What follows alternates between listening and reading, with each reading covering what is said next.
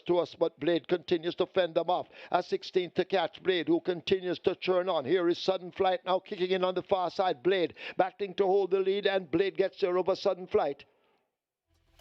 Raw Liquid is third, undecided fourth. April Spirit looks to have been fifth.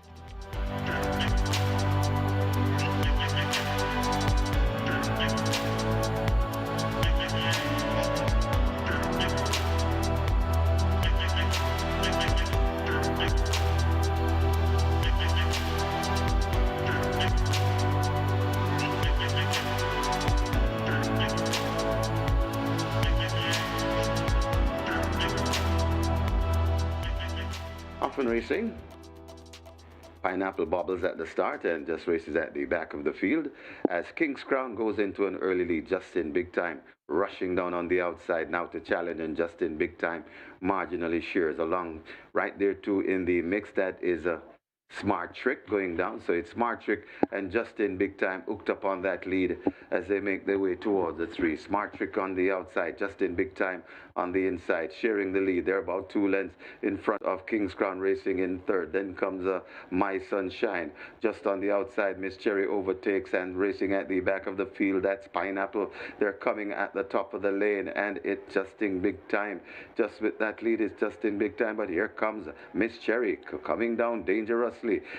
Smart Trick has faded back out of it and is racing at the back of the field, but it's now Miss Cherry that hits the front from Justin Big Time, fighting on the inside. Justin Big Time looks to have a bit more and goes on. Miss Cherry is right there too. Justin Big Time and Miss Cherry, what a heck of a fight this. Coming to the line, Justin Big Time hanging tough. Miss Cherry fighting on. Justin Big Time beats Miss Cherry.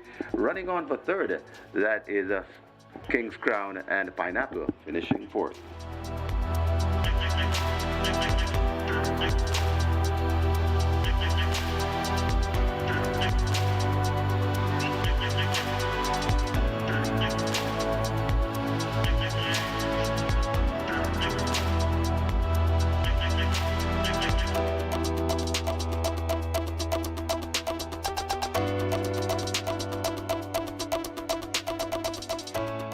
They're off. Expeditious comes out just a bit slow. Regal and Royal under a ride goes for that lead with stablemate A Secret Mission. Heroine races out 3 wide as they make their way now running toward the 6. Regal and Royal goes on narrowly. Secret Mission right there as they pass the 6. Heroine joins them, these 3 in a very tight clump. A break back to High Diplomacy, possibly 6 lengths off that lead. 3 more lengths to racing on the outside, that's Maya. Expeditious on the rail just ahead of Maya as they leave the 5. A break back to Double the Cash, and the fault line going nowhere at the moment is last. They make their way toward the final half of a mile.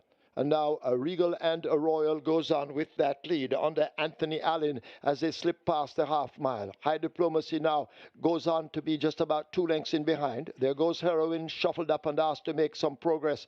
A break back to Expeditious, needing to do more. So too Secret Mission, overtaken by Maya. Then Double the Cash, and forget Fault Line. Hopeless at the back of the field as they come flashing past the 5/16th.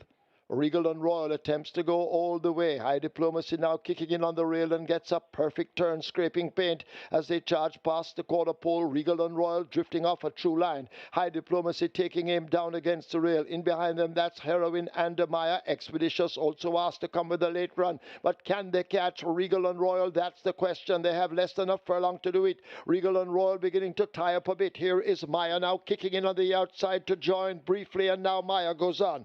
It's Maya and Richie Shakes. Here on the far side is Expeditious, but Richie Shakes gets Maya home. He has a double. Expeditious is second, Regal and Royal third. Heroine is fourth, High Diplomacy fifth.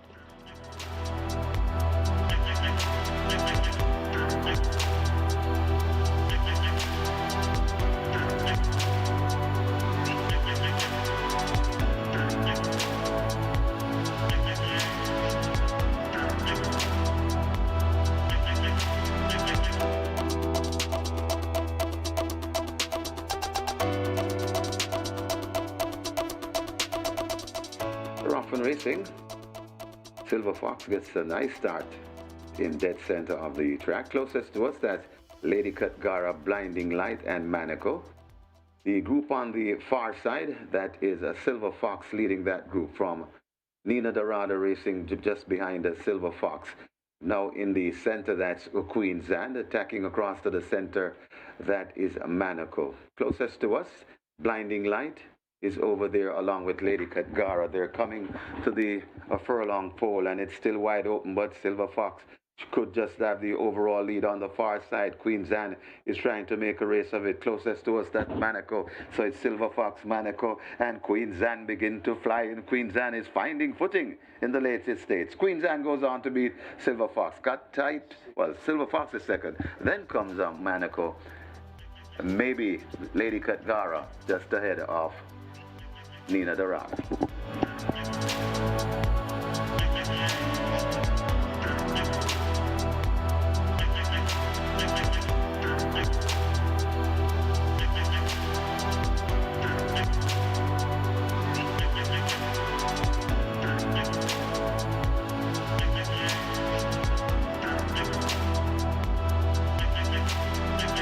5 furlong straight. They're off. Fair start. Talona comes away quickly, coming right over to claim the stand fence run. As they sort themselves out on the far side, Ultimate Machine is drifting right across, press conference just in behind. Ridgeliner racing up toward the center. Sugar Daddy is also showing some speed as they sort themselves out and spread right across the course. Talona under the stands may just have that overall lead. Sensational Move now moving into attack. Sugar Daddy not too far away. Over on the far side in the green and white, that's a Ridgeliner, but Sensational Move now moves through and gets that lead from Talona trying to fight back. It's Sensational Move and Radish Roman, the champion jockey. They're in complete control. Ridgeliner is on the far side. Talona continues to hang on for a placing. Rally Bangala running for a placing also under the stand fence. But out in front and in complete control, that Sensational Move and Radish, the sneaky Fox Roman. He has his double, and they win by maybe 6 or more. Randy Bangala second, Ridgeliner third, Press Conference fourth. Talona fades back into fifth.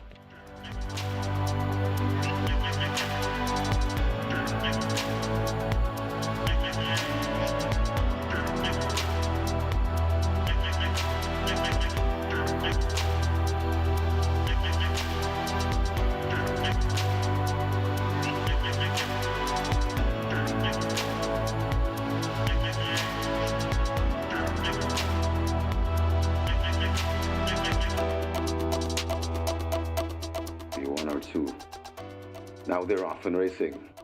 Attila does everything and give the rest of the field a huge jump.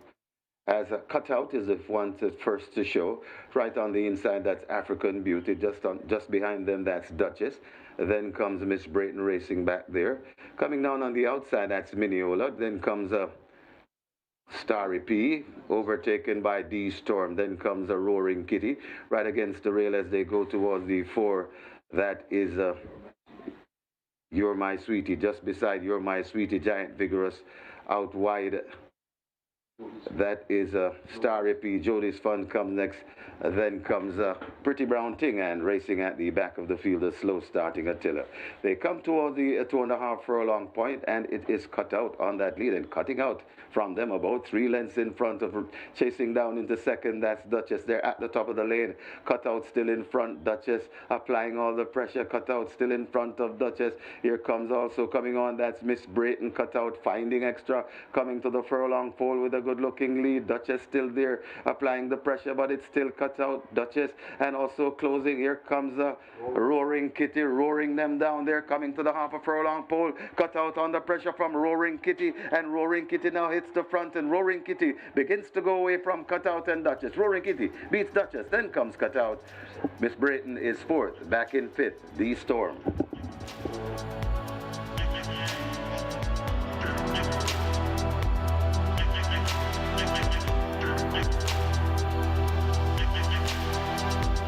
They're up.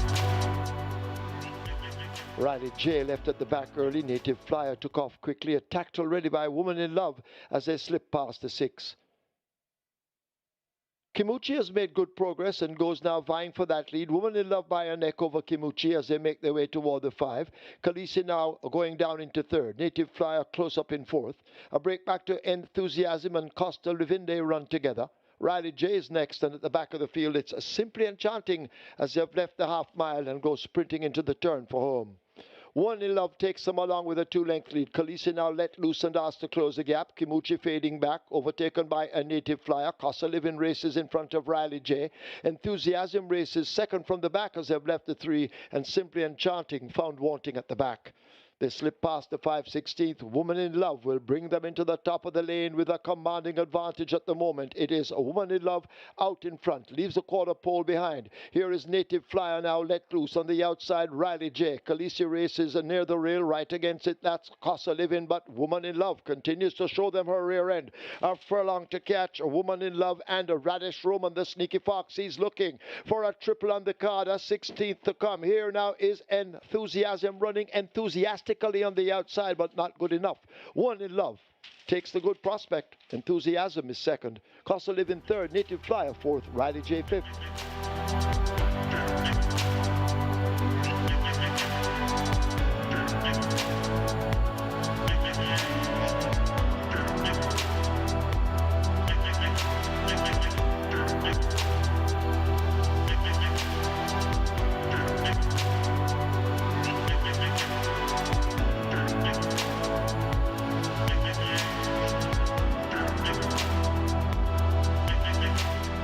They're off and racing. Aria's Rain rushes through and goes for that lead with a lot of energy. Passing the 5, it's Aria's Rain in front of Princess Aquila. Out wide, that's Loyal Action. Just behind them, that's Kismet. Then comes a Wayne's Princess. Just beside Wayne's Princess, that's Princess Rhea. Then comes a Veliki Vicky recovering.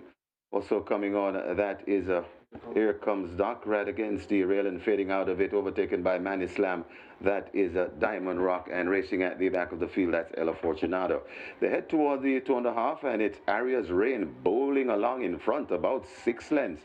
In front, sent down into chase, that is Kismet. Right against the rail, that's Loyal Action. Aria's Rain coming to the furlong and a half pole with a good looking lead. But here comes on the outside Wayne's Princess coming on. Aria's Rain tiring a bit. Wayne's Princess now points, and Wayne's Princess now goes on from Aria's Rain. Kismet is still there fighting on. It's Wayne's Princess coming with less than a half a furlong to go, and Wayne's Princess begins to pull away from these. Wayne's Princess easy in the end by about 6. Kismet is second. Aria's Rain is third. Maybe Here Comes Doc back in fourth. Got tied for fifth. Either Manny Slam or Princess Rhea.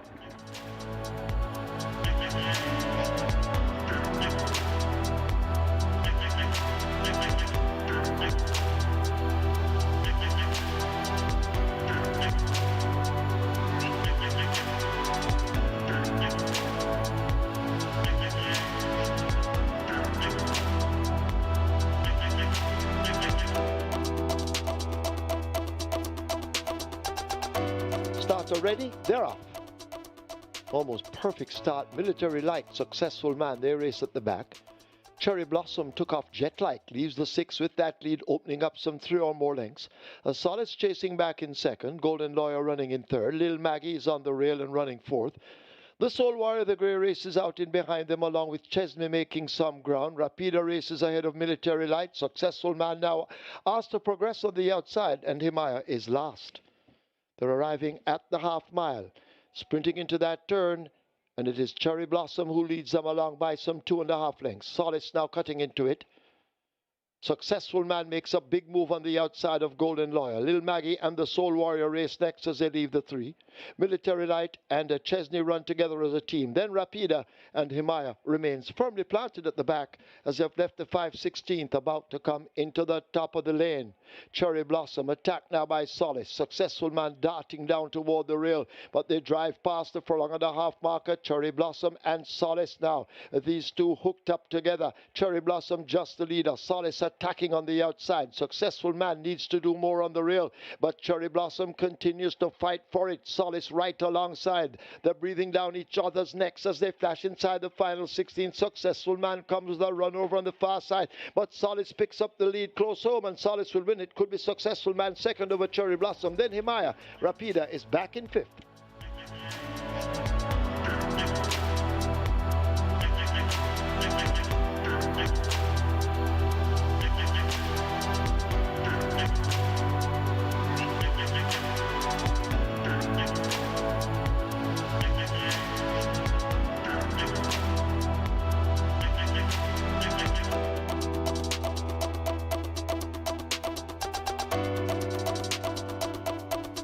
Costa Miller holding them.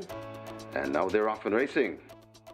Tequila Flight steps slowly and is left at the back of the field. Xylophonic Steel Handyman and Warhorse mixing it up on the front end.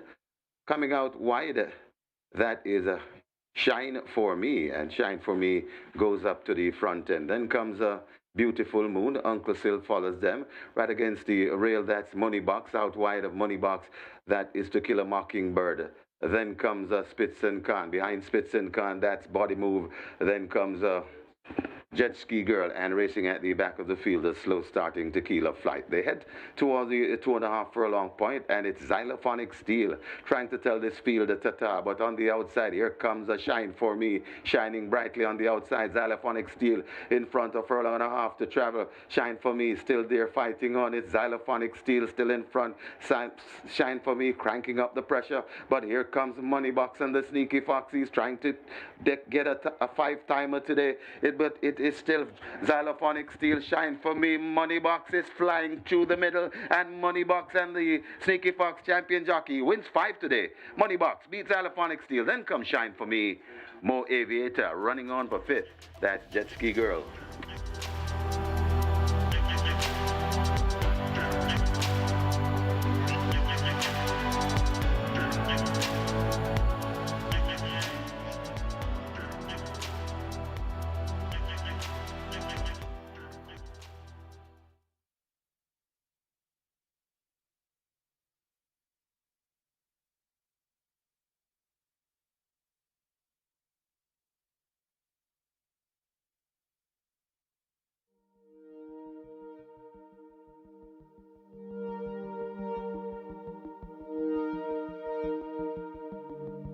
And after the program changes, we will be going over to our racing analyst, Mr. Michael Kane.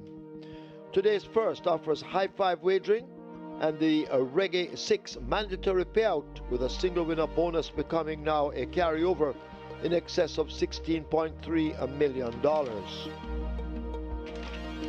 Race 2, that's where the place spot 8 begins. Single winner bonus in the place spot 8 in excess of $406,000. Race 3, catch 9 wagering, it starts anew. A race 4, high five wagering on the start of the quick 4. The single winner bonus there in excess $812,000. In the fourth event, scratch number 9, Shine For Me, injured. Race 4, scratch 9, Shine For Me is injured. Race 5 offers high five wagering and the start of the early 5-star, where the single winner bonus is in excess of $2.583 million. Moving on to race 6, high five wagering on the Twilight 6 begins. Scratch number 13, Timekeeper, injured. Race 6, take out 13, Timekeeper, injured. Race 7, that's where the late 5-star begins. Scratch number 1, Golden Syrup. Golden Syrup is sick. In the 7th event, 1 Golden Syrup scratch, sick. Race 8, the ERROL Sabrati Trophy. High five wagering, and the strike 4 begins. Single winner bonus in the strike 4 in excess $274,000. Race 9 is the HUBERT CHINNA Bartley Trophy, Memorial Trophy. High five wagering, and that's where the late triple begins. Race 10, Division 2 of the ERROL Sabrati Trophy, high five wagering, race 10. And race 11, the HUBERT CHINNA Bartley Memorial Trophy, Division 2, offers high five wagering. I'll be back with you later on, myself and Kevin. It's now time to go over to our racing analyst, Mr. Michael Kane, as he will try to help you with your selections, allowing you to leave here with a bag of cash. Over to Michael when ready.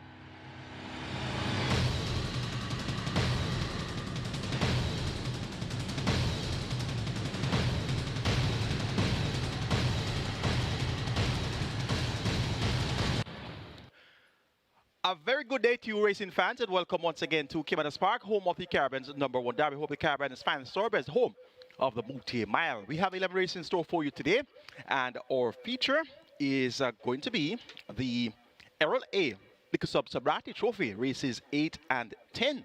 Divisions 1 and 2 respectively on the card, and we also be having the HUBERT CHINNA Bartley Memorial Trophy, races 9 and 11, divisions 1 and 2 respectively on the 11 race card. So the last 4 races are going to be trophy races. Indeed, that's going to be interesting trophy races to look forward to. Today, of course, is the big day. It's a mandatory payout in the Regal 6, and no other mandatory payout sparks as much interest as the Regal 6. We have over $16 million in that jackpot automatically converted to a carryover. And we indeed have an interesting looking sequence for the Regal 6. So be on your best handicapping skills. And you should be able to get the job done with the Regal 6. Minimum guarantee payout of $3 million. The Twilight 6 is there as well. Beginning race number 6 with a minimum guarantee payout of $3 million. Yesterday we had mandatory payout in the catch time, and nobody was able to spot 9 of 9, but 8 of 9 returned over $130,000 in dividends there. So that was a good day for catch time players. 8 of 9, and you get over $130,000. Today we look forward to having big payouts in the Regal 6. Yesterday, Radish Roman started the show with a 5-timer.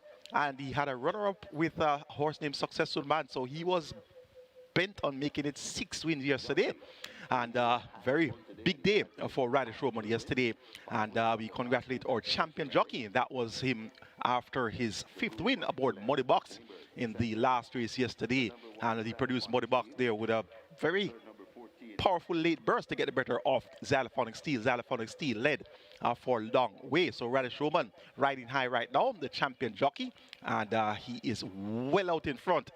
Doubles up Shane Ellis, who's second. And yesterday they started off with Radish Roman on 54, Shane Ellis on 27. Well, he finished the day on 59, and Shane Ellis did not win a race. So he's that much so far in front of the others. He's going to take a lot of riding to get on terms with Radish Roman. Sharing the spotlight yesterday as well was apprentice Richie Shakes. He had a double, and we had Ray Lewis having a double as well. So 3 jockeys who were responsible for 9 of the 10 winners ridden.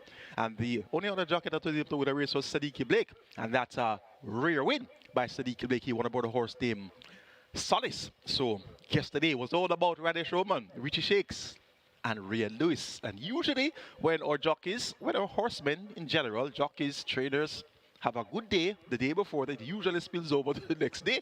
Gear Sabrati had a double. He started showing the trainers section, so look out for Gear Sabrati as well on the Sunday card. So a little bit of information there. So you know it's mandatory payout day, and you need as much information as you can get, particularly for our Regal 6. The first event, we're 41 minutes to go to post for the opening contest, and here's where we kick off the Regal 6 with claimers. 700,000, not 600,000, that's a claiming spread. And we have a field of 11, and all 11 have stood their ground. The purse here is 820,000, and they go 6.5 furlongs. Favorite in the early betting is number 5 at even money, and that's Lucy in the Sky. Then you get 4-1 for number 7, Justin Biden, 5-1 for number 2, Nakamura, 6-1 number 4, Whiskey. They are your 4 horses that are in single-digit odds, double-digit odds for all the others. The longest shot out there is at 25-1, and that's number 3, Principal Tiffany. So it's a fairly competitive event, despite the presence of an even money, now 45 favorite in number 5, Lucy in the Sky. Lucy in the Sky, run by the proverbial City Block last time out, 13.5 lengths clear, beating Crimson, and no more deals. That was at the 700,000 level. Claim for the 700,000 brought back for the identical tag. Alden Francis, the new trainer, Mr. Sam, the new owner. And I always tell you about that variable that significantly contributes to determining the outcome of claiming races, and that's the change of barn. So though Lucy in the Sky won by the proverbial City Block, that was under the care of champion trainer Costa. Now, having changed barns, will it be the same Lucy in the Sky? Well, the margin of victory suggests that in 3 weeks' time, she should still have that type of form, should have maintained that form to be able to deliver something near that type of performance. If she doesn't even deliver anything near that type of performance, even 80% of that type of performance should be able to get the job done here. And as such, I'm going to make this one my top selection, Lucy in the Sky. But remember that variable, the change of barn.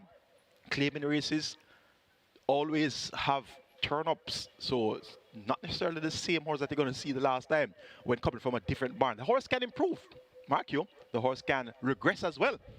So make a note of that. Lucy in the Sky, your 4 to 5 favorite, gets the vote here. Number 4 is Risky. This one ran second last time out, beaten by Brompton Alex, going 6 furlongs. Brompton Alex actually stepped up to the $1.5 million level when next in turn to win again. So Whiskey, that big run behind Brompton Alex, could count for something here. Delroy Bahari, seldomly called to ride. He has only had 18 mounts so far this year. One win, which came aboard Divine Force at 19 to 1 for Filipiano D, and he has a runner-up effort as well. So Whiskey gets odds of 6 to 1, fair price for Whiskey.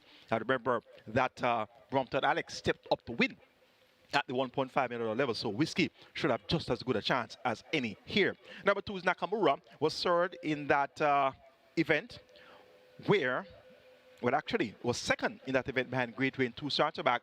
And this Nakamura raced at the $1 million level for his last 5 outings. So down from 1 million to 700,000. That's a step down the claiming ladder. So once you have the likes of Lucy in the Sky as the top selection like I do, how about the down in class Nakamura stepping down from 1 million down to 700,000? So Nakamura with Richie Shakes, he had a double yesterday, and he could very well have another good day today. You're getting 92 for Nakamura. This one trained by ERROL Burke, owned by Owen Walters. So Nakamura is also going to be a live contender for top honors here in the first event. Number 7, Justin Biden. This one gets odds of 4 to 1. Another that has class, another that steps down the claiming ladder.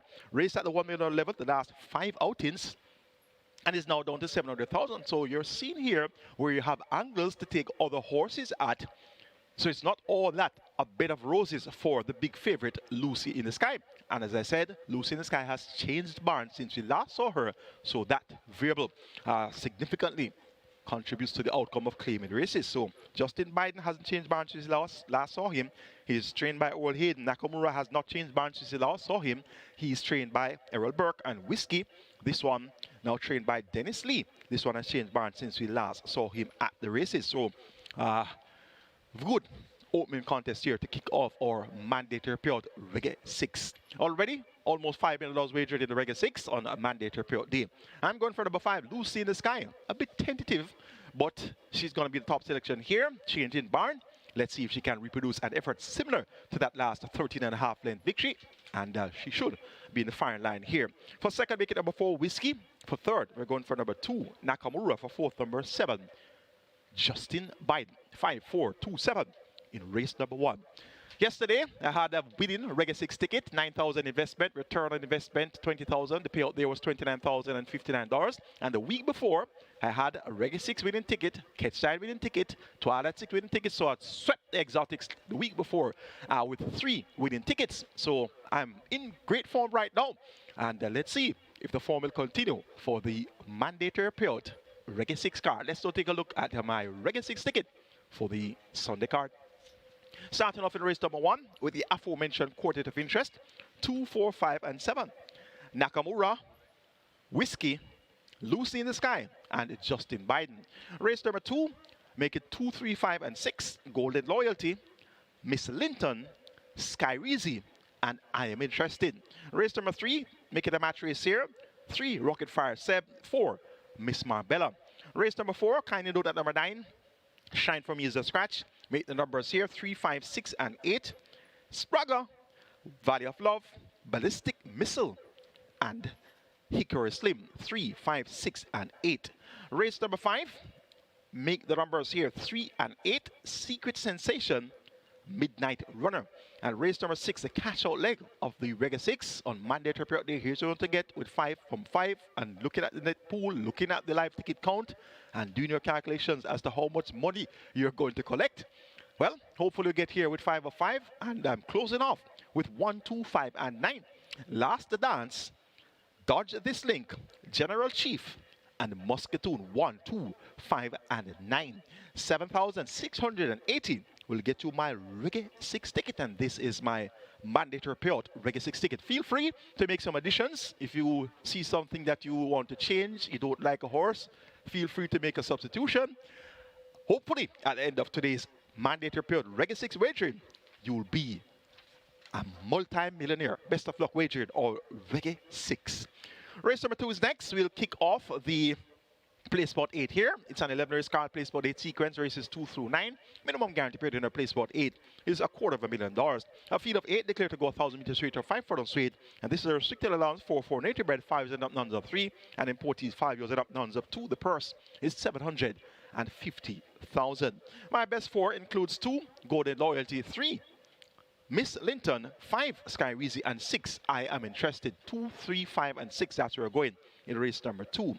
Number 6, I'm Interested. An interesting entry. Shane Ellis picks up the mount for the second occasion. Last time out, Shane Ellis went off at 95 aboard this I Am Interested. 5th by 10 3/4 lengths, going 7.5 furlong, beaten by Papa Gray. Always right and password.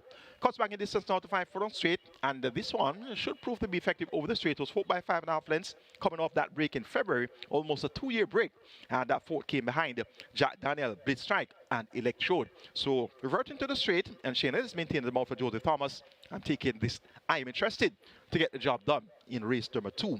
Number 2, Golden Loyalty, 3rd by 5 lengths last time out after stumbling at a start that was behind Princess Akila and Miss Linton. Miss Linton is here, John Post 3, so it's going to be a rematch between Golden Loyalty and Miss Linton. Anthony Allen picks up the mount aboard Golden Loyalty for trader Paul Swaby, and order M&S Syndicate look for Golden Loyalty from a good dispatch from the starting gate to be in the thick of things from the word go. Miss Linton, number 3, inconsistent sort, but whatever better efforts would be good enough to make a show here. Now, she was second by 2 3/4 lengths at 32-1 over 5 furlong straight on the 31st of May, ridden that day by Chadwick Budai. It's now Wesley Henry, the genie man, that picks up the mount, replacing Sadiki Blake and Chadwick Budai, who have been aboard for the last 3 occasions for this Miss Linton. So Miss Linton, the type that she runs a big race now, and then she goes under the radar for several months, several run-ins, several races, and then she comes with a big run. So the choice of rider today indicates to me that that big run could be forthcoming more sooner than usual. So I'm keeping this Miss Linton on the right side on the strength of that runner-up effort behind Princess Akila over the straight course, and she was 2.5 lengths clear of Golden Loyalty. So once you give Golden Loyalty that much of a chance, you have to respect the chances of Miss Linton as well. And number 5 is Sky Weezy, also quite useful. This one is a free running sort, runs right around the bend, also goes fairly well over the straight. Seldomly used rider Conrad Ellis has picked up the mount for Donovan Plummer, and this is Conrad Ellis' 4th mount for 2025. And look for Sky Weezy from one of his better efforts to be able to give a good effort in this lineup. Second by 1.5 lengths behind Princess Rhea, 2 starts back, and that type of effort would be good enough to make an impression here. An interesting looking second event. I Am Interested. That's the one I'm taking. Number 6, I Am Interested to get the better of number 2, Golden Loyalty, then 3, Miss Linton, and 5, Sky Weezy. Race number 3 is next. We'll kick off the catch 9 here. Minimum guarantee payout 500,000. Yesterday we had a mandatory payout in the catch 9, and congratulations to our catch 9 players. 8 of 9 got you over 130,000. So that's a good day on a mandatory payout ticket. Restricted allowance 2 for native bred, 3 O's nuns of 2, and imported 3 O's and up maidens. That's what we'll have in race number 3. The purse is 1.1 million. Of the field of 7, I've narrowed it down to 2, 3, 4, and 5. Big Buzz, number 2. Rocket Fire Seb, number 3. Miss Marbella, number 4. And number 5 is Brompton Boy. 2, 3, 4, and 5. Of that quartet, we have 2 importees.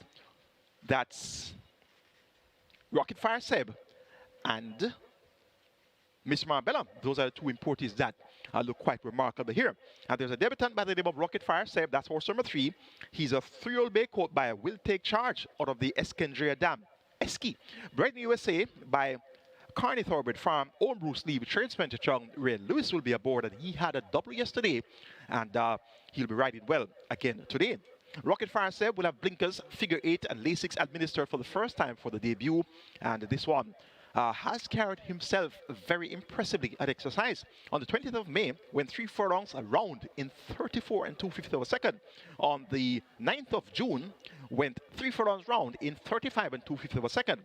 And on the 23rd of June, his final time exercise gallop for his debut, he went 4 furlongs straight in 46 flat by a minute and 2/5 over the straight course. So Rocket Fire Seb has been firing rockets at exercise, and aptly named, and he could very well deliver a very impressive victory on debut.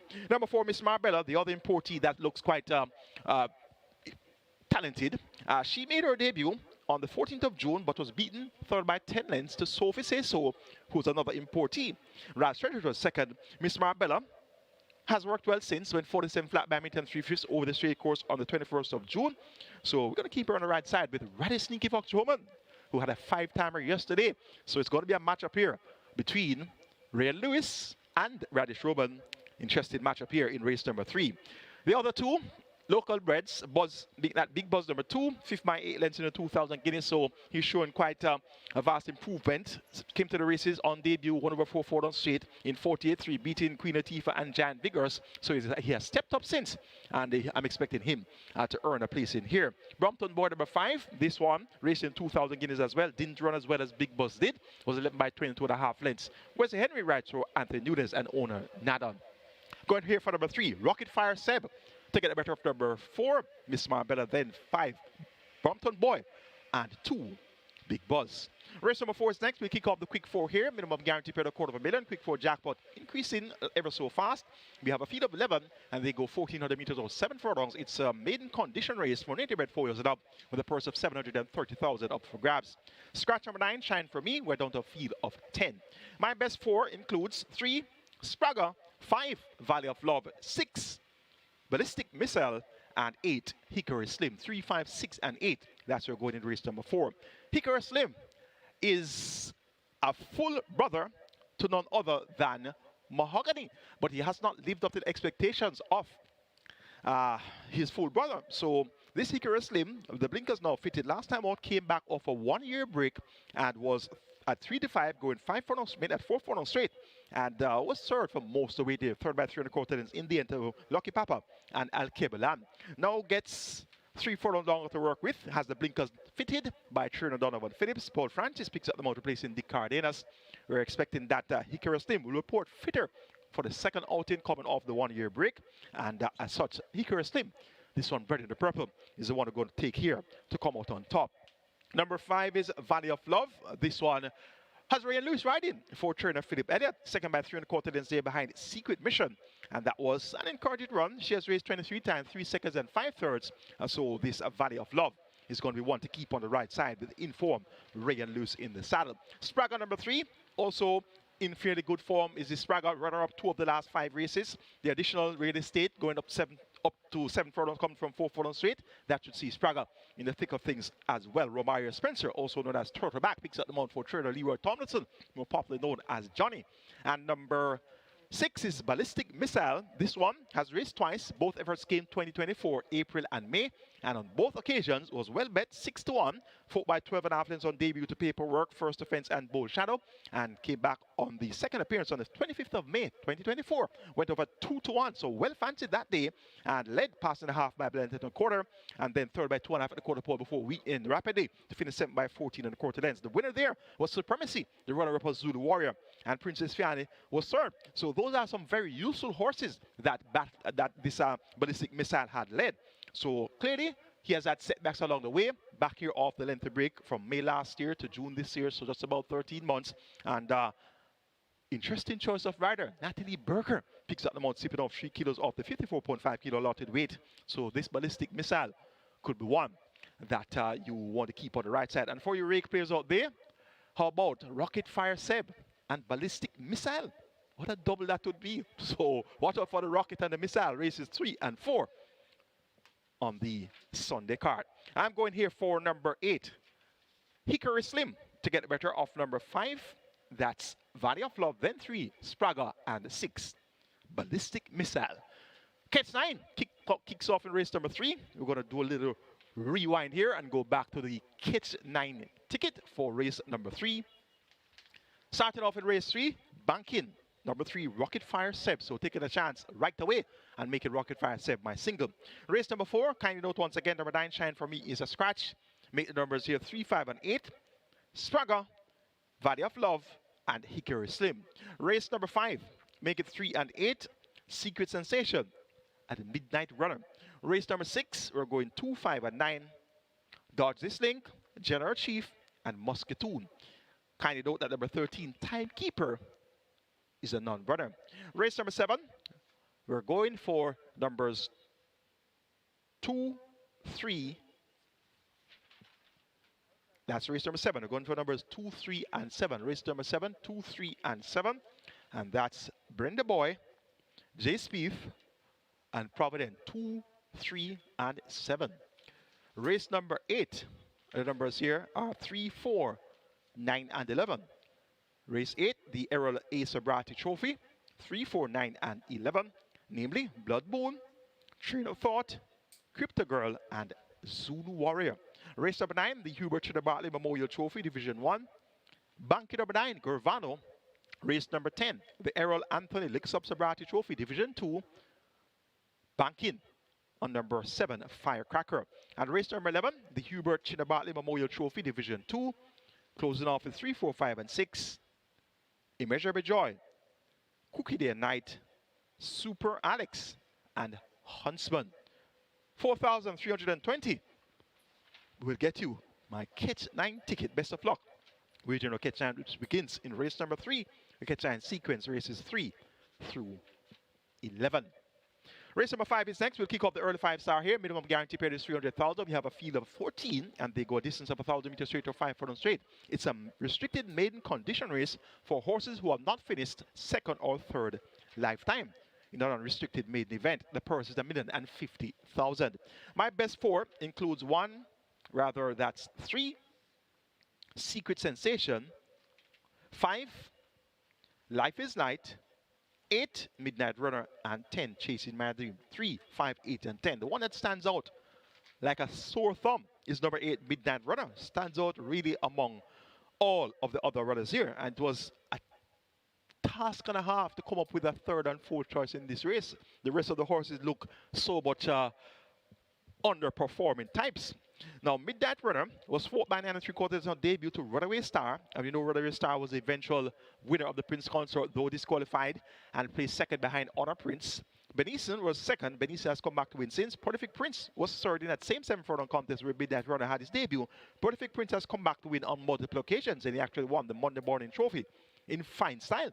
So this Midnight Runner is something quite useful compared to these. On the 12th of April, came a mile on his second appearance. Went up at 7-5 with Shane Ellis. And this one prompted the issue at the quarter post, second by 5.5 lengths. Came to the further post, second by 8 lengths. Costa Living had already flown the coup. And the Midnight Runner weakened to 5th by 10.25 lengths. Last effort came on the 19th of April. Going 6 furlongs, sent off at 95 with Tajesiku aboard. Second by neck at the half mile. Second by 2.25 at the 2 furlong point before weakening to 5th by 9.25 lengths to Brompton, Boer, Prince Kazir, and Alchemy of Souls.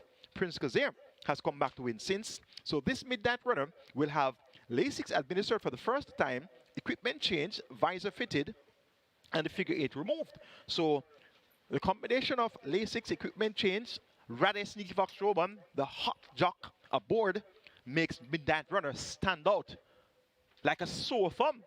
He has this field over a barrel, so to speak, and it's going to be his race to lose. He worked well on the 21st of June, 4 furlongs straight in 47.3 by 102 and 4/5 of a second. So Midnight Runner is going to take a lot of beating here in race number 5.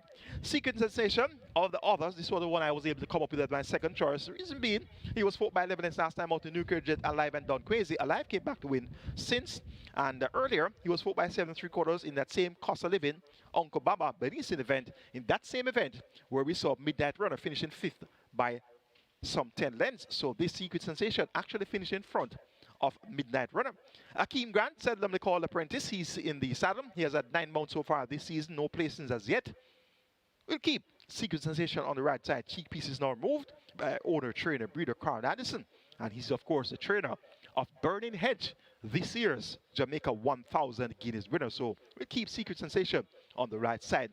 Of the others, it's a literal grab bag. We have Chasing My Dream, trained by Jason Costa. That's one of the reasons I carried this one as my third choice. Such a poor field that it's highly unlikely that the champion trainer would not have a horse that would be able to be competitive here. Garvin Harris has been appointed to ride, and this Chasing My Dream, a second time Lasix, showed some ability when finishing 5th by 4 3/4 lengths, going 4 straight on the 27th of April behind Don Crazy, Lockdown, and Pretty Sassy. So we're going to keep Chasing My Dream on the right side. And Life is Light, this one came as a toss-up for my 4th choice. Rotaj Marware rides for Gary Griffiths, and Rotaj Marware's only career win came aboard the Gary Griffiths trained horse, which was Ruby's Light. So Life is Light showed some prominence last time out, going 5 round, beat behind That's pretty perfect. Star Quest and Miss Brayton. So life is light in this substandard lineup. Horses who have never played second or third lifetime could very well earn a share. They all have number 8, Midnight Runner to beat. So taking number 8, Midnight Runner, and I'm wondering why I didn't bank this horse. I used 8 and 3. This could have been an easy banker, Midnight Runner. Right Showman aboard for Adrian Prince, aka Dan Dan, and owner O&S Racers. This one's going to take a world of beating later on. So Midnight Runner number 8, my firm selection to win race 5. For second, make it number 3, Secret Sensation. For third, make it number 10, Chasing My Dream. And for fourth, number 5, Life is Light. Race number 6 is next. It's the cash out leg of the Regal 6, and here's where you want to get with 5 of 5 and saying, well, I've made it here. It's now time to cash out. A big field, a maximum field of 16 declared to go postwards. However, number 13, Timekeeper, is a non-brother. We're down to a field of 15. It's for the 3 rolling up. Optional claim level 350 down to 250,000. Native bird 6 years and up, number 3 can run without a tag. And also 5 years up maidens can perform without a tag as well. I've narrowed it down to numbers 1, Last Dance, 2, Dodges Link, 5, General Chief, and 9, Muscatoon. 1, 2, 5, and 9. Last Dance has been quite consistent, hardly ever off your frame. Richie Shakes picks up the mount. He had a double yesterday, and Richie Shakes replaces Omar Simpson in the saddle for trainer Michael Marno. So that's going to be a significant change of rider. And Richie Shakes will chip off 3 kilos of the allotted 55 kilo weight. So it's going to be 52 kilos here for Last Dance. Number 2 is Dodges Link, steps down from 500,000 claiming down to 350, so he gets a class relief. 57 kilos the weight, he'll be top weight here. Philip Parchment picks up the mount for trainer Greg Fennell. And this Dodges Link, on one of his better performances, would be able to get the job done. Had back-to-back wins last season, October the 20th, going 5.5 furlongs at the 400,000 level, won by less than 3/4, beating Fairties and Stick It On. And on the 23rd of November, won by 2 lengths, making all the running, going 6 furlongs, beating Sensational Gold and Let Him Fly. So any of those 2 efforts reproduced here at the 350 level will see Dodges Link having as good a chance as any.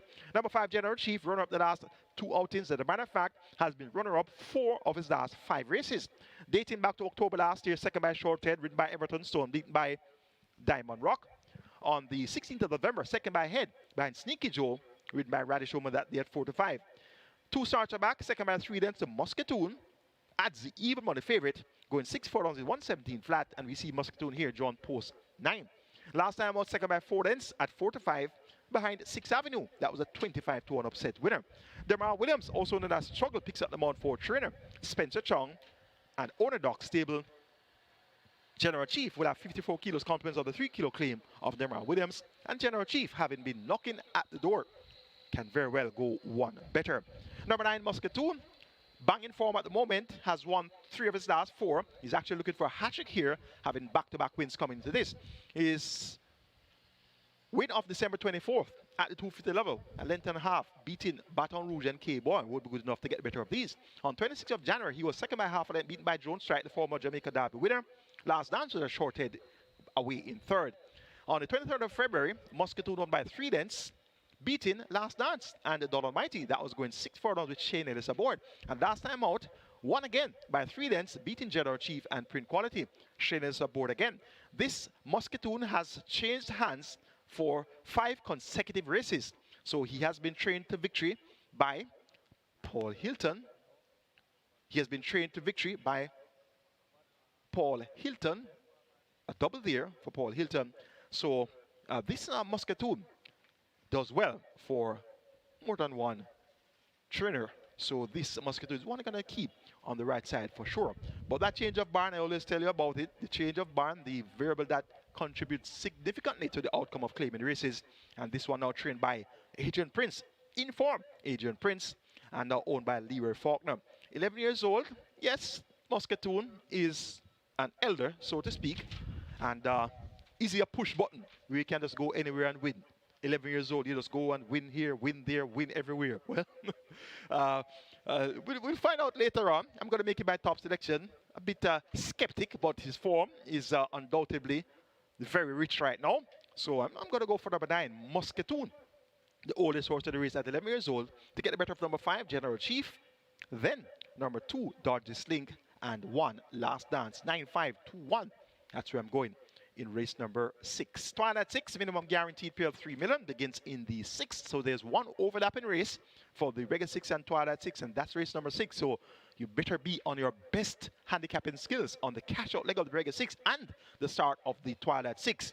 And as I always tell you, if you don't start, you can't finish. And this overlapping leg is going to be a very pivotal point on your Regal 6 mandatory payout and your Twilight 6. Let's all take a look at my Twilight 6 ticket for the Sunday card. Starting off in race number 6 with the aforementioned coordinate of interest, 1, 2, 5, and 9. Hopefully that will get the job done. Last Dance, Dodges Link, General Chief, and Muscatoon. Race number 7, kindly note at number 1, Golden Syrup is a scratch. Make it 2, 3, and 7. Brenda Boy, J. Spieth, and Provident. Race number 8, the ERROL A Subrati Trophy, also known as Liquor Sub. We're going here for 1, 3, 4, 9, and 11. Fearless Attack, Blood Moon, Train of Thought, Crypto Girl, and Zulu Warrior. Race number 9, the HUBERT CHINNA Bartley Memorial Trophy, Division 1. Banky number 9, Gervano. Race number 10, the ERROL A Sabrati Trophy, Division 2. Make it 2, 4, and 7, Wicked Cassie, Bold Move, and Firecracker. And race number 11, the HUBERT CHINNA Bartley Memorial Trophy, Division 2. Make it 3, 4, 5, and 6, Immeasurable Joy, Cookie Day Night, Super Alex, and Huntsman. 7,200 will get you my Twilight 6 ticket. Best of luck wagered or Twilight 6. On to race number 7 with starts or late 5-star minimum guarantee pay of 300,000. We have well over $2.5 million in that jackpot. It's approaching 3 million. So the late 5-star is going to be worth your wager. A field of 7, declared to go 1,400 meters or 7 furlongs. Scratch number 1, Golden Syrup. Hence we are down to a field of 6. And this is going to be the Jason da Costa handicap. There were 7 entries. 6 of the 7 entries trained by Jason da Costa. The other trained by Nicholas Smith. And clearly the 5-year-old Golden Syrup really was just here to make up numbers. So Golden Syrup stays home. And we're down to 6 Jason da Costa runners. So the Jason da Costa handicap. So whatever Jason da Costa wants for race number 7, he will get. I've narrowed it down to 2, Brenda Boy, 3, J. Spieth, 4, Hit and Run, and 7, Provident, 2, 3, 4, and 7. Of that quartet, the least is going to be Hit and Run.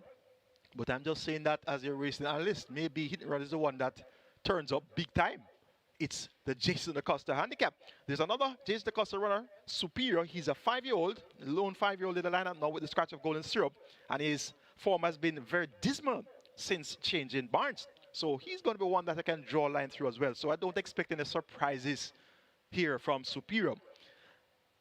So Hit and Run and Superior appear to be the 2 that are going to be least likely to get the job done. Himaya, a much raced filly. She has raced 38 times. 1 win, 4 seconds, and 6 thirds. And she has been beaten by lesser light, so to speak. So be my guest and try to surprise me with Himaya. So I am not looking on Himaya, Superior, or even Hit and Run to win this race. So it must be Brenda Boy, J. Spieth, or Provident. It must be Brenda Boy, J. Spieth, or Provident. So I dare you to try and surprise me with Hit and Run, Himaya, or Superior. So it must be Brenda Boy, J. Spieth, or Provident that's going to win this race. Who am I going to tip to win? Who I'm going to tip to come out on top? Eeny, meeny, miny, mo.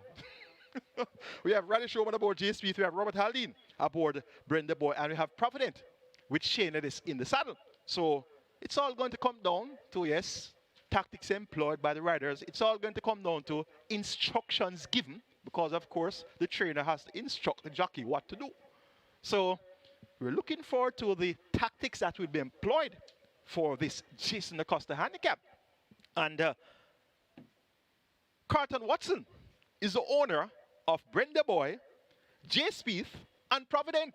So a lot of instructions are going to be given here. The running style of these horses, we have Provident, who showed great pace last time out, all out to win by a half length of Oil Machine. We have J. Spieth, who ran on strongly to win by a short head, beating Oil Machine. In that same race, Provident was 9th by 11.5 lengths. So clearly, that was the day for J. Spieth to get the job done at 2-1. Whose day will it be today? Provident came back to win right away. Shane Ellis maintains the mount for the 5th consecutive occasion. Provident was a winner on debut. He ran in most of the big races, the classics, and he placed in the classics as well. So he is quite capable also. And Brenda Boy, a recent acquisition of the Jason Acosta camp, was second by a length and 3/4 on his first attempt for Jason Acosta, beaten behind Midnight Galaxy, going 9 furlongs, second by a length and 3/4 there with 55 kilos. Robert Halley maintains about aboard this Brenda Boy. So I'm going to have my popcorn and my 3D glasses ready later on for race number 7, because I'm going to look in very closely to see what every jockey in this race is going to do. I'm looking closely to see the running characteristics, if they're going to be the same for these horses. And Brenda Boy, one that usually is in mid-flight and usually will take an off-the-pace trip. Jay Spieth is a horse that usually comes with an off-the-pace kick. And Provident, we saw last time out, he showed good early pace going a mile. So he could be for the place as well. Hit and Run, yes, has pace. Beaten by 28 lengths to Provident last time out. And as I said, Himaya, way too exposed, has won only once from 38 starts. In the meantime, you have Brenda Boy having won 3 races from 21 starts. You have Jay Speed winning 3 from 17 starts. And we have Provident winning 3 from 15 starts. So it's a no-no for Himaya. And Superior is quite dismal. So put these 3 numbers in a hat and pick out anyone. 2, 3, and 7. Brenda Boy, Jay Speed, and Provident. I'm picking Jay Speed with Radish Roman aboard to get the better of Provident, with Shane Ellis aboard. And recently, we have seen Shane Ellis taking Radish Roman to school in a couple of races. Well, 2 races on the big day. That was 2,000 Guineas Day, where Benison got the better of his Sensational. And in the 2,000 Guineas itself, where Sensational Soul got the better of Bob the Builder. And we saw recently the same race where Provident won, beating Oil Machine. So the Canterman, the jockey also known as Rocco, the jockey from Purple Island, has been quietly taking the champion to lessons. So it's going to be an interesting matchup here. Let's see if both Provident and Jay Speed are going to be at their utmost best. And once they are, we could very well see another rematch between the Canterman and the Sneaky Fox. Very interesting sentiment here. The Jason Acosta handicap. Make it 3-7-2-4. Jay Speed just over Provident. Then just over Brenda Boy for 4th. Hit and Run. Race number 8 is next. It's the ERROL A Sabrati Trophy. ERROL Anthony Liquor Sub Sabrati Trophy. A field of 11, declared to go a distance of 12 meters or 6 furlongs. And we have a purse here of 780,000. It's a restricted allowance for native bred 4 years and nuns of 3, and importees 4 years and up. Non-winners of 2, Division 1. My best 4 includes 3, Blood Moon, 4, Train of Thought, 9, Crypto Girl, and 11, Zulu Warrior. 3, 4, 9, and 11. That's where we're going in race number 8. Number 11, Zulu Warrior, now trained by Adrian Prince, also known as Dan Dan. And we had a look at the quarterly championship statistics yesterday. And Adrian Prince is right up there in that quarterly championship match. So look for the Adrian Prince barn to be firing on all cylinders today, because today is the last day of the quarterly championships. Yes, the 2nd quarter. April, May, and June. So today is the last day that's going to decide several categories of this Linval Pickens McFarlane championship meet. So Zulu Warrior with the champion apprentice Shane Richardson, he lost his bug a couple weeks ago. Has he won a race yet since losing his bug? I'm not so sure. I have to check with his agent and find out if that is or is not the case. So Zulu Warrior, last time out had a mishap, bumped at the off, lost the rider. Now trained by Adrian Prince, a chained up stable. Zulu Warrior has worked fairly well. Strode half mile in 52.3, went 3 for in 40 seconds flat. So Zulu Warrior most definitely is going to have a great chance here. Number 9, Crypto Girl, has caught the pace of this level for some time now. She's quite speedy. And she could be able to clear off early in the contest, and she could be the one they'll all have to try and catch. With the sneaky boss Radish Roman in front, it's going to be that much more of a difficult task to get back to Crypto Girl. Number 4 is Train of Thought. Ray Lewis picks up the mount, and he rides for trainer Stephen Todd. This one is quite inconsistent. Last time out, she threw one of her poor races, but 2 starts are back. She was third by 2 lengths to J. Speed and Oil Machine, and 3 starts are back third by 3 lengths behind Midnight Galaxy and Provident. So Train of Thought most definitely we keep on the right side. And number 3, Blood Moon, made rapid headway last time out to finish third, just 4 lengths behind She's Dallas Love and Firecracker. Blood Moon has Emilio McLean riding for the 3rd consecutive occasion. He rides for Sabrati. Sabrati had a double yesterday, so look for Blood Moon to be in the thick of things where it matters most. 11 horses at 6 furlongs. Looks to be quite a competitive event to start your strike 4 with that minimum guarantee bid of 500,000. I'm taking number 11, Zulu Warrior, over number 9, Crypto Girl, then 4, Train of Thought, and 3, Blood Moon. The 9th event begins a late triple, minimum guarantee paid 400,000. It's the HUBERT CHINNA Bartley Memorial Trophy, Division 1. It's a restricted overnight allowance contest for thrills up, non-winner of an overnight race lifetime. The purse is 1.25 million. 10 horses assembled to go 1,400 meters or 7 furlongs. The top 4 for me includes 4, Final Load, 5, California Gold, 6, Supremacy, and 9, Gervano. 4, 5, 6, and 9. Gervano stands out here. Last time off third by 6 lengths, making rapid headway, going 5.5 furlongs. That trip way too short of his best. That third by 6 lengths came by an Unbelievable Force and Money Market. Prior to that, going 9 furlongs, second by 2.5 lengths to Divine Force. And 3 starts back, second by head behind Unruly Mo.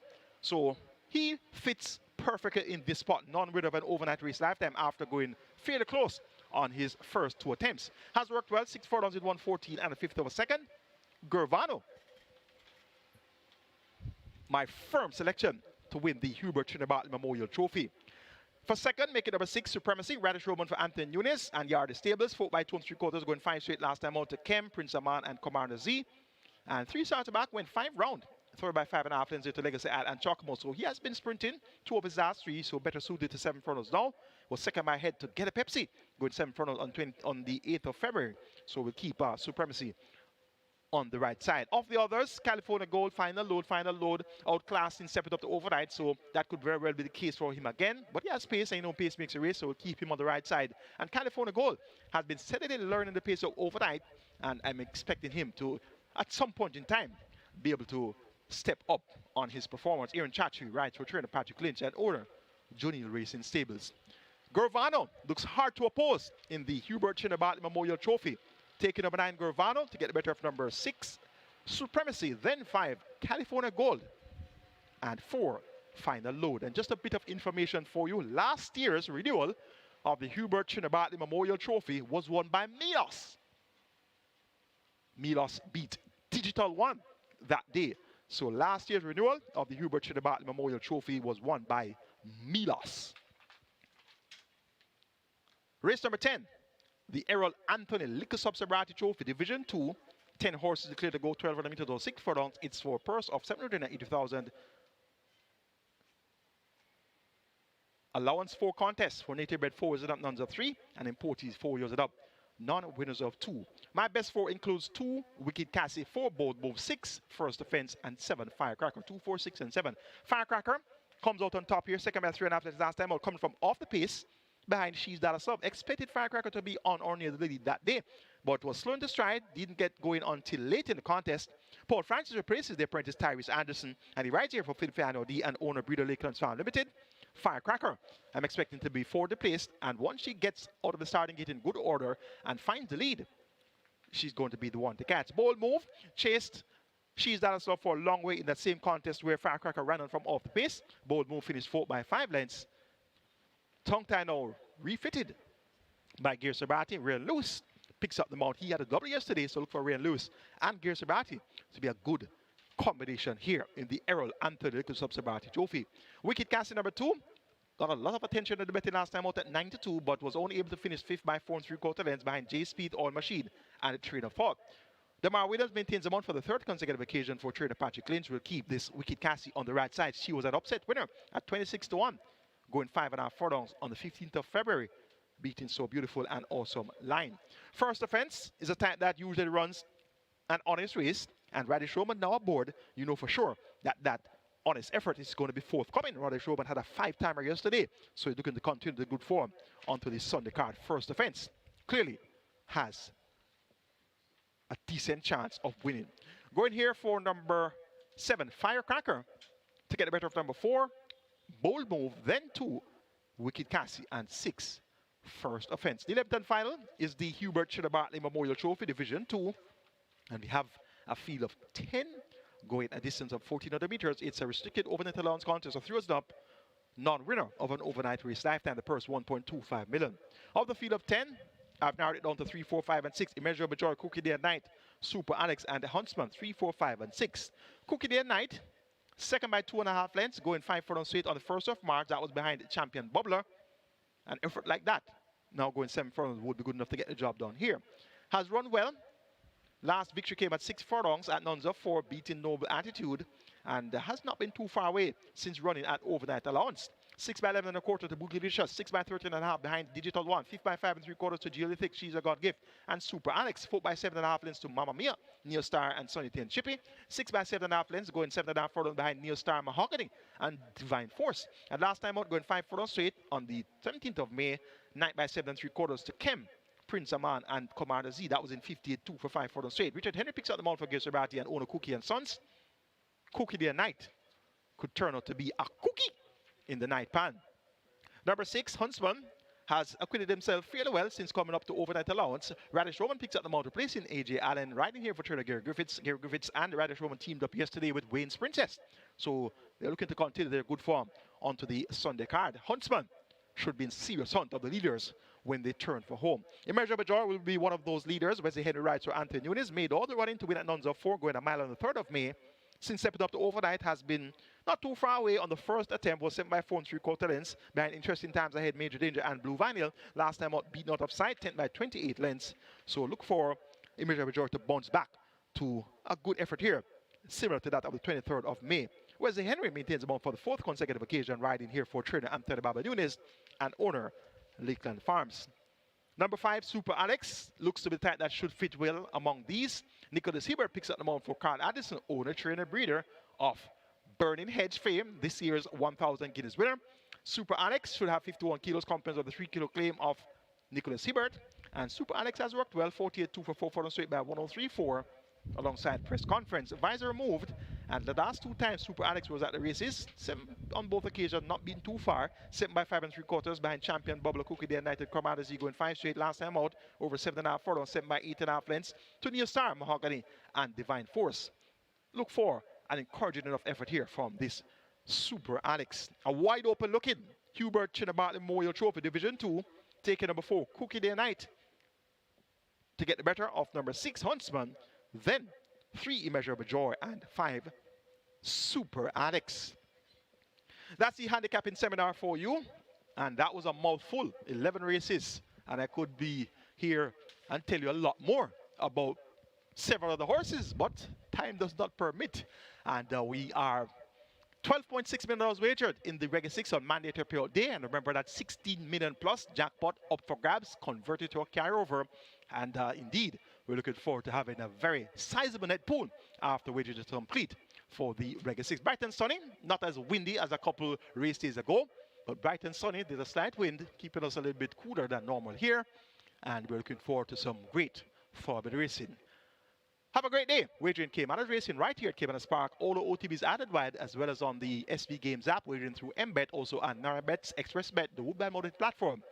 Have a great day. Wagering Caymanas Park racing.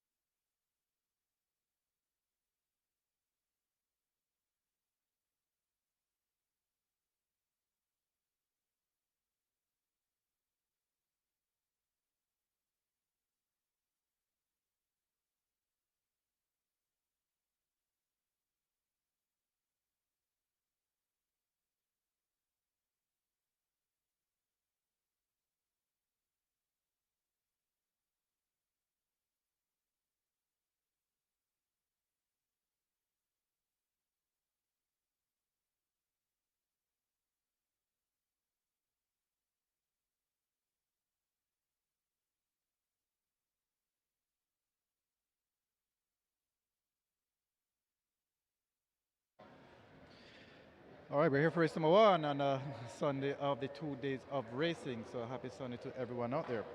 Race one, number 5, Lucy in the Sky. This one is your even money tote favorite. Lucy in the Sky opened at $3 at the fixed odds windows and been absolutely hammered from morning. So Lucy in the Sky, very heavily bet, $3 into 235. And that's also your even money tote favorite. So this one very well supported. Another one that has been getting support at the fixed odds winners here in race one is number 8, Who Done It, opened at $12 down to 8. So you can take note of that one.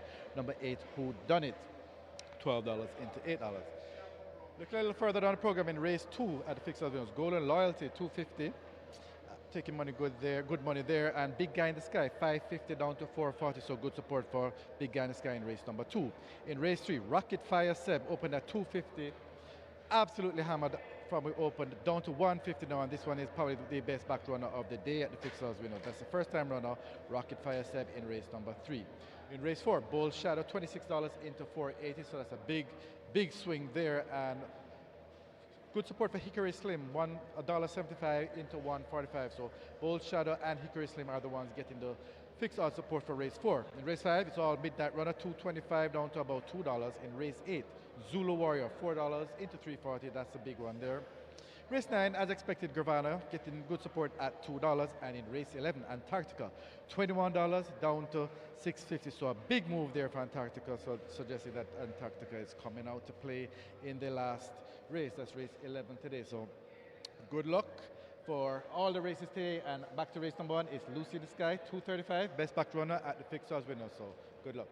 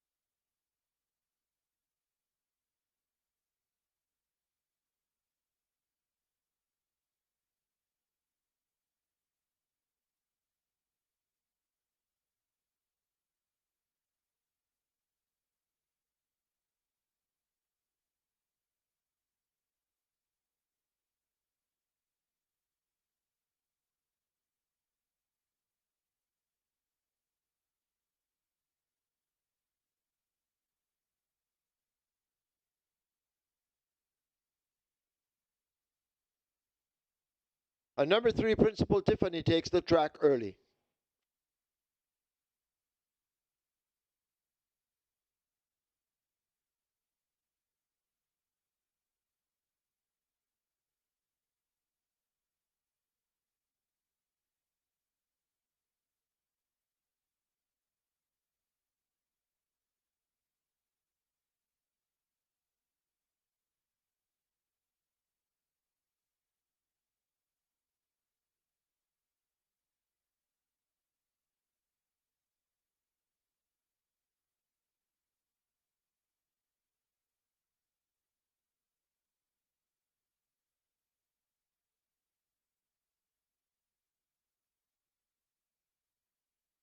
And number 2, Nakamura, also takes the track early.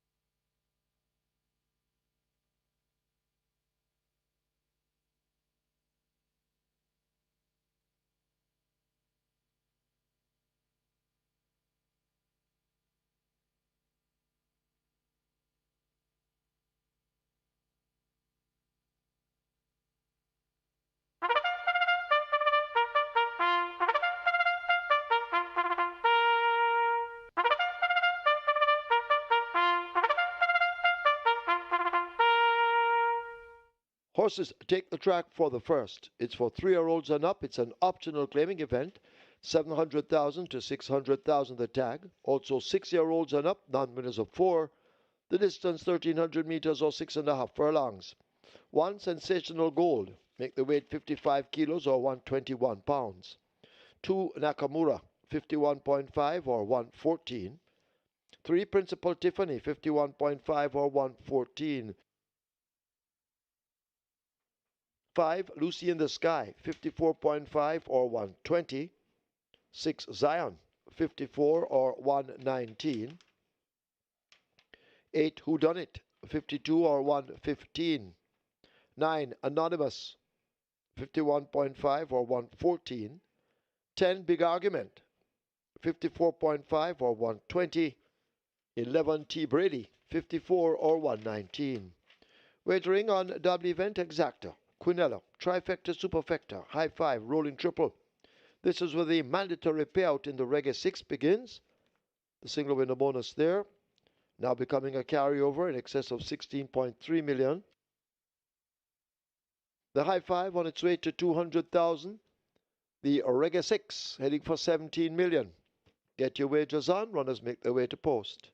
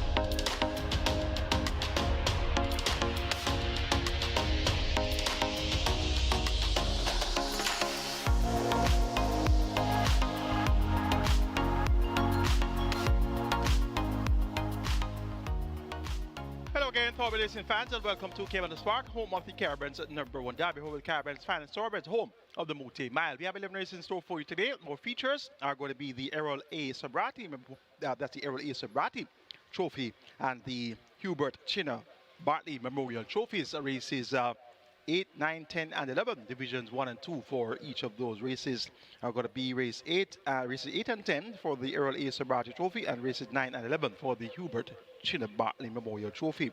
Regal 6 mandatory payout is here, and we have 18.5 million wager. The jackpot over 16 million. Horses on the way to the starting gate for the opening contest. Top selection goes to number 5, the favorite Lucy in the Sky at 4-5. And this one has real loose riding for Alden Francis, reported first time off the claim. Was a 13.5 winner last time out and looks quite well presented. For second, making number 4, Whiskey, 7-1 for Delroy Bahari, riding for Dennis Lee. Also ran second, ran a good race last time out, ran second, and also looks well presented. For third, making number 2, Nakamura, also caught the eye. Richie Shakes had a double yesterday. He's looking to continue the good form, and that one gets odds of 4-1. Well presented also is Nakamura. And number 7, Justin Biden, gets 9-2. Ryder Roman had a 5-timer yesterday, so he is on fire, literally. So look for him to try and continue where he left off yesterday as well. So it's an interesting open contest to kick off the mandatory period. Regal 6, make it 5, 4, 2, and 7.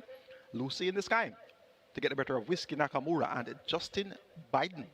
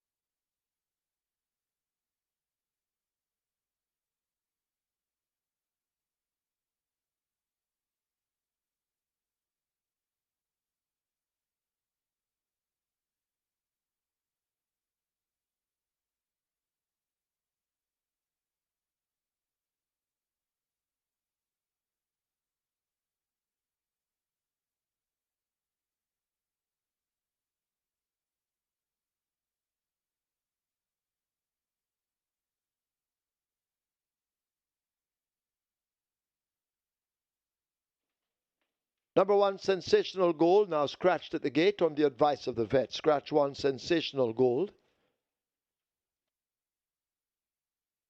High 5 on its way to 250,000. The Regal 6 with a mandatory payout arriving at 20 million. Get your wagers on.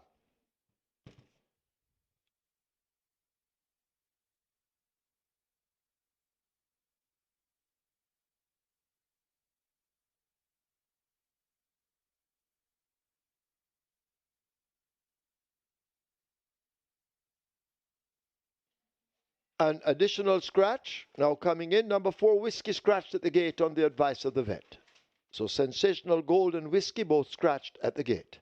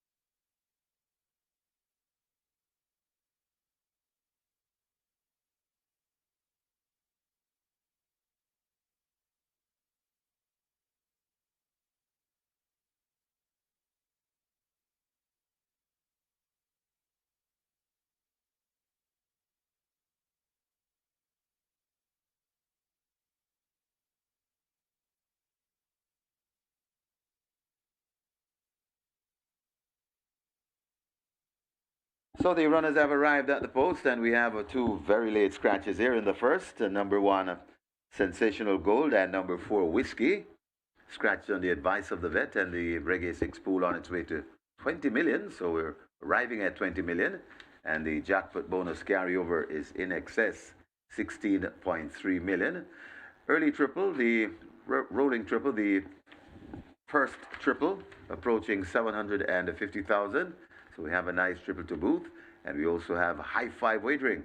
High five pool approaching 300,000. Get your bets on, as they'll be certainly closing the front of the gates shortly for the loading process. Hurry and get your bets in.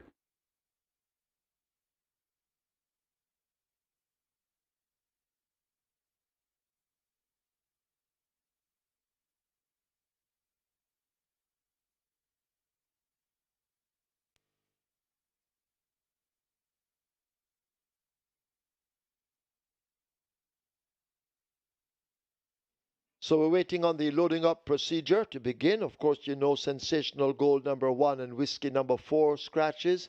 If you have those in your exotic wagers, automatically you will go to the off-time favorite, and at the moment, the off-time favorite is number 5, Lucy in the Sky. Get your wagers on. Horses loading. Nakamura, the first one in. The favorite, Lucy in the Sky, comes into 5.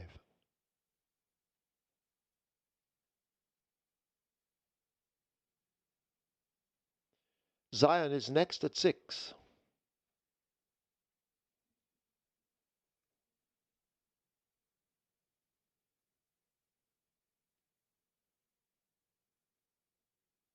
Front of gate 9 opened to accept Anonymous minus Nicholas Hibbert. So Anonymous now locked away. Justin Biden coming into 7, well, backing away, but they're trying with Justin Biden now.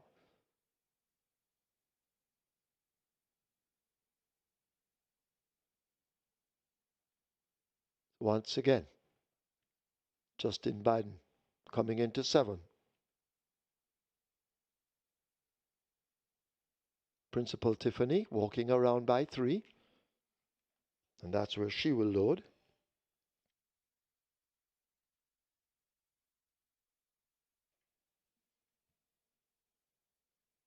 Big Argument is in. So too T. Brady. So we wait on Principal Tiffany. 38-1 in the wagering. Lucy in the Sky remains favorite, but now even money. So here comes Principal Tiffany. This is 6.5 furlongs. Principal Tiffany loads. Fielded line for the first of 11.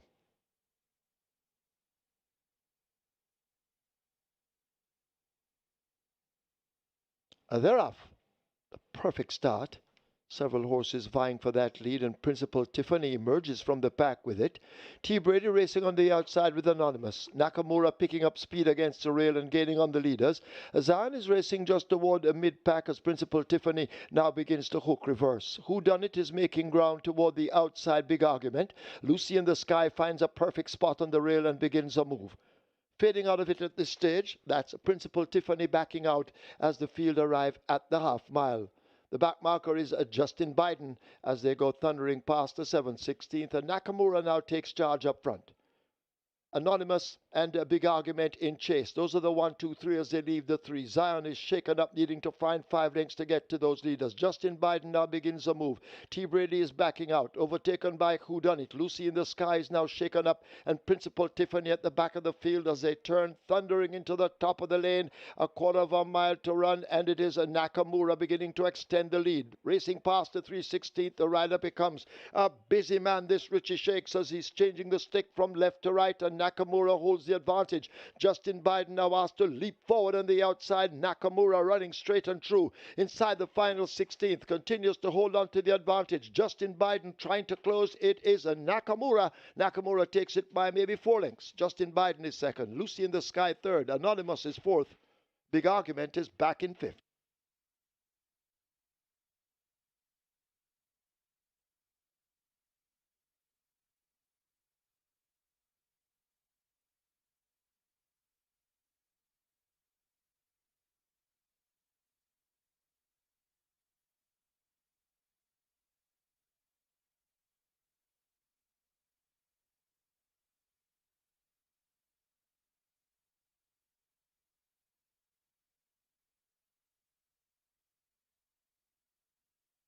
We have a claim. We have a claim in the first. Number 5, Lucy in the Sky. 13 submitted. Jason da Costa for Carlton Watson. Jason da Costa claims number 5, Lucy in the Sky for Carlton Watson.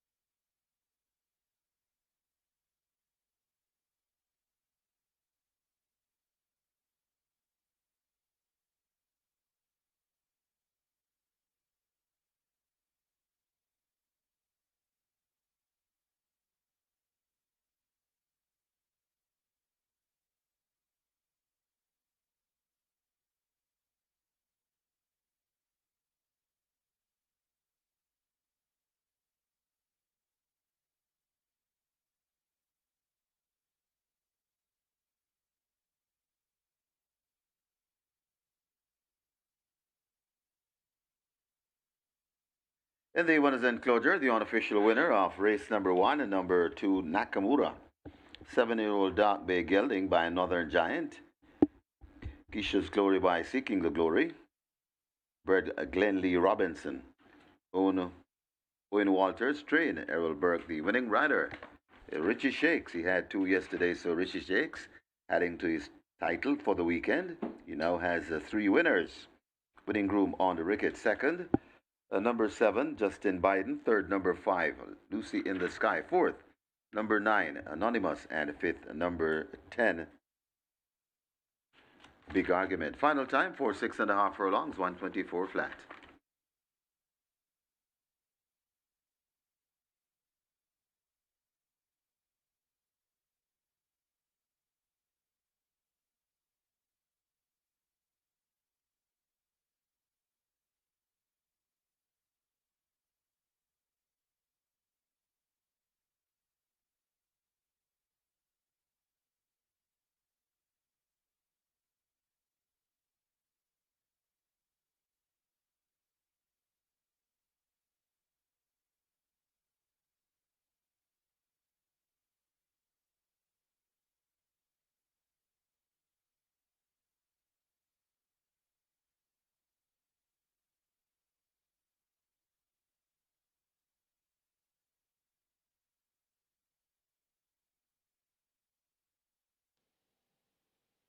They're off.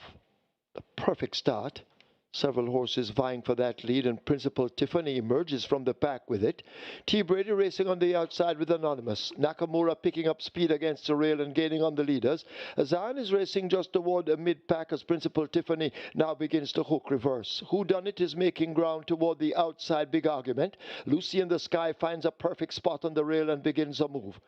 Fading out of it at this stage, that's Principal Tiffany backing out as the field arrive at the half mile. The back marker is Justin Biden as they go thundering past the 7th, 16th, and Nakamura now takes charge up front. Anonymous and a big argument in chase. Those are the 1, 2, 3 as they leave the 3. Zion is shaken up, needing to find 5 lengths to get to those leaders. Justin Biden now begins a move. T. Brady is backing out, overtaken by Whodunit. Lucy in the Sky is now shaken up, and Principal Tiffany at the back of the field as they turn thundering into the top of the lane. A quarter of a mile to run, and it is a Nakamura beginning to extend the lead. Racing past the 316th, the rider becomes a busy man, this Richie Shakes, as he's changing the stick from left to right, and Nakamura holds the advantage. Justin Biden now asked to leap forward on the outside. Nakamura running straight and true. Inside the final 16th, continues to hold on to the advantage. Justin Biden trying to close. It is a Nakamura. Nakamura takes it by maybe 4 lengths. Justin Biden is second. Lucy in the Sky third. Anonymous is fourth. Big Argument is back in fifth.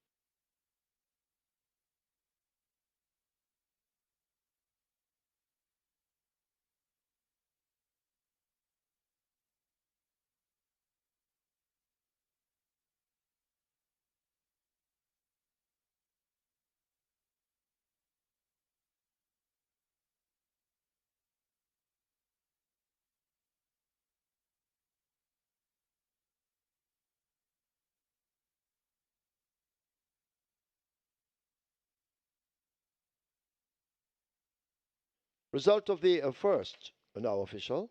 Horses to the testing barn. 2, Nakamura. 9, Anonymous. 2 and 9 both go to be tested. The splits 24-3, 49, 116-3. Final time 124 for 6.5 furlongs, and the margins 4.5 by 2 3/4.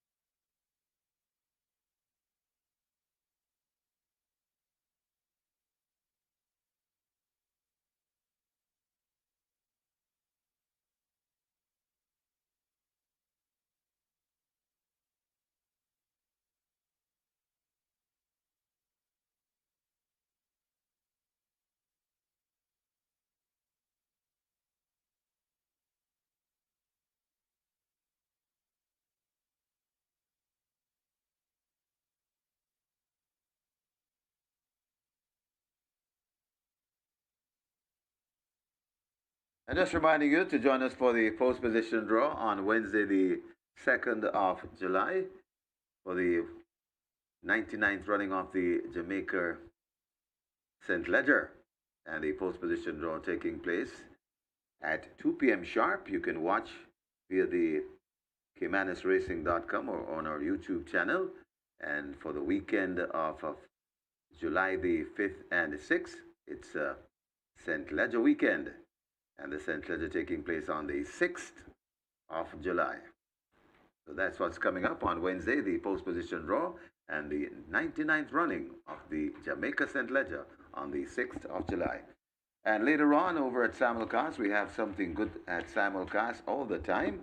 And Simulcast later on at Mountaineer Park, there is a mandatory payout on the MR6. Mandatory payout on the MR6. And we have a massive jackpot bonus carryover. I think it's in excess of $600,000 up for grabs later on at Mountaineer, the very popular Super 6. It's the MR6.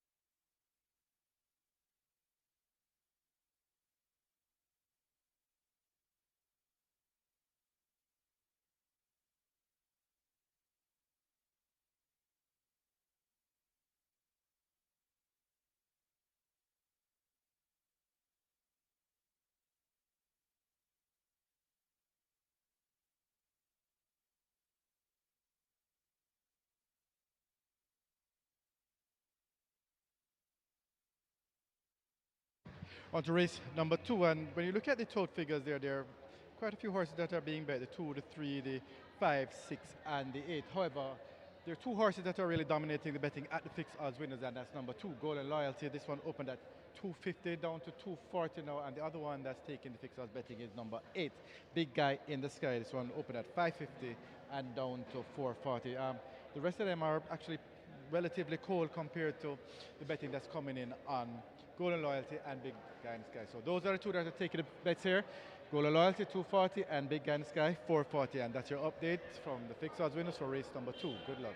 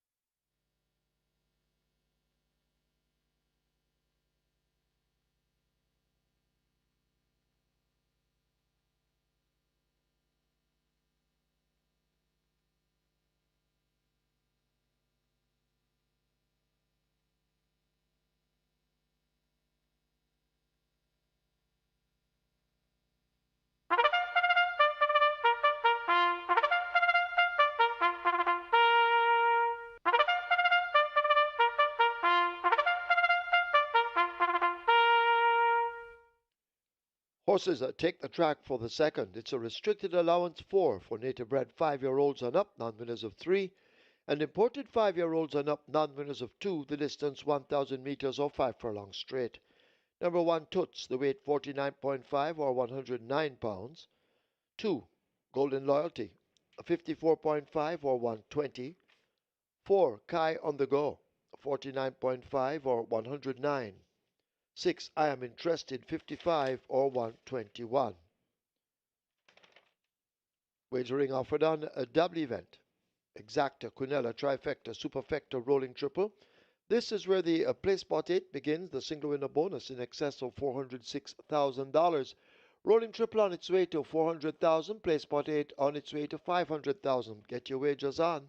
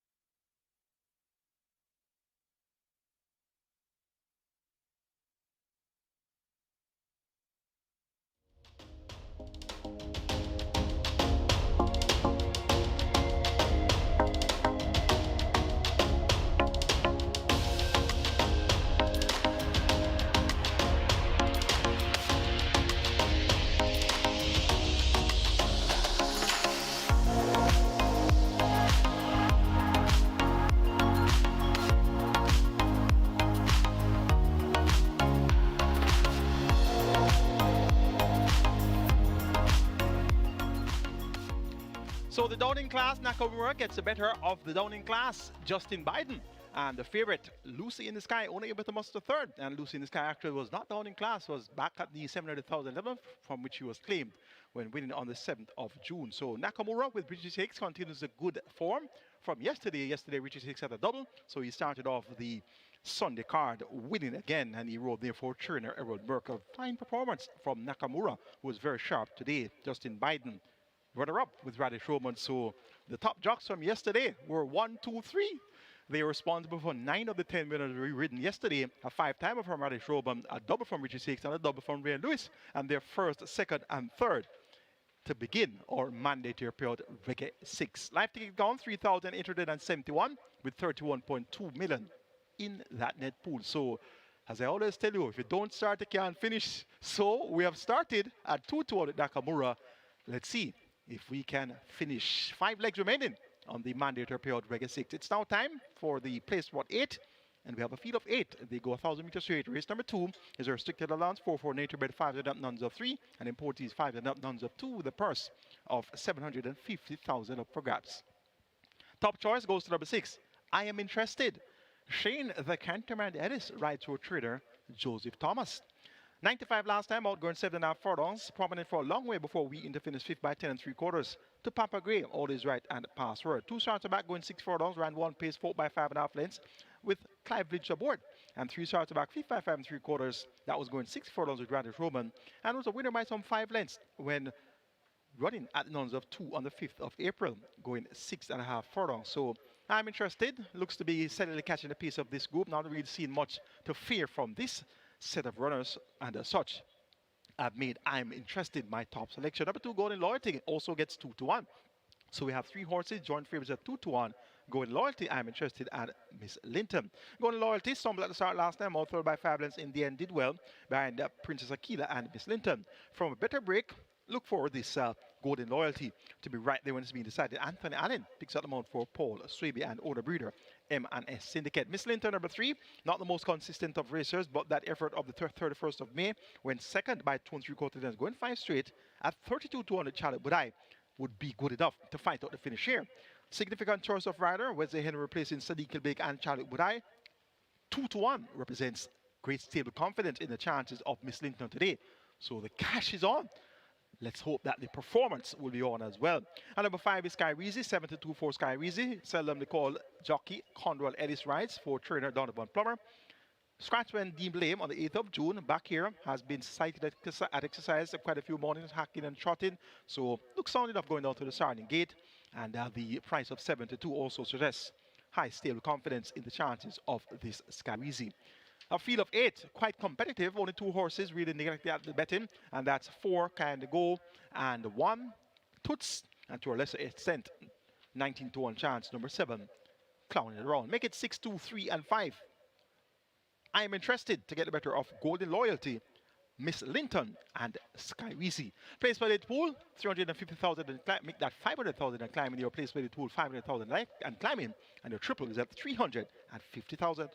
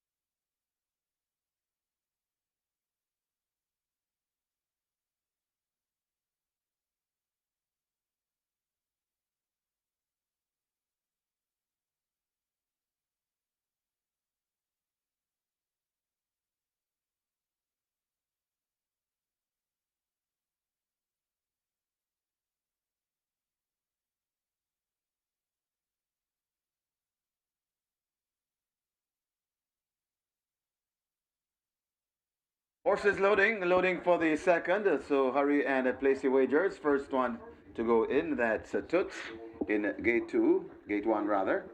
Toots has loaded.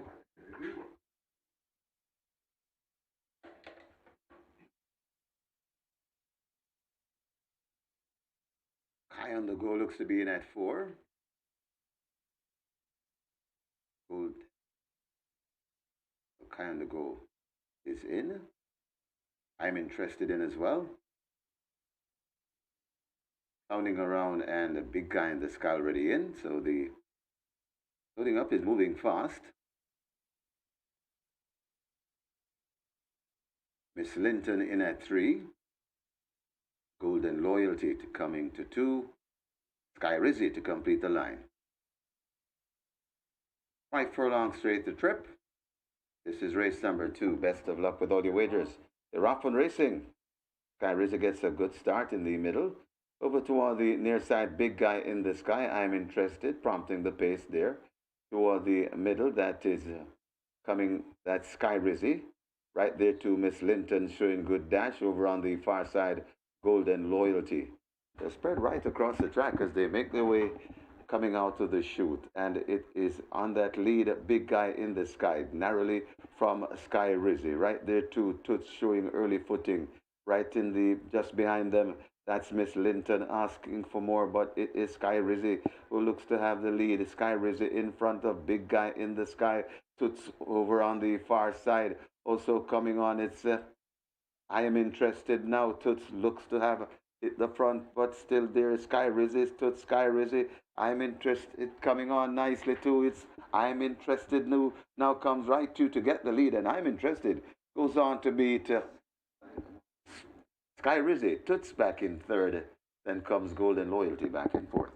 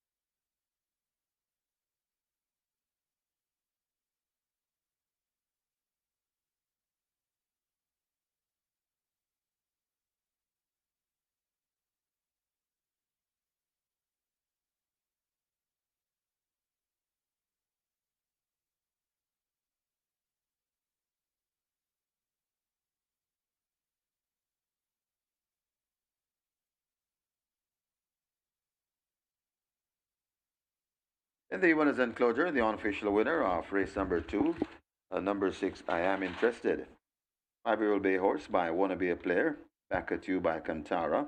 Red Gary Lang. Own Los Reyes. Trainer Joseph Thomas the winning rider. The Canterman Shane Ellis. The groom Ian Johnson second. And number 5, Sky Rizzy. A third, number 1, Toots fourth. Number 2, Golden Loyalty. Final time for 5 furlongs straight, 102 and 4.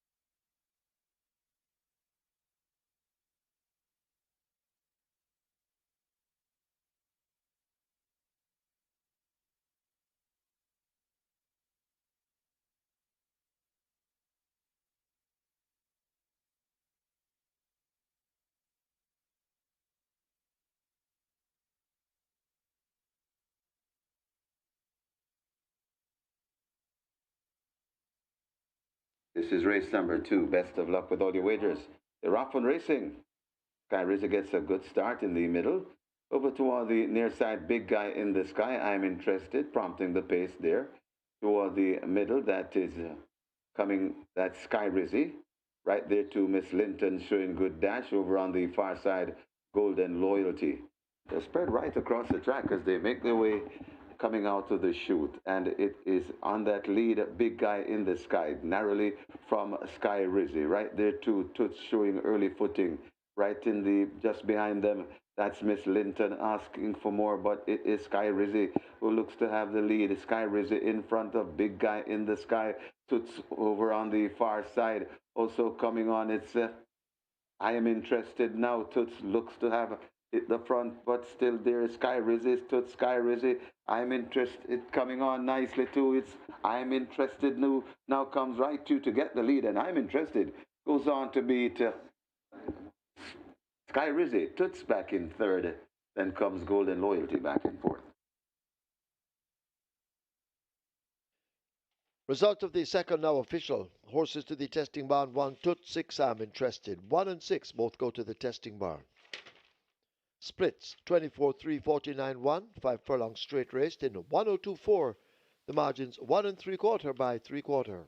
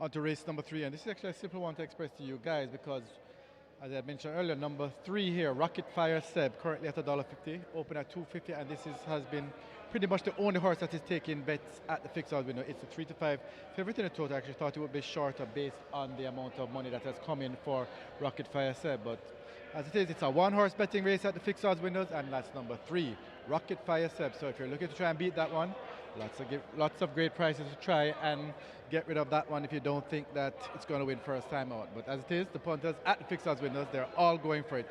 Rocket Fire Seb currently at $1.50 at the fixed odds windows. So good luck for race number 3.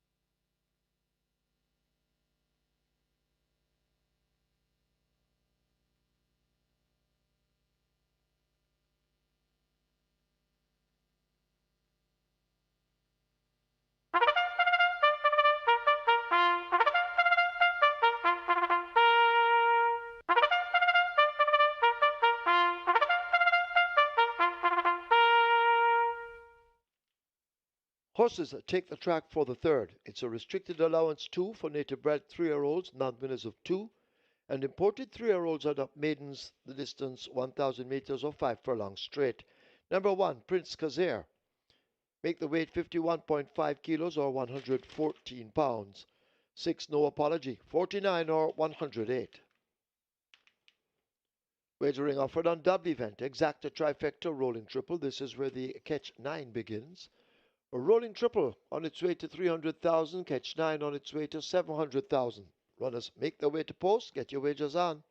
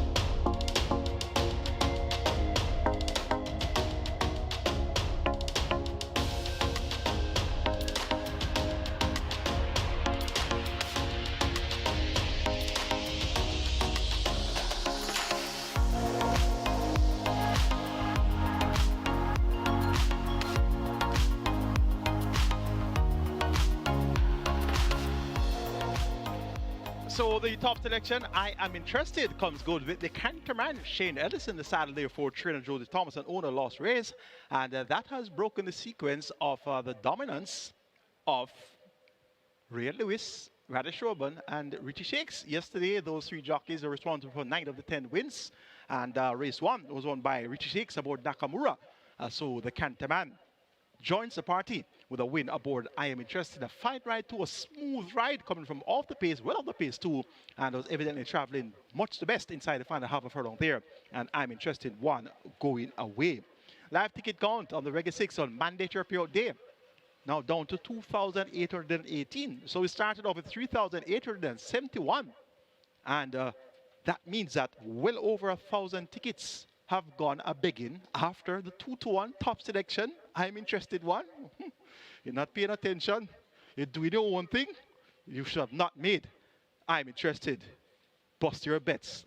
Let's now go on to race number 3, which starts our catch 9. Minimum guarantee pay at 500,000. Yesterday we had mandatory payout on the catch 9. 8 of 9 had a payout of over 130,000. Let's take a look at the third. 1,000 meters straight the trip. It's a restricted allowance 2 for native bred 3 downs of 2 and imported maidens. The purse here 1.1 million. Top selection goes to number 3, Rocket Fire Seb. Makes his much anticipated debut. He's a 3-year-old bay colt by Will Take Charge out of the Escandria Dam, Esky. Bred by Carney Thoroughbred Farm in the USA, owned Bruce Lee, trained Spencer Chung, Ray Lewis is aboard the groom Clement Rose. Has blinkers and figure 8, as well as race day medication Lasix administered for the first time. And Rocket Fire Seb has worked very well. Went 46 flat by meter and 2/5 on the 23rd of June. That was over the straight. Ray Lewis, he picks up the mount, and of course, he had a double yesterday, so he should continue the good form here. Rocket Fire Seb, your 1-2 favorite. Number 4, Miss Marbella, British Sneaky Fox Roman rides, and he had a 5-timer yesterday, so his form is rich right now. Miss Marbella, third by 10 lengths on debut to Sophie Say So, and Rav's Treasure has looked improved to exercise since on the 21st of June, went 4-4 and straight and 47 flat by minute and 3/5. Miss Marbella to chase home Rocket Fire Seb. Number 5, Brompton Boy, gets 12-1. Wesley Henry for Anthony Nunes, trailed in the Guinness, well beaten in the Kingston, can bounce back here, coming over the straight course in this small field. And number 2, Big Buzz, ran a pleasing race in the 2000 Guinness, 5th by 8 3/4 lengths, making mild headway in the final furlong behind Sensational Soul, Bob the Builder, and I Dream Again. So look for an encouraging enough run here from Big Buzz. Make it 3, 4, 5, and 2. Rocket Fire Seb over Miss Marbella, Brompton Boy, and a Big Buzz. Catch and pool 650,000, and climbing your triple is at 350,000. Limited time remains. Get your waders on, and best of luck.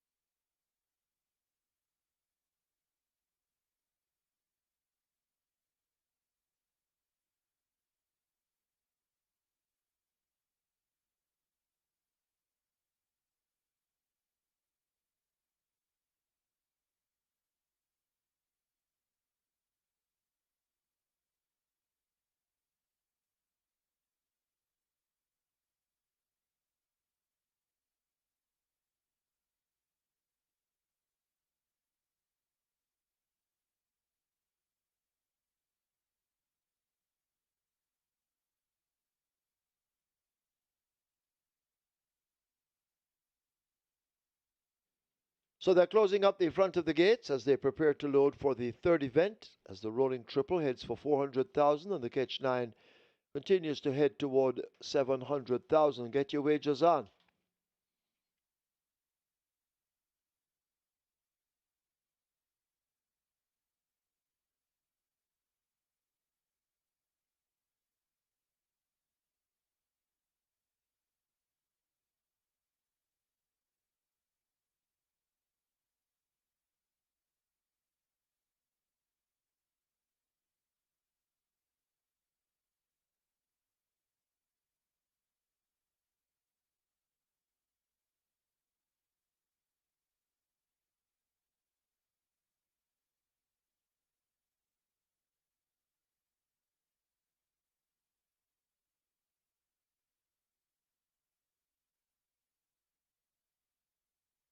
A rolling triple on its way to 450,000.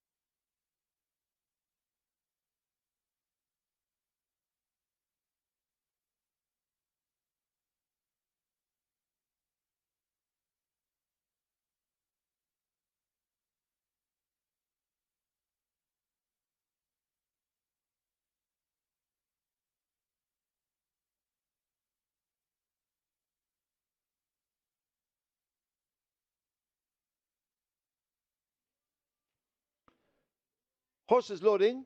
First one in Prince Kazir, followed by stablemate Big Buzz.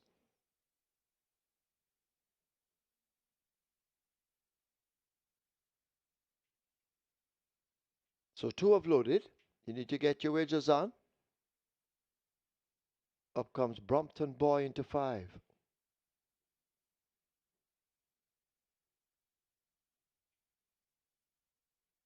Brompton Boy's in. No Apology could be next at 6.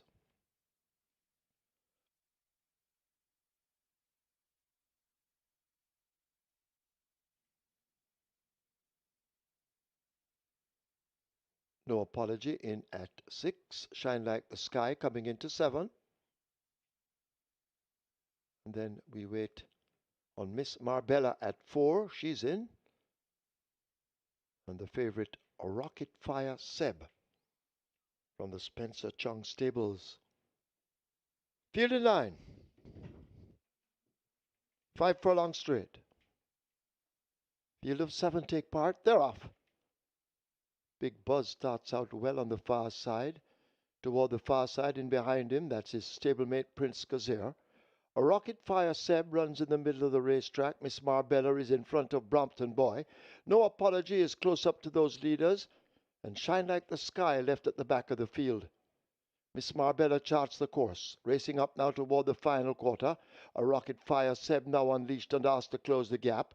On the far side, now beginning to make some ground. That appears to be a Big Buzz, but they charge inside the final quarter, and out in front it's Miss Marbella. Rocket Fire Seb still trying to get coming on. A Brompton Boy is drifting toward the stand fence, but Miss Marbella has that lead angling to the stand fence. Rocket Fire Seb is in the center on the far side. That's Big Buzz, but it's Miss Marbella. A Brompton Boy now throwing down a challenge against the stand fence. Miss Marbella fighting to hold them off. Brompton Boy and Rocket Fire Seb trying to close. Miss Marbella hangs on to take it from Brompton Boy. Rocket Fire Seb races in third. On the far side, Big Buzz is fourth.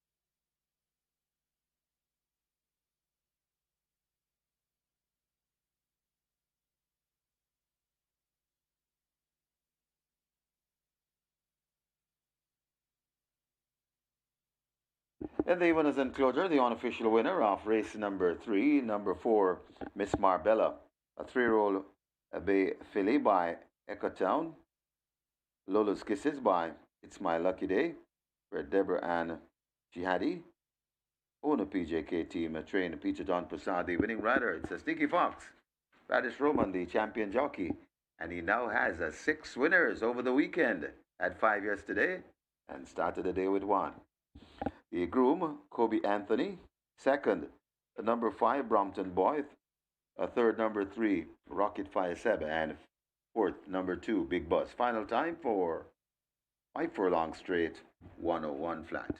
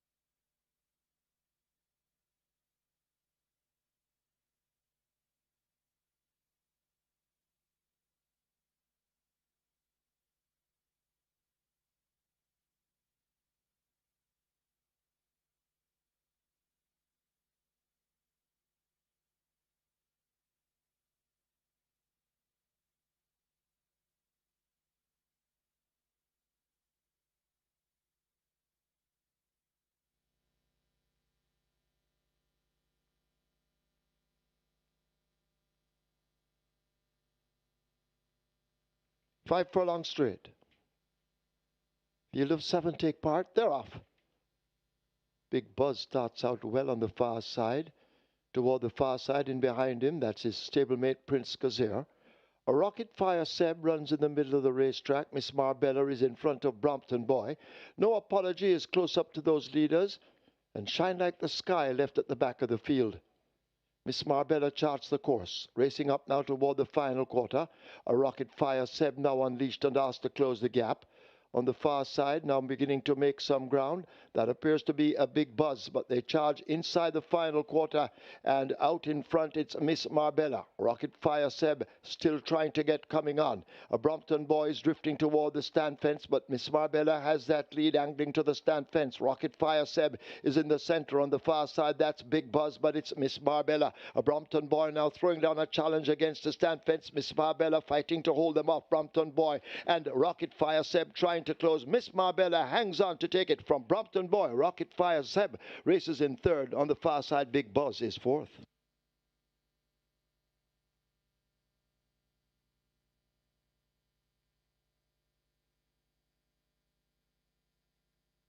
Result of the third, now official. Horses to the testing barn. 4, Miss Marbella. 5, Brompton Boy. 4 and 5 both go to the testing barn. The splits are 24 by 48. A final time of 101 for 5 furlongs straight. The margins are half by 1 1/4.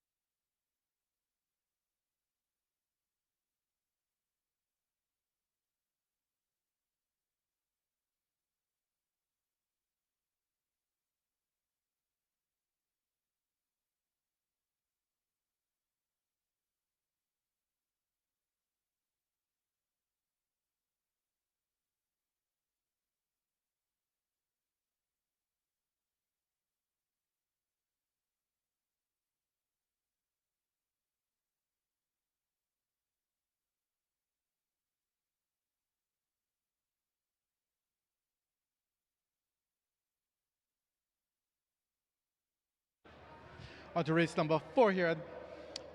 Total betting seems competitive in the tote. There are 2 main horses that are really taking betting at the fixed odds winners, and I would have mentioned these 2 earlier because these are the ones that are taking the action from morning. So we'll start with number 8, Hickory Slim, open at $1.75, very heavily bet down to $1.45, and is the even money favorite in the tote. So there is that. However, a little bit of an outer here, number 7, Bull Shadow. Bull Shadow opened at, well, we took the very first bet on Bull Shadow at $26. He's been bet all the way down to 480. He's drifting up a little bit now, just at the $5 mark here. This one is at 91 in total, but a lot of action coming in from early on Bull Shadow. So pretty much all the others are just taking little sprinkles, but this is where the bulk of the betting is. 8 Hickory Slim and 7 Bull Shadow. These are the 2 betting, the ones taking all the betting money at the fixed odds winner. So good luck for race number 4.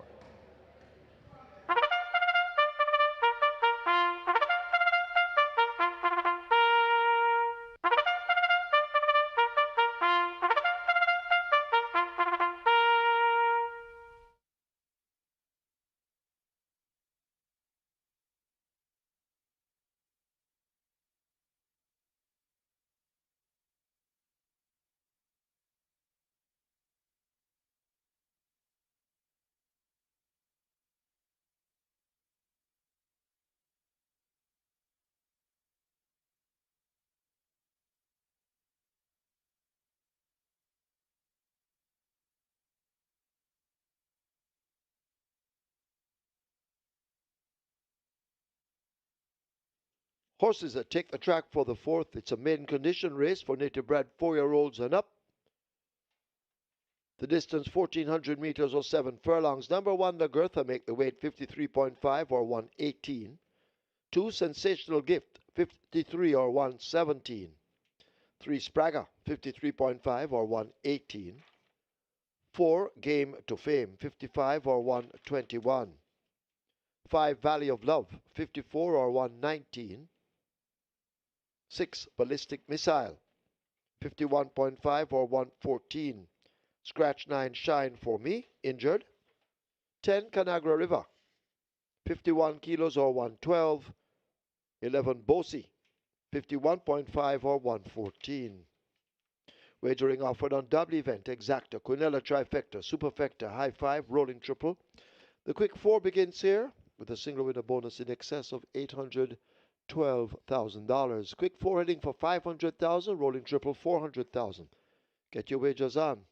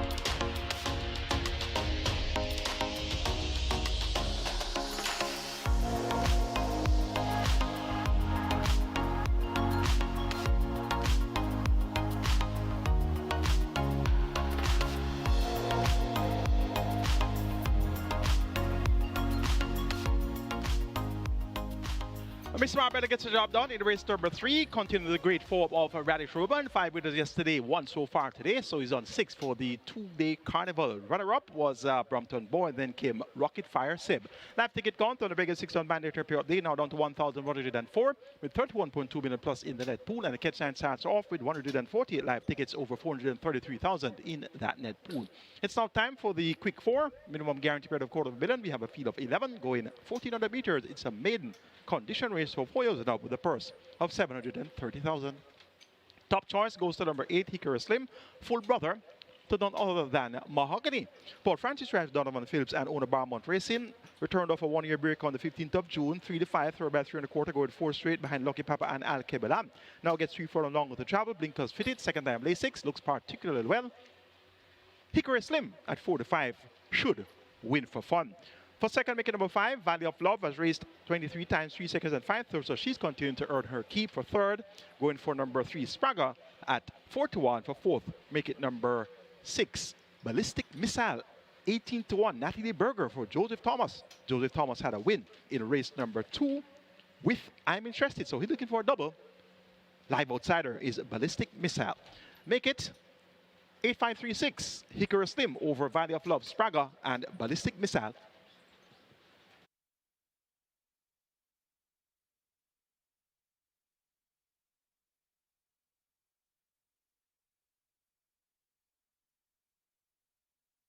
Trainer Michael Marlowe, you're wanted by the stewards. As Trainer Michael Marlowe, please go now to the stewards' room.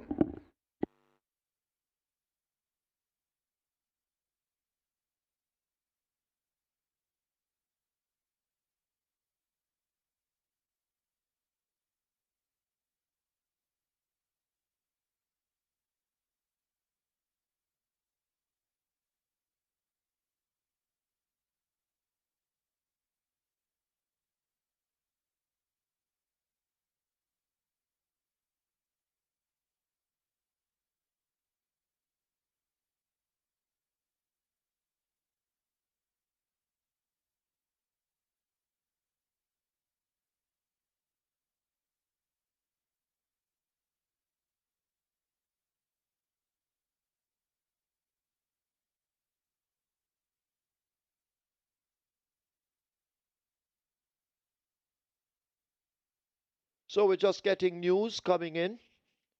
One of the greatest trainers in America, maybe in the world, one of the best that we have ever produced, has passed away. That's D. Wayne Lucas. So condolences to the family, close friends, and the racing fraternity. We're all sure to miss the great D. Wayne Lucas.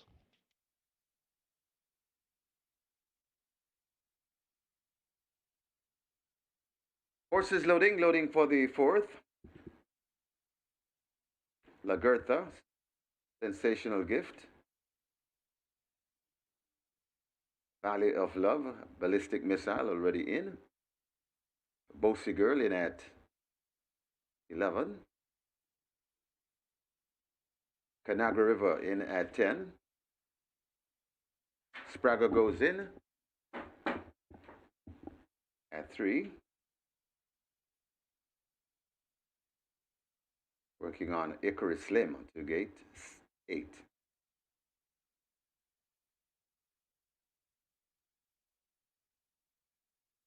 Hickory Slim goes in.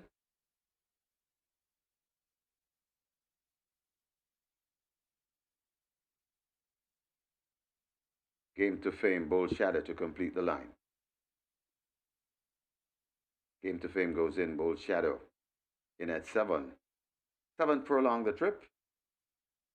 And we're ready for a start. They're off and racing. Valley of Love gets a good start, but rushing down on the outside, that's Ballistic Missile. And Ballistic Missile goes on to lead. It's Ballistic Missile from Canagra River Racing in second. Then comes Bossy Girl tacked on to the tail in third. About 3 lengths before we come to Valley of Love. Then comes on the outside, that's Hickory Slim going down and right against the rail, Spraga. Then we find a Sensational Gift and a Lagertha tailing off badly and way at the back of the field. That is Game to Fame. They head towards the 4, and it is Ballistic Missile. Not too far in front, though, about a length in front of still there Kalangro River. Here comes Hickory Slim rushing down into it, and Hickory Slim means business. Hickory Slim now joins ballistic missile. These two fighting for it. Watt Sprague creeping up on the rail, and these three are sharing the lead. They're about 4 lengths in front of hard at work. That is a Valley of Love, and a ballistic missile has blown the turn and done everything wrong. They're at the top of the lane, and it is Sprague and Hickory Slim. They're still fighting for it. Sprague narrowly the leader from Hickory Slim. Valley of Love is still pinned onto the rail.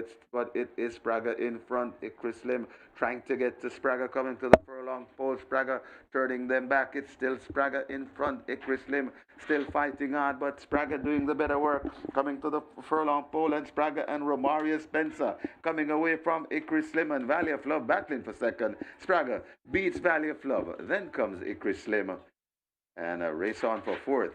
That's Lagertha beating out Sensational Gift.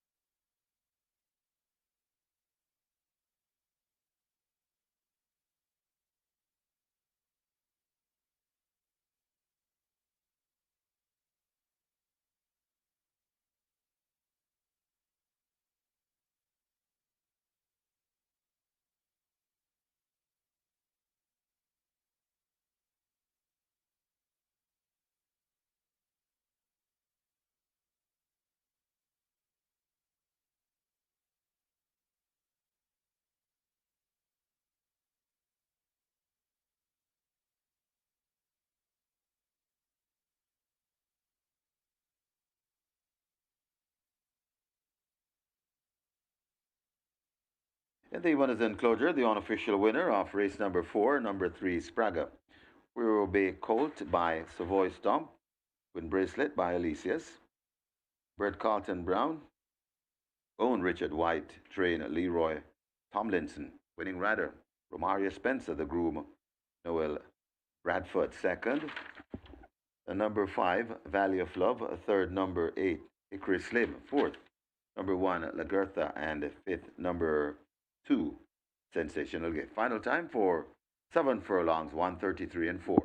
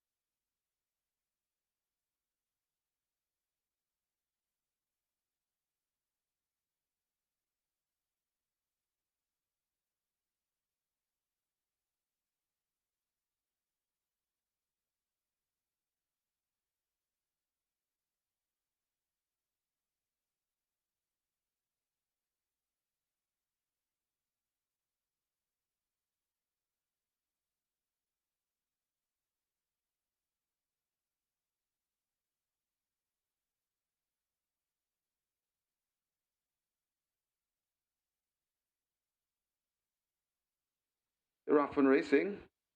Valley of Love gets a good start, but rushing down on the outside, that's Ballistic Missile. And Ballistic Missile goes on to lead. It's Ballistic Missile from Canaga River Racing in second. Then comes Bossy Girl tacked on to the tail in third. About 3 lengths before we come to Valley of Love. Then comes on the outside, that's Icarus Slim going down and right against the rail Spragger. Then we find a Sensational Gift and a Lagertha tailing off badly and way at the back of the field. That is Game to Fame. They head towards the 4, and it is Ballistic Missile. Not too far in front, though. About a length in front of still there Kalanga River. Here comes Hickory Slim rushing down into it, and Hickory Slim means business. Hickory Slim now joins Ballistic Missile. These two fighting for it. Watt Spragger creeping up on the rail, and these three are sharing the lead. They're about 4 lengths in front of Hard at Work. That is a Valley of Love, and a Ballistic Missile has blown the turn and done everything wrong. They're at the top of the lane, and it is Spragger and Icarus Slim. They're still fighting for it. Spragger narrowly the leader from Icarus Slim. Valley of Love is still pinned onto the rail, but it is Spragger in front. Icarus Slim trying to get to Spragger, coming to the furlong pole. Spragger turning them back. It's still Spragger in front. Icarus Slim still fighting hard, but Spragger doing the better work, coming to the furlong pole, and Spragger and Romario Spencer coming away from Icarus Slim, and Valley of Love battling for second. Spragger beats Valley of Love. Then comes Icarus Slim, and a race on for fourth. That's Lagertha beating out Sensational Gift.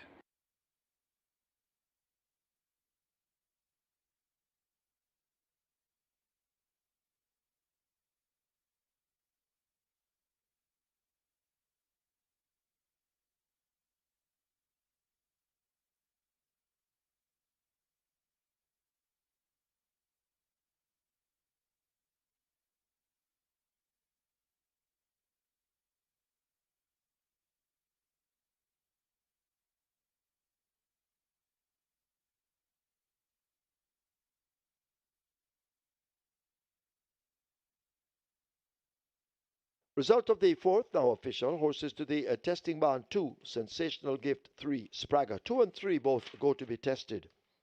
The splits were 24-2, 49-2, 117-4. They raced 7 furlongs in 133-4, the margins 2.5 by a neck.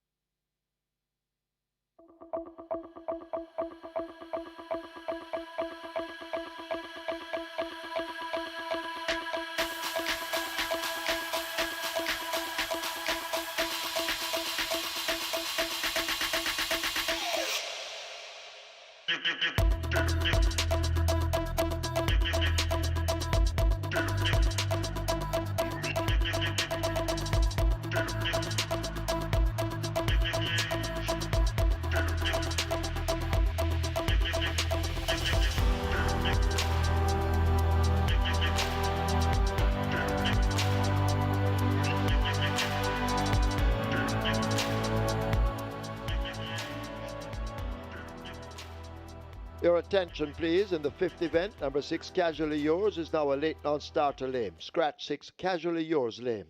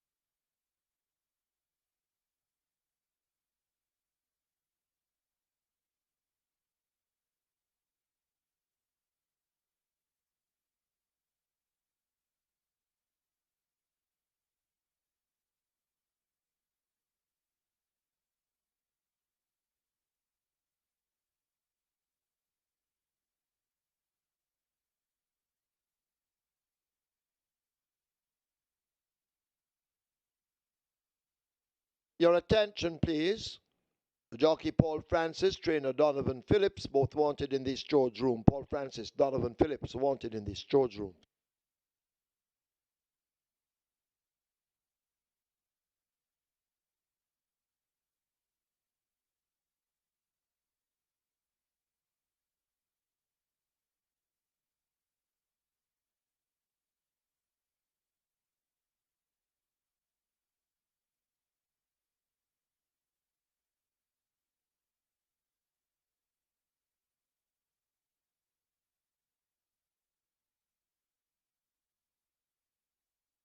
Number 5, Life is Light, takes the track early.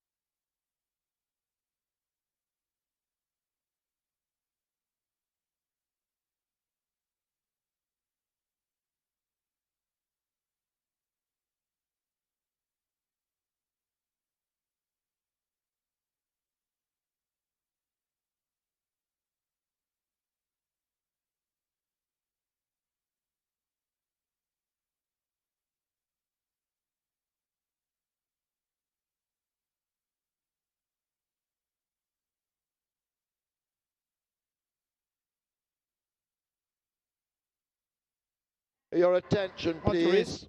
Once again, asking trainer Donovan Phillips to go now to the storage room. Donovan Phillips wanted in the storage room. Race 7. Scratch numbers 1, Golden Syrup, sick. Added now 5, Himaya, lame. Race 7, 1 and 5, Golden Syrup and Himaya, both scratched.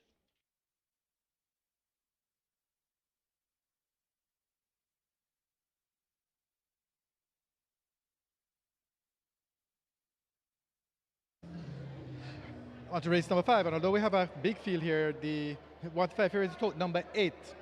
Midnight Runner. This one is the best back runner at the fixed odds windows. From morning they've been taking this one on. Opened at $2.25, then it was lingering at $2 for weight, and it's now just been absolutely smashed down to $1.55. So that's number 8 Midnight Runner. That's the 1 to 5 total favorite.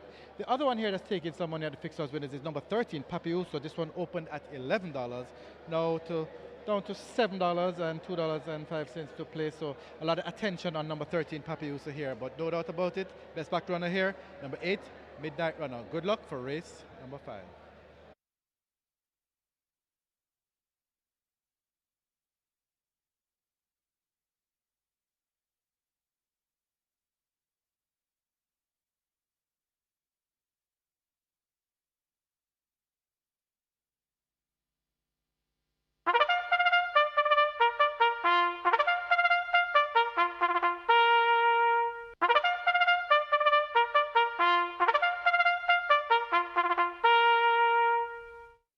Horses take the track for the 5th. It's a restricted maiden condition race for native bred 3-year-olds over 1,000 meters or 5 furlongs straight.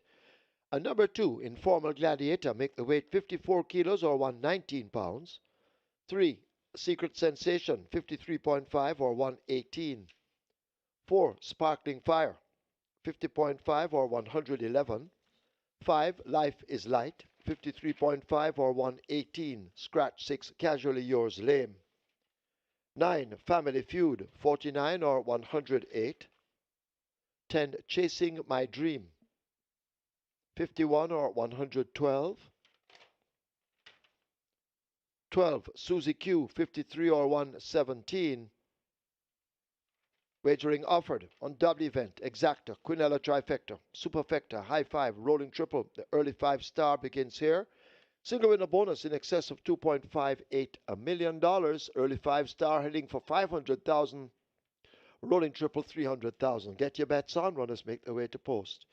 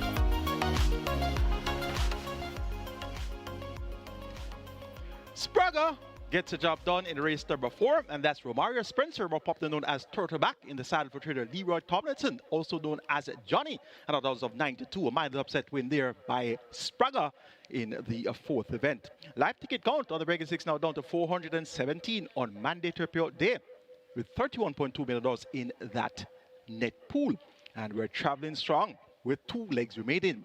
Live ticket count on the catch 9 now down to 26 with 433,000 plus in that net pool. So 2 legs remaining on your mandatory payout Regal 6, races 5 and 6. And race number 5 starts at early 5-star with a jackpot of close to $3 million, and we have a big field of 14. Scratch number 6, and that's casually yours. Really a scratch, we're down to a field of 13, and they go 1,000 meters straight. It's a maiden condition race for native bred 3-year-olds who have not finished 2nd or 3rd lifetime. So it's a very substandard field, and we have seen all of these horses, many of them quite a few times. So the one that really stands out is number 8, Midnight Runner. Riding Stinky Fox Showman, riding for Adrian Dan Prince and owner O&S Racers of O&S Room fame. And you know for sure that this Midnight Runner would be short of absolutely nothing coming from the tack room that have all of the great supplements, all of the things to make the horses feel nice and great and well within themselves. So this Midnight Runner has a simple task, having raced on debut, beat by the likes of Runaway Star, the eventual Prince Consort Stakes winner, though disqualified and placed 2nd, and Runaway Star, clearly a very talented sort. Benicio was 2nd in that event behind Runaway Star. He came back and won. Prolific Prince, who was 3rd, he also has come back to win multiple times. And the last time we saw Prolific Prince was in the Monday Morning Trophy, and he won in 1:26.3 for 7 furlongs. So 4th behind those horses for Midnight Runner augurs well for his chances among this bunch. Next outing by Midnight Runner, 5th by 10.25 to Costa Living, Uncle Baba and Benicio. That was at the mile, and chased from 2nd at the quarter post, 2nd by 5.5 lengths, came to the quarter post, 2nd by 8 lengths, and went over 75 that day with Shane Dennis. And the 3rd appearance from this Midnight Runner on the 19th of April with Tajay Sekou at 9-5 was chasing the pace behind Brompton Boy Prince Kazir, and was 2nd at the half mile by a neck, 2nd by 2.25 at the quarter pole, and then weakened 5th by 9.25 lengths. Race time indication Lasix administered, and that means that exercise-induced pulmonary hemorrhage was a factor there. So this Midnight Runner has bled. And with Lasix administered today, equipment change, visor on, figure 8 off, and jockey change. Radish Roman on. Midnight Runner has worked well on the 21st of June. 4 furlongs straight in 47.3 by 1:02.4. And that's going to be your section. And favorite at 1-5, so it's going to take a lot of running to beat this Midnight Runner. Number 3, Secret Sensation, Akeem Grant, right to trader Carl Anderson. He's also the owner and breeder. This Secret Sensation came to the race with a big reputation, 1-2 on debut November last year, but he has not lived up to those expectations, but he has shown some semblances of ability. 4 by 7.75 behind Costa Living in that same race where Uncle Baba was 2nd and Benicio was 3rd, that same event where we saw Midnight Runner finishing in the 5th. Last outing by Secret Sensation, 4 by 11 lengths behind Nuclear Jet, Alive, and Don Crazy. Alive has come back to win since. Cheek pieces have been removed. Akeem Grant picks up the mount. And if my memory serves me right, the last time Akeem Grant won a race, it was Radish Roman that ran 2nd. I'm going to have to check that record though. The Radish Roman fans, they know for sure whether I'm right or I'm wrong. But that horse, if my memory serves me right, was a horse named Little Maggie. Was it Little Maggie that beat Princess Catalea with Akeem Grant getting the better of Radish Roman? Well, I'm hoping that that memory counts as something. 9-1 now for the Secret Sensation. Doesn't have any pace, doesn't have any speed, but appears to have a little bit of a late kick. So if things don't work out according to plans for Midnight Runner and all the others, look for Secret Sensation to possibly capitalize in deep stretch. Number 10, Chasing My Dream gets odds of 8-1. Garvin Harris rides for trainer Jace Costa. This one has a tongue tie fitted, has shown some semblance of ability. 5th by 4.75 behind Don Crazy, Lockdown, and Pretty Sassy. That came on the 27th of April. A similar effort could very well earn a share in this team lineup. And number 5, Life is Light. This one gets a big price of 43-1, and I tell you, it was a task to come up with a 3rd and 4th choice in this field. The 8 horse so much far above the others on the paper, and it was really a long gap to find the second, third, and fourth place selections. That's a part of my job, though. So I just tossed them in a bag and came up with number 5, Life is Light, for some reason or the other. Last effort, though, on the 6th of April was somewhat encouraging. Third by neck and a half mile, going 5 round, 4 by 4 half at the quarter pole, 6 by 7 and 3/4 at the front pole. Finished up 6 by 8 and a half to Pretty Sassy, Star Quest, and Miss Brayton. Rotage Marweir rides for Gary Griffiths, and his only career win as an apprentice was a horse named Ruby's Light, trained by Gary Griffith. So I threw that in the mix as well to say it's a toss-up. So let's throw that in the mix as well. The jockey trainer combination, giving Life is Light my 4th choice here, but by no means a strong opinion on her chances of making the frame. It should be an afternoon stroll for Midnight Runner. For second, it's a grab bag. Make it number 3, Secret Sensation. For third, number 10, Chasing My Dream. That could be a dream. And for fourth, number 5, Life is Light. Earn the 5-star pool, 650,000, and climbing your triple is at 350,000. It's now post time for the 5th. Best of luck.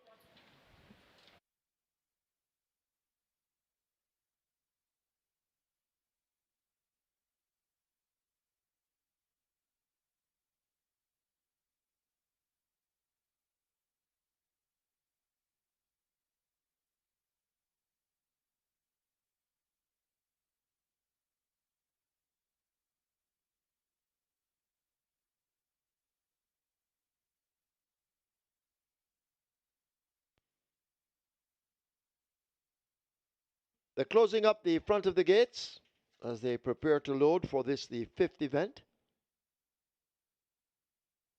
You need to get your wagers on. High 5 on its way to $200,000. Early 5-star. Knocking on the door of 700,000 and the rolling triple heading for 400,000. You need to bet now.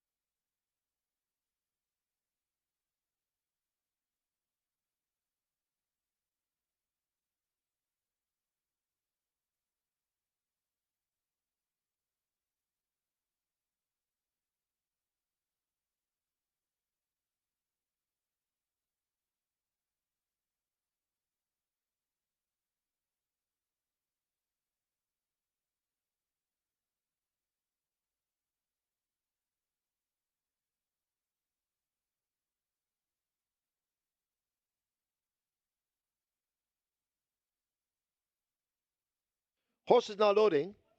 First one in New Bridge. Secret Sensation comes into 3.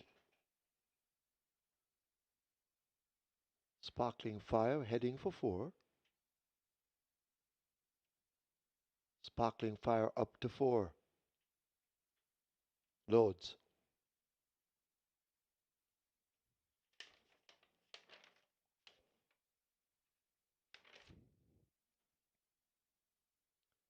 So loading up underway. Family Feud looks to have loaded in 9. Amelia McLean sitting in the gate. Secret Sensation loads at 3.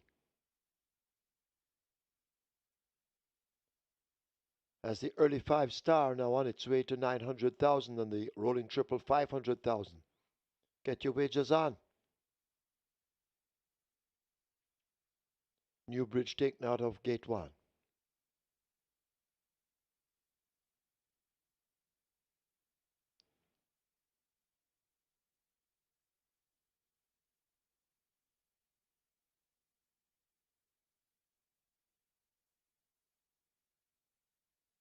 So things moving slowly at the moment.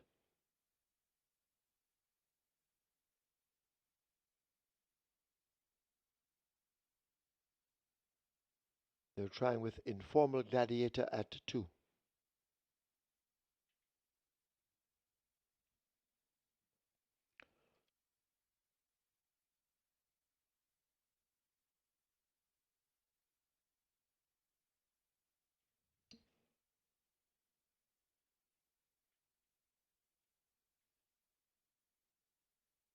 A Royal Maverick looks to be in at 11.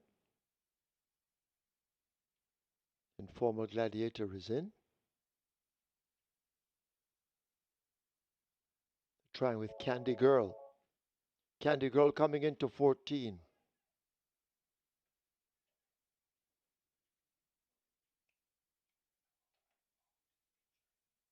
Number 5, Life is Light, now a scratch. Scratch 5, Life is Light, injured at the gate.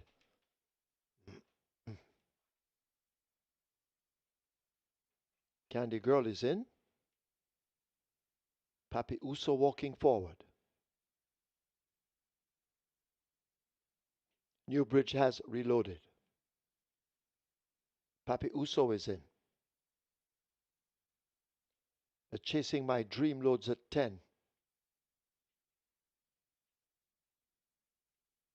So not much time left to wager if you haven't.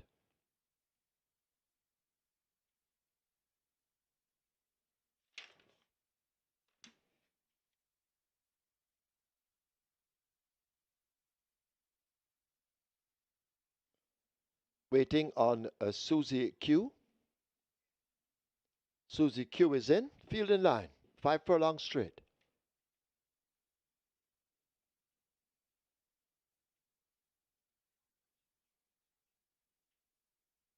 Newbridge giving problems in 1. Rider took evasive action and now remounts.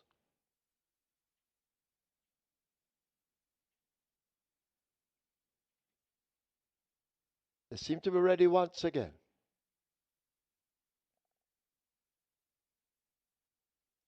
They're off. Money Mission gets a good start with Midnight Runner. They're rubbing shoulders early. Family Feud is driven out now and trying to close in on the leading group. Chasing My Dream is racing near to us with Royal Maverick in behind. Papi Uso is also close to us. Candy Girl racing further back behind horses. As they sort themselves out, they've covered just about the first 2 furlongs. Family Feud showing good speed. Midnight Runner the Grey is drifting over more toward the far side. Chasing My Dream and Royal Maverick racing almost together. Papi Uso is the one nearest the stands in the blue with the yellow cap, but Family Feud on the far side, drifting toward the center, looks to have that overall lead. Midnight Runner now trying to close in for the kill.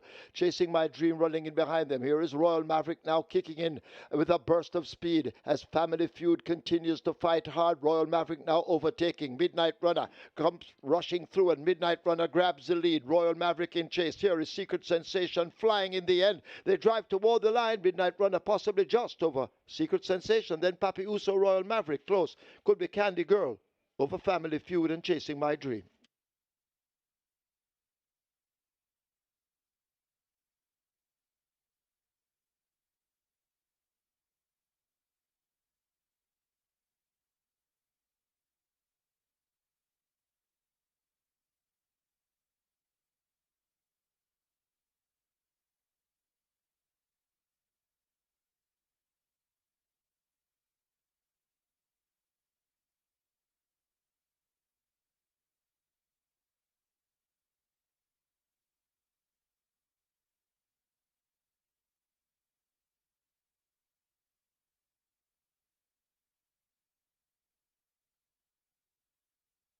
Right away, there's a George's Inquiry looking at the final 50 meters. Please hold all tickets. George's Inquiry.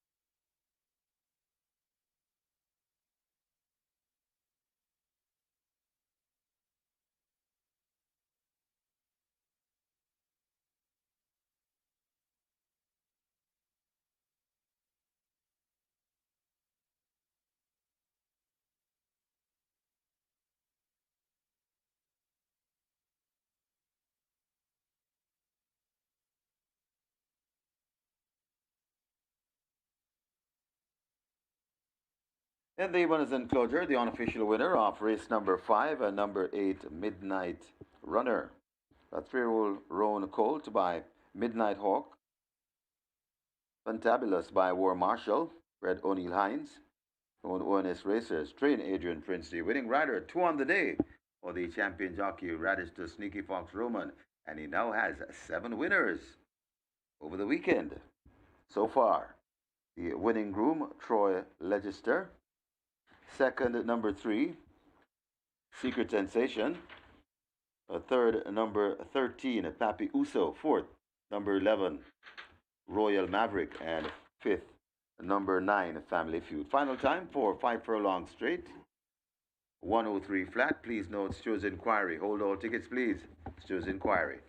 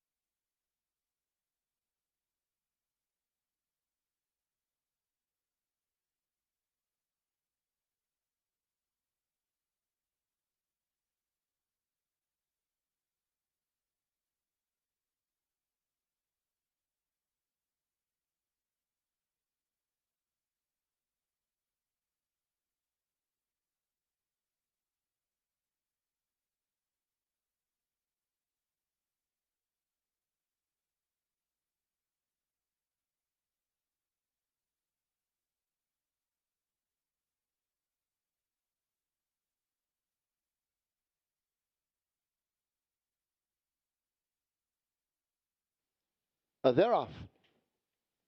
Money Mission gets a good start with Midnight Runner. They're rubbing shoulders early. Family Feud is driven out now and trying to close in on the leading group. Chasing My Dream is racing near to us with Royal Maverick in behind. Papi Uso is also close to us. Candy Girl racing further back behind horses. As they sort themselves out, they've covered just about the first 2 furlongs. Family Feud showing good speed. Midnight Runner the Grey is drifting over more toward the far side. Chasing My Dream and Royal Maverick racing almost together. Papi Uso is the one nearest the stands in the blue with the yellow cap, but Family Feud on the far side, drifting toward the center, looks to have that overall lead. Midnight Runner now trying to close in for the kill. Chasing My Dream running in behind them. Here is Royal Maverick now kicking in with a burst of speed as Family Feud continues to fight hard. Royal Maverick now overtaking. Midnight Runner comes rushing through and Midnight Runner grabs the lead. Royal Maverick in chase. Here is Secret Sensation flying in the end. They drive toward the line. Midnight Runner possibly just over Secret Sensation. Then Papi Uso, Royal Maverick close. Could be Candy Girl over Family Feud and Chasing My Dream.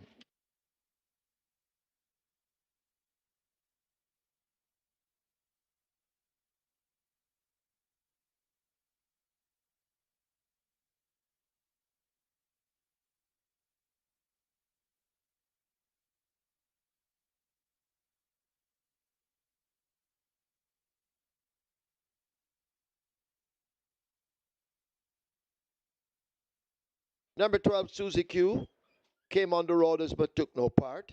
And after the Stewards Inquiry, there will be no change to the order of finish.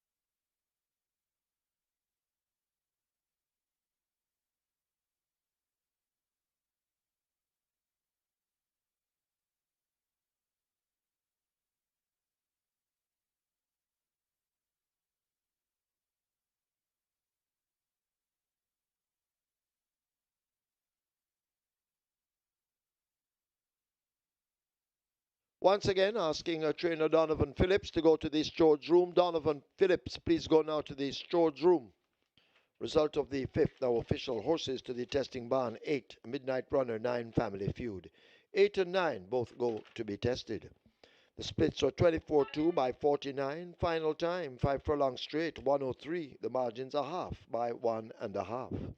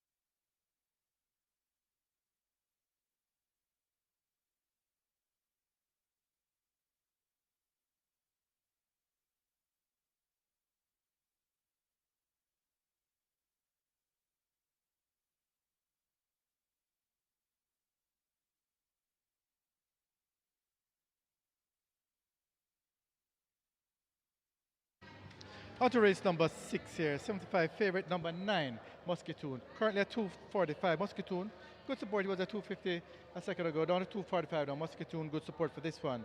However, number 10, Angela's currently at 380. This one opened at $17, was sitting at $10 for a bit not too long ago. All the way down to 380 now. Best back run at the fixers winners, that's number 10. Angelus currently at 380. Angelus is actually at 3 to 1 in the total. Good support on that side of things as well. But these are the main two that are being supported here.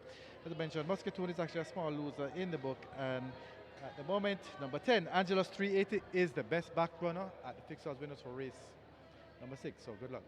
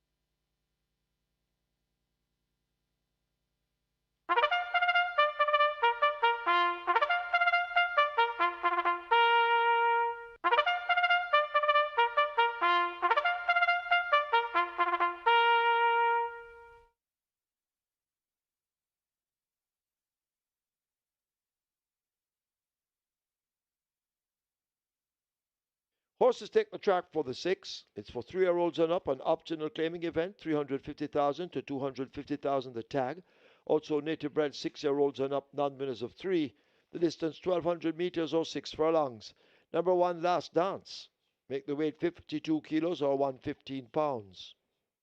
3, Shashamani Dance, 55 or 121. 4, Traditional Boy, 53 or 117. 5, General Chief, 54 or 119. 6, Print Quality, 50.5 or 111. 7, Blue Sky, 54.5 or 120. 10, Angelos, 51 or 112. 12, Caveman, 53 or 117. Scratch, 13, Timekeeper injured. 14, Silent Cat, 54 or 119. 15, Dancing in the Breeze, 53.5 or 118. Wagering offered on double event exacta, Quinella trifecta, superfecta, high 5, rolling triple. This is where the Twilight 6 begins. Rolling triple on its way to 300,000. Twilight 6 at 5 million and climbing. Get your wagers on.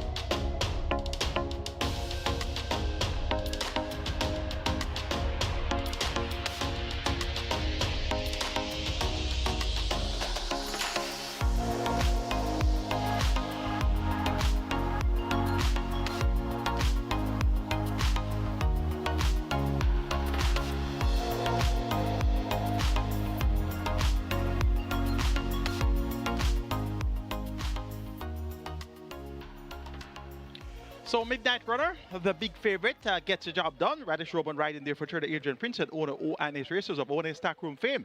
And the 8-3 exacta came through with Sequence Sensation. Akeem Grant in the side for Carladis, and that one flew home. But Midnight Runner had enough in the tank. The numbers I gave you, they were 8, 3, 10, and 5. And the race came back 8 from 3. So you got the exacta, you got the Quinella. And that will be good wagering for you. Live ticket count on the Regal 6 coming into the cash out leg, now down to 409 with 31.2 million in that net pool. And we have 26 tickets alive on the catch line, 433,000 plus in that net pool. It's now time to shift your focus to the start of the Twilight 6. And of course, your focus will be keyed in on the cash out leg of the Regal 6. One overlapping race for your Regal 6 and Twilight 6. Twilight 6 pool already 6.3 million wagered. 350 claimers go 6 furlongs or 1,200 meters. The top selection is the Inform Muscatoon. Has won 2 of his last 3. Actually has won 3 of his last 4 as well, with a runner-up effort on the other occasion. So he's banging for this 11-year-old, the oldest horse in the lineup, now trained by Adrian Prince. aka Dan Dan, and he's doing quite well.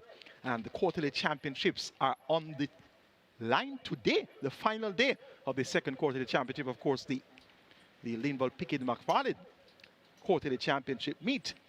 So this Muscatoon can't be faulted on the score. Fitness looks quite well going down to the starting gate, and Shane just looks for his second win on the card. Had a win earlier on a peach of a ride with I Am Interested. So I'm interested in him getting the win here with Muscatoon for obvious reasons. Number 5, General Chief, gets odds of 5-2, has been knocking at the door, second 4 of the last 5 races, so he's hell-bent on going one better. Demar Williams, also known as Struggle, picks up the mount for Trainer Spencer Chung. He chips off 3 kilos of the allotted 57 kilo weight, so it's going to be 54 kilos here for General Chief, and General Chief was runner-up behind Muscatoon, 2 starts back, so the rematch will be quite interesting.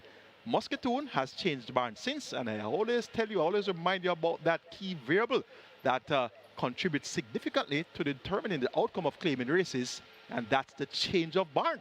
So Muscatoon has a change of barn, but General Chief has not had a change of barn, so he's home sweet home, and he could very well turn the tables on Muscatoon. Number 2, Dodge's Link, takes a trek down the claiming ladder from 500,000 down to 350, and he's getting 8-1, so that's a big price for the Downing class Dodge's Link. His form of October and November last year at 400,000 when winning back-to-back races will definitely be good enough to take care of these. So a mild upset win at 8-1 for Dodge's Link could be what you really want on the cash-out leg of the Reggae 6 on mandatory period day. And number 1, Last Dance, 9-1. Richie Shakes had a double yesterday. He won race 1 today. And that was with Nakamura. So he's looking to bookend the Reggae 6 by starting it and closing it. And at 9-1, Last Dance would be a great way to close the Reggae 6 on mandatory period day. So we have some value here with Last Dance. You have some value with Dodge's Link.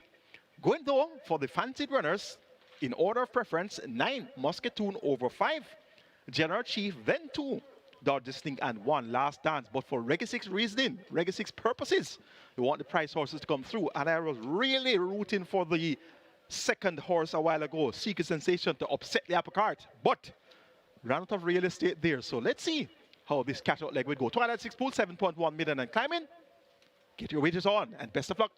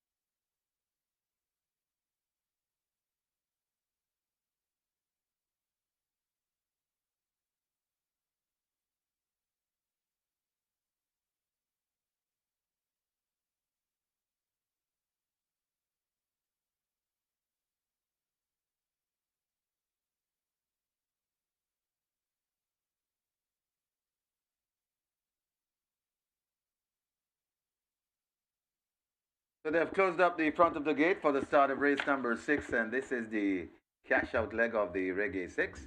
And this is where the Twilight 6 begins. Nearly $8 million wagered in the Twilight 6. Rolling triple on its way to 350,000. High 5 wagering offered. That's approaching 200,000. Get your bets on. The front of the gates are closed.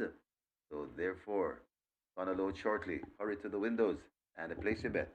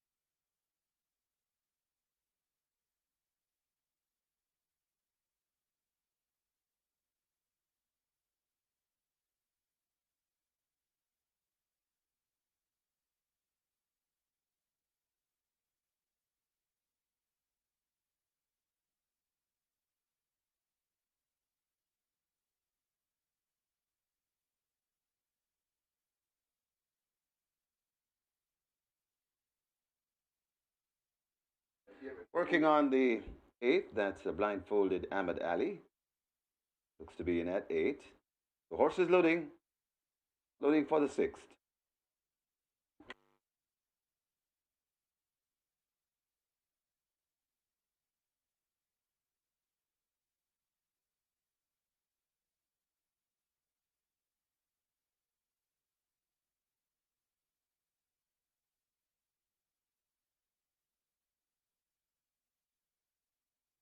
The Twilight 6 getting close to 8.5 million. So get your bets on. The loading up has started. Shashimani Dance pulled to gate 3. Shashimani Dance goes in. Traditional Boys next at 4. Last Dance situated in 1. Print Quality heads to gate 6. One being spun around.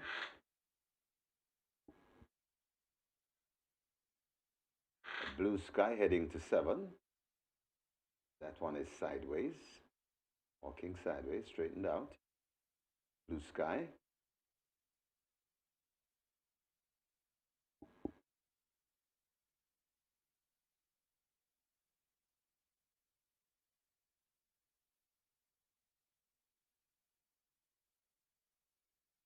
Blue Sky hesitating as Angelos moves into 10, gate 10.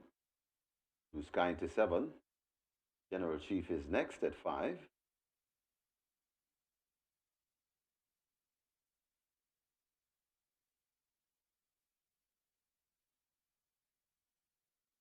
Was Assault heads to gate 11. Caveman situated in 12. Silent Cat, gate 14.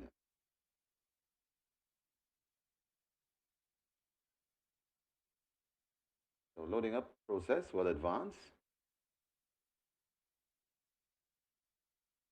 Print Quality, Musketoon, Dancing in the Breeze. Nothing But Trouble, and Dodger Slink we wait on. Musketoon heads to 9 and goes in. Dancing in the Breeze is next. Dodger Slink loads at 2. Print Quality heads to 6. And Nothing But Trouble heads to 16. 6 furlong the trip. Ooh, Angelos has ejected the rider. And settled once again. Rider climbs on the gate. And we are ready for race number 6.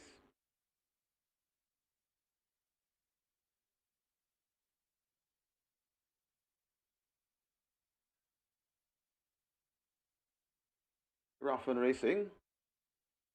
Blue Sky steps a bit slow, but getting the worst of that. That's Caveman. It's lodging at the back of the field as Musketoon goes into an early lead. It's Musketoon on that lead. Buzz Assault rushing down on the outside, right against the rail, and coming on that is a Dodge This Link. And Dodge This Link now grabs that early lead from Buzz Assault Racing back there in second. Nothing But Trouble is also in the mix in third, right there in fourth. That's Musketoon. And then a 3 or 4 length gap before we come to Ahmad Ali. Then comes a Last Dance behind those. That is General Chief. Behind General Chief on the outside, that's Dancing in the Breeze. Then comes a Silent Cat. Shashamani dance there at the top of the lane, and it is Dodges Link on that lead. It's Dodges Link in front. Musketoon trying to come against the rail. Coming out wide, that's Ahmad Ali. Last Dance is also coming on, but Dodges Link is full of run and begins to pour it on. It's Dodges Link in front of Musketoon trying to get to Dodges Link. They got a half a furlong to catch Dodges Link, and I doubt they'll catch Dodges Link. Beginning to pull away, running on encouragingly for second. That's Last Dance and Ahmad Ali. Got tied for second, Last Dancer, Ahmed Ali. Then comes the Musketoon, got tied for fifth. Either General Chief or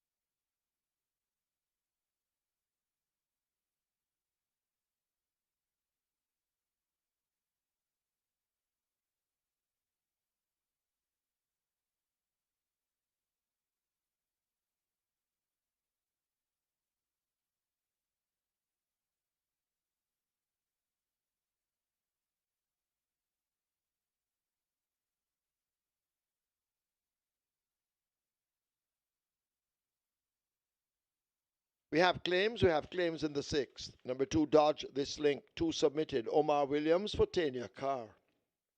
Omar Williams claims 2, Dodge This Link for Tanya Carr. 10 submitted for number 8, Ahmad Ali. Randolph Scott for Julian Murray. Randolph Scott claims Ahmad Ali for Julian Murray. 7 claims submitted for number 10, Angelos. 1 void. Howard Bailey for Anthony Lawrence. Howard Bailey claims Angelos for Anthony Lawrence.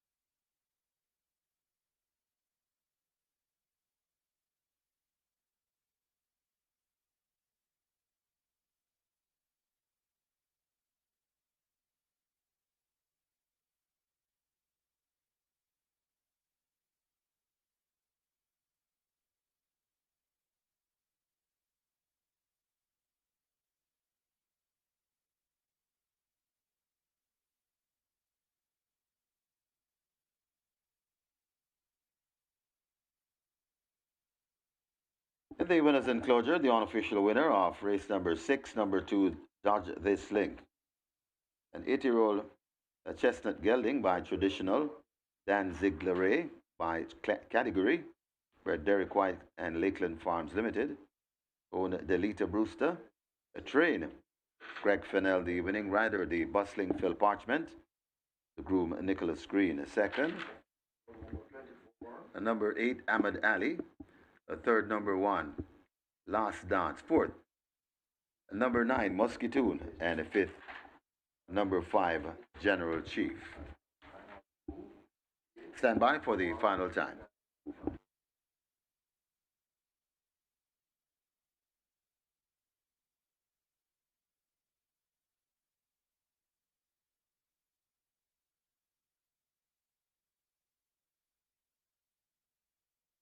The final time for 6 furlongs, 118.2. We have a stewards inquiry. The stewards are looking at the 600-meter point.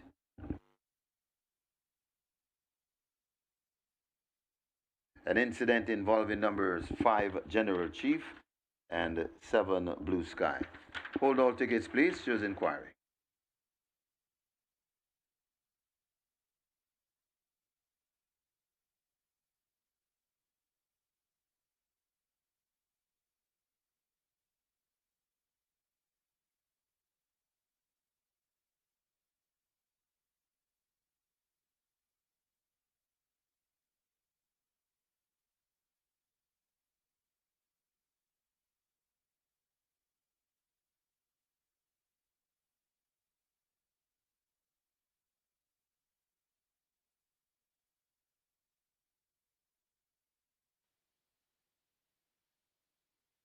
Rough and racing. Blue Sky steps a bit slow. We're getting the worst of that. That's Caveman. It's lodging at the back of the field as Musketoon goes into an early lead. It's Musketoon on that lead. Buzz Assault rushing down on the outside, right against the rail, and coming on. That is a Dodge This Link. Dodge This Link now grabs that early lead from Buzz Assault racing back there in second. Nothing But Trouble is also in the mix in third, right there in fourth. That's Musketoon. And then a 3 or 4 length gap before we come to Ahmad Ali. Then comes a Last Dance behind those. That is General Chief. Behind General Chief on the outside, that's Dancing in the Breeze. Then comes a Silent Cat. Shashamani Dance there at the top of the lane. And it is Dodges Link on that lead. It's Dodges Link in front. Musketoon trying to come against the rail. Coming out wide, that's Ahmad Ali. Last Dance is also coming on, but Dodges Link is full of run and begins to pour it on. It's Dodges Link in front of Musketoon, trying to get to Dodges Link. They got a half a furlong to catch Dodges Link, and I doubt they'll catch Dodges Link. Beginning to pull away, running on in currently for second. That's Last Dance and Ahmed Ali. Got tied for second, Last Dance or Ahmed Ali. Then comes the Musketoon, got tied for fifth.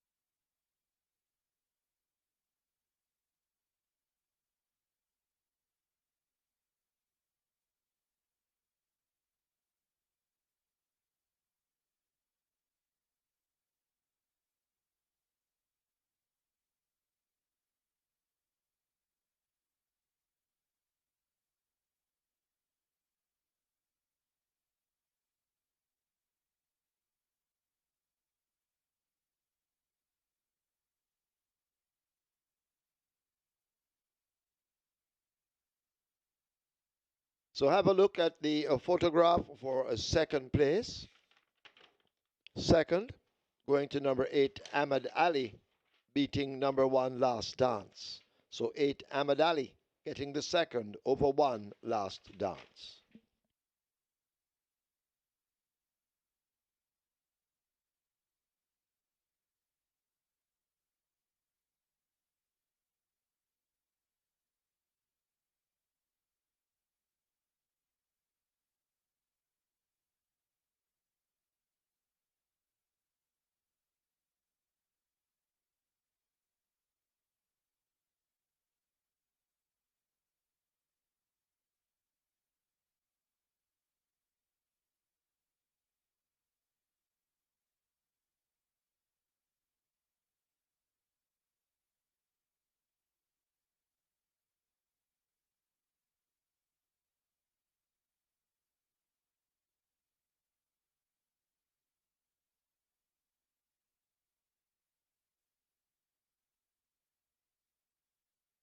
And after this George inquiry, there will be no change. No change to the order of finish, no change.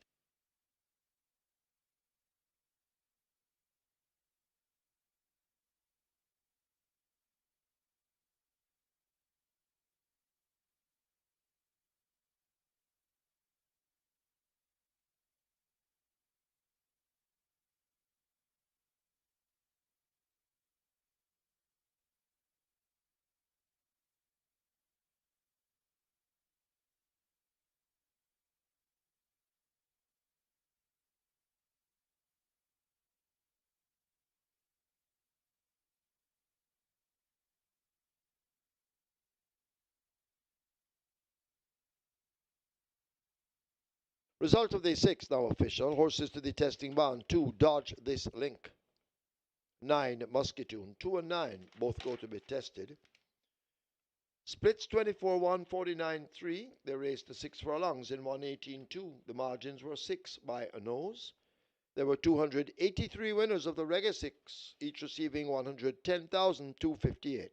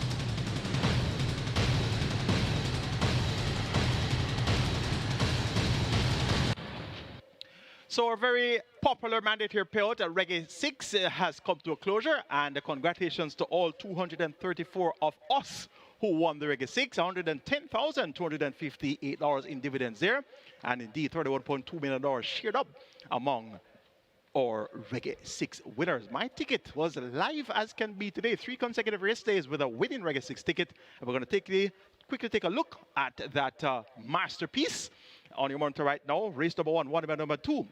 Nakamura at 2-1. Race number 2, won by horse number 6. The top selection, I'm Interested. Race number 3 was won by number 4, Miss Marbella. Race number 4 was won by number 3, Spraga. And race number 5, won by number 8, Midnight Runner. Just barely over number 3, Secret Sensation. Would have really loved Secret Sensation to win that race at a better price. And race number 6, the cash out leg of the Regal 6, won by number 2, Dodge This Link at odds of 5-1.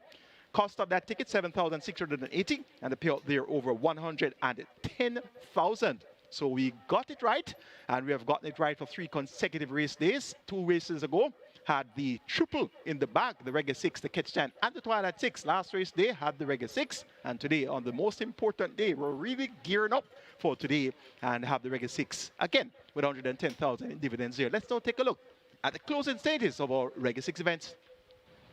A quarter of a mile to run, and it is a Nakamura beginning to extend the lead. Racing past the 316th, the rider becomes a busy man. This Richie Shakes as he's changing the stick from left to right, and Nakamura holds the advantage.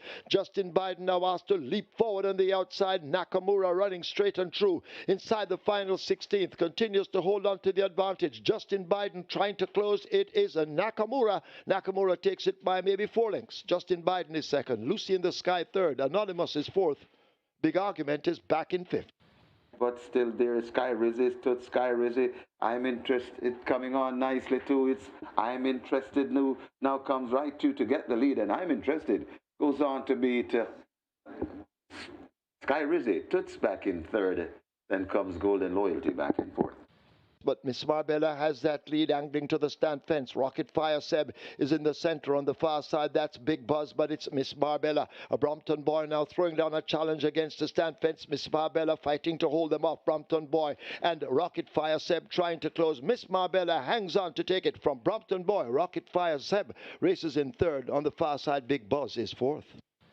But it is Spraga in front. Chris Lim trying to get to Spraga, coming to the furlong pole. Spraga turning them back. It's still Spraga in front. Chris Lim still fighting hard, but Spraga doing the better work. Coming to the furlong pole, and Spraga and Romario Spencer coming away from Chris Lim, and Valley of Love battling for second. Spraga beats Valley of Love. Then comes Chris Lim, and a race on for 4th.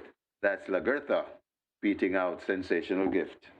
And here is Royal Maverick now kicking in with a burst of speed as Family Feud continues to fight hard. Royal Maverick now overtaking. Midnight Runner comes rushing through, and Midnight Runner grabs the lead. Royal Maverick in chase. Here is Secret Sensation flying in the end. They drive toward the line. Midnight Runner possibly just over Secret Sensation. Then Papi Uso, Royal Maverick close. Could be Candy Girl over Family Feud and Chasing My Dream.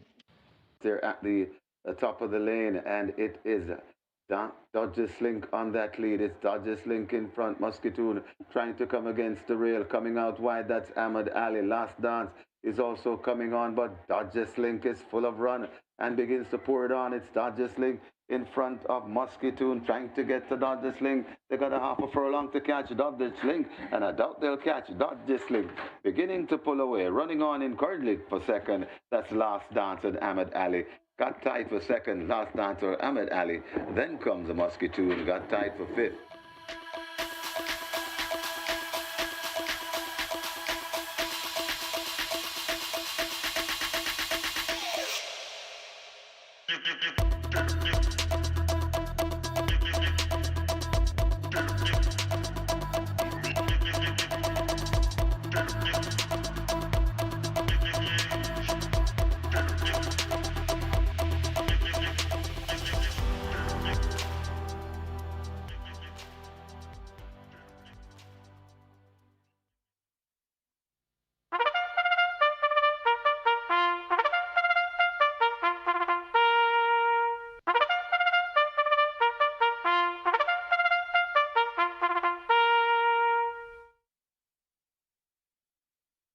Horses take the track for the 7th. It's a restricted allowance 3 for native bred 4-year-olds and up, non-winners of 4, and imported 4-year-olds and up, non-winners of 3. The distance 1400 meters or 7 furlongs. Scratch number 1, Golden Syrup Sick. 4, Hit and Run, 48.5 or 107. Scratch 5, Himaya, lame. 7, Provident, 55 or 121. Wagering on a double event, exacta, trifecta, rolling triple. The late 5-star begins here. Get your wagers on, runners. Make their way to post.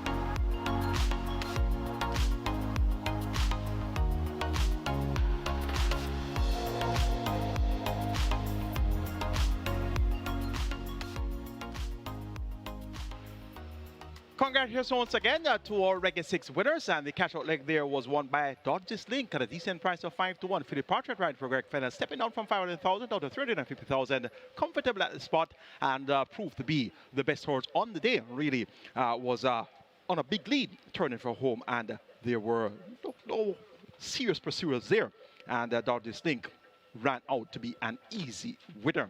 Live ticket count on the catch 9 now down to 4 with 433,000 plus in that net pool, and the Twilight 6 live ticket count 1,435 with over 5.84 million in that net pool.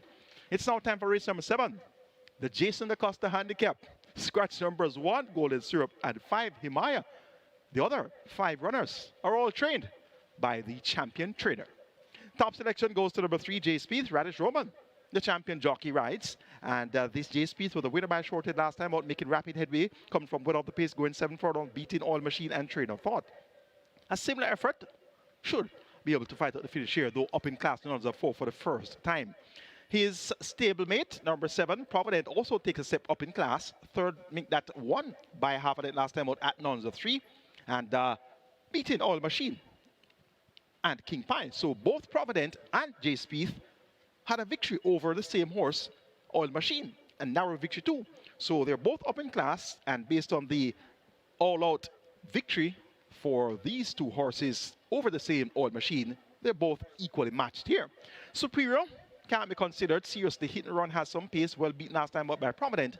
And we have Brenda Boy, who's a seasoned nuns of 4 campaigner, and he was a recent acquisition by the Jason da Costa camp and raced on the 14th of June under his gear for the first time, second by a length and 3/4 behind Midnight Galaxy, going 9 furlongs. Prior to that, ran on to the second, going a mile behind Immeasurable Joy. So the reduction in distance is 7 furlongs, not necessarily perfectly suited to Brenda Boy's running style, but he has a good late pace.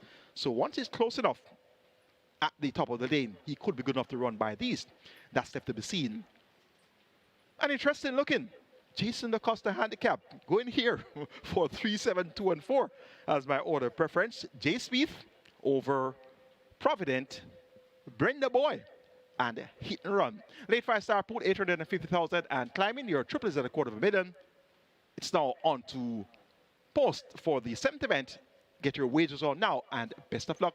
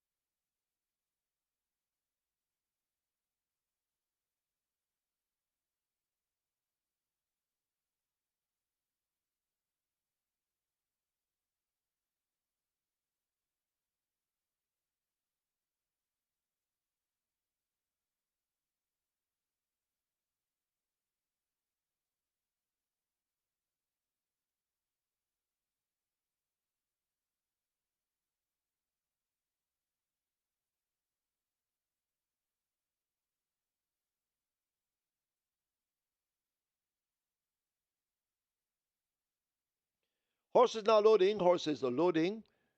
Late 5-star heading for 900,000. Rolling triple 300,000. Brenda Boy is in. Chase Spieth loads at 4. Rather, that's Hit and Run. Hit and Run loads at 4. Rider off J. Spieth.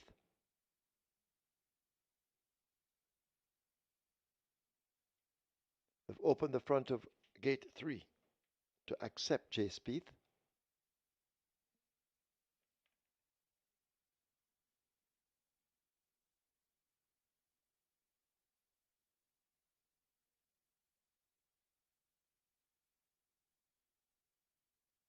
Superior loads at 6.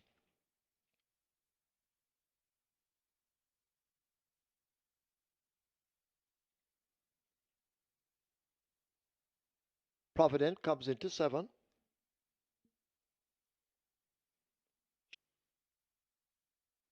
CHINNA is looking for his second win on the card.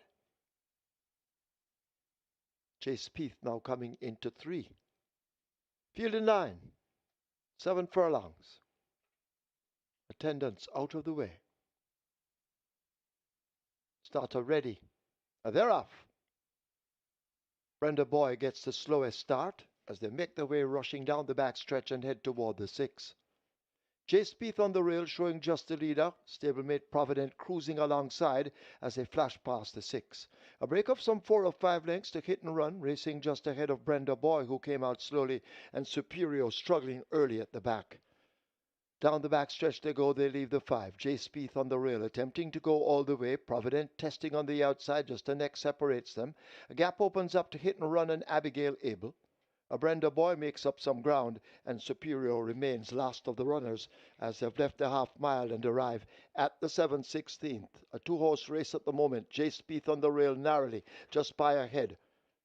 Provident now pulling alongside, and they make eye contact as they've left the 3. A huge gap opens up to Abigail Abel on Hit and Run as the leaders leave the 5/16. Brenda Boy races up next, and forget Superior as the leaders come thundering into the top of the lane. Provident possibly just by the flare of a nostril. J. Spieth continues the battle down on the rail. It's Provident now beginning to assert over stablemate J. Spieth. They drive past the furlong pole, and now Provident begins to come away from J. Spieth, and Provident now showing them a clean pair of heels. A 16th to run. There's no stopping Provident, and Shane Ellis, the Canterman, running away with it in the end. Provident wins by maybe double digits. J. Spieth is second. Brenda Boy is third. Hit and Run is fourth.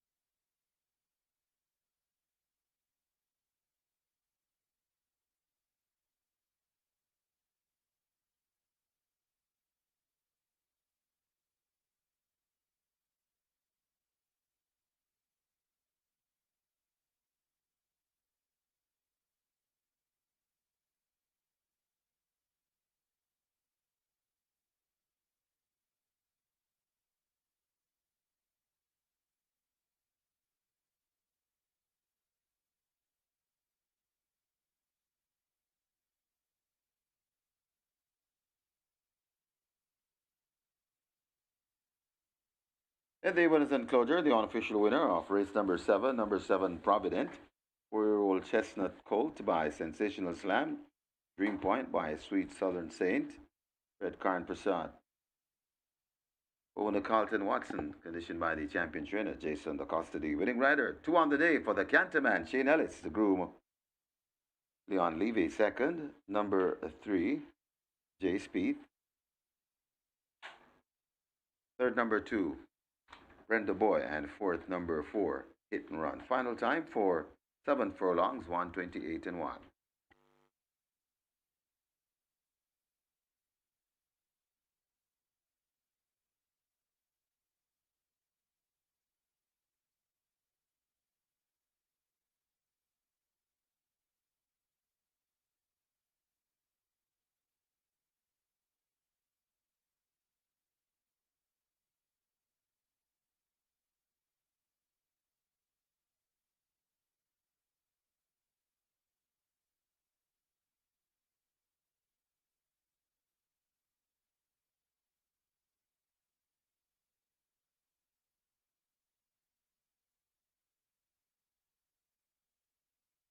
They're off. Brenda Boy gets the slowest start as they make their way rushing down the backstretch and head toward the 6. Jay Spieth on the rail showing just the leader. Stablemate Provident cruising alongside as they flash past the 6. A break of some 4 or 5 lengths to Hit and Run, racing just ahead of Brenda Boy, who came out slowly, and Superior struggling early at the back. Down the back stretch they go, they leave the 5. Jay Spieth on the rail, attempting to go all the way. Provident testing on the outside, just a neck separates them. A gap opens up to Hit and Run and Abigail Abel. A Brenda Boy makes up some ground, and Superior remains last of the runners as they've left the half mile and arrive at the 7/16th. A two-horse race at the moment. Jay Spieth on the rail narrowly, just by ahead. Provident now pulling alongside, and they make eye contact as they've left the 3. A huge gap opens up to Abigail Abel on Hit and Run as the leaders leave the 5/16th.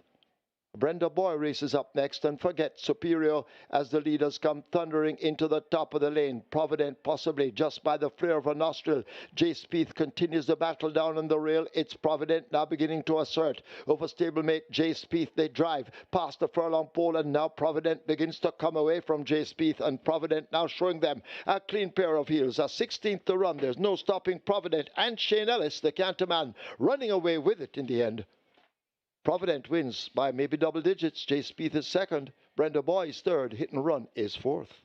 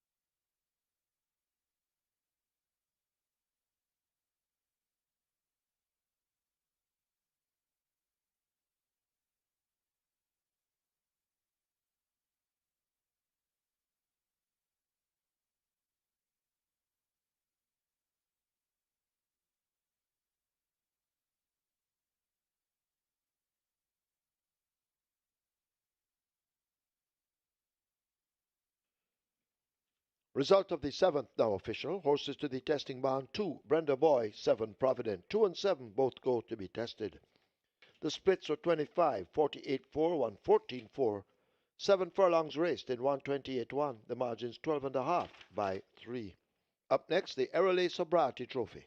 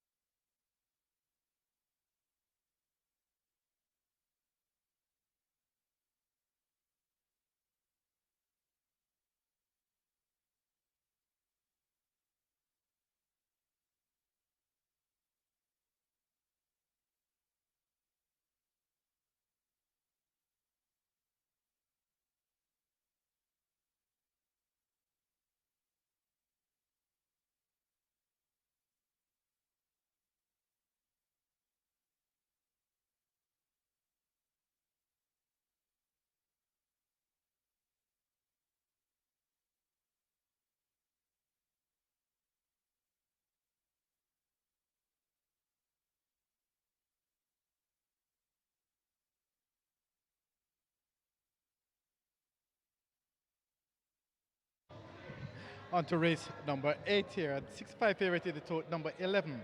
Zulu Warrior. Zulu Warrior taking a lot of money on that one. Opened at what, $4. Zulu Warrior very heavily back down to 245. This one is a 65 favorite in the tote. So there have been whispers about Train of Thought, that's number 4, currently at $9. 9 Crypto Girl at $3.50. 3 Blood Moon at $5. But as it is now, we're taking very little money on anybody other than Zulu Warrior, to the point where our traders are saying, listen, we prefer anybody to win other than Zulu Warrior. So if you're looking to back anybody else, you see the prices are pretty good compared to those in the tote there. And as it is, number 11 Zulu Warrior is the best back runner, currently at 245 at the fixers window. So good luck for race number 8.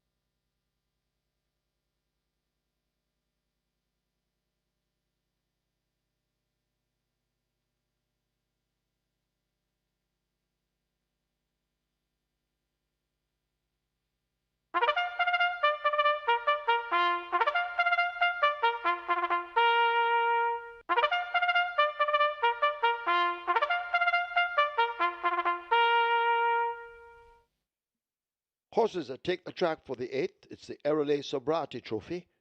It's a restricted allowance 4 for native bred 4-year-olds and up, non-winners of 3, and imported 4-year-olds and up, non-winners of 2, Division 1. The distance 1200 meters or 6 furlongs. Number 1, Fearless Attack, 53.5 or 118. 2, Princess Ifya, 52 or 115. 4, Train of Thought, 54.5 or 120. 5, Princess Catalia, 48.5 or 107. 8, Happy Force, 55 or 121. 9, Crypto Girl, 53 or 117. Wagering offered on double event. Exacta, Quinella Trifecta, Superfecta, High 5, Rolling Triple. The Strike 4 begins here, the single winner bonus in excess of $274,000. The Rolling Triple heading for $400,000, Strike 4 on its way to $1 million. Get your wagers on.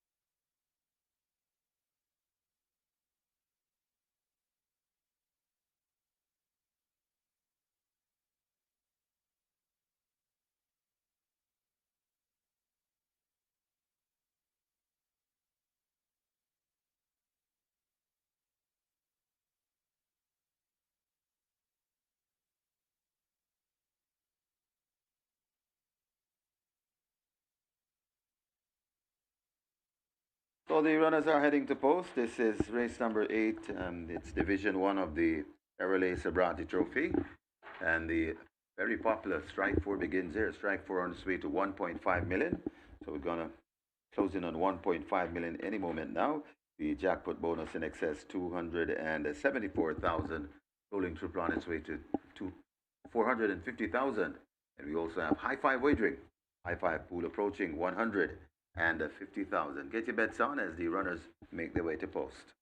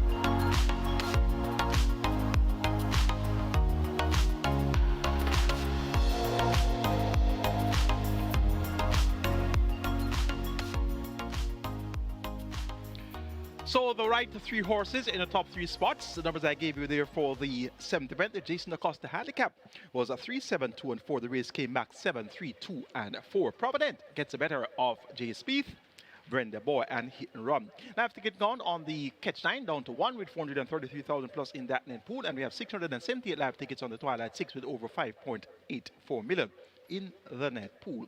It's now time for the ERROL Anthony Liquor Stop Sabrati Trophy. We have a field of 11. It's Division 1, restricted allowance 4 for native bred 4s and up nuns of 3, and imported 4s and up nuns of 2, with a purse of 780,000. Strike 4 starts here. Minimum guarantee paid $500,000, and your pool is already at 1.3 million. Top choice is number 11, Zulu Warrior. Champion apprentice Shane Richardson, also known as Andy, riding for trader Adrian Prince and owner O and his racers of owner is Tackroom Fame.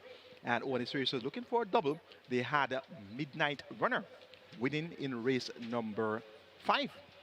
And of course, you know that the quarterly championships are on the line today. So Zulu Warrior looks good and is ready to deliver. Number 9, Crypto Girl has speed. Radish Robot rides to Byron Davis, and this one should be in the firing line early. 6 forward on the trip. Look for Crypto Girl to be the one to catch. Number 4, Train of Thought gets 5 to 1. Ray Lewis picks up the mount for trader Stephen Todd. And this one has been third, 2 of the last 3, but not very consistent. You don't know when you're going to get that big run from Train of Thought, but that big run could be good enough to fight at the finish here. And number 3, Bloodbone, Emilio McLean, also known as Nico, picks up the mount for trader Sabrati and owner Eminem Racing Stable of Blue Vinyl fame. Made rapid headway to finish third last time up by 4 lengths behind She's Dallas Love and Firecracker. We'll see Firecracker in action in Division 2 of the ERROL Anthony Liquor Sabrati Trophy. So Blood Moon should be kept on the right side as well. Going here for 11.943 as my order of preference for the ERROL Anthony Liquor Sabrati Trophy. Zulu Warrior over Crypto Girl, Train of Thought, and Blood Moon. Strike for a pool, 1.3 million and climbing. Triple is at 400,000. Horses at the gate. Wager now and best of luck.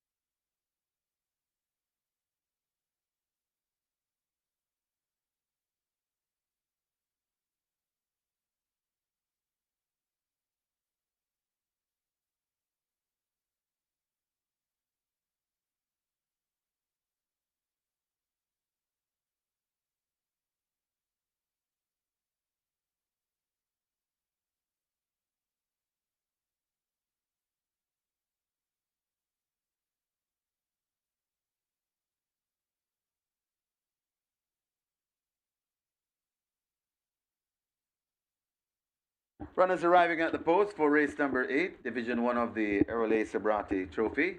And the strike 4 has arrived at 1.5 million, so we're heading to 1.6 million. And possibly close to 2 million, as we're now going past 1.6, heading to 1.7. We're on our way to 2 million in the strike 4. It's well worth your wager. Rolling triple on its way to 500,000 is heading to 500,000, and the high 5 heads to 200,000. Get your bets on as the runners are arriving at the post.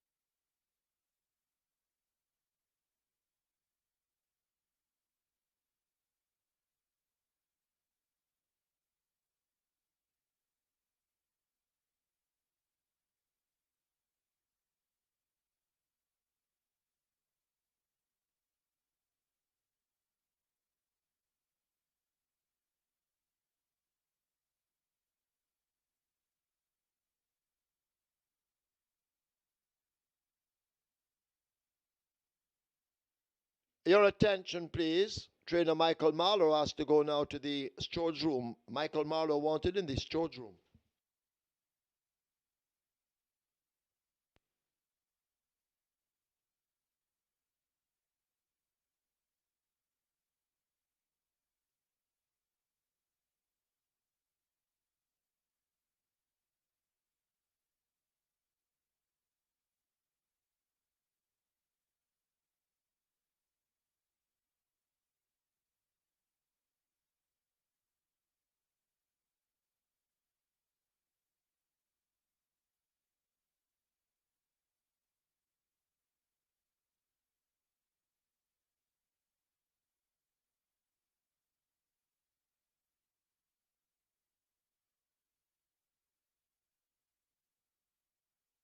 So they have closed up the front of the starting gates.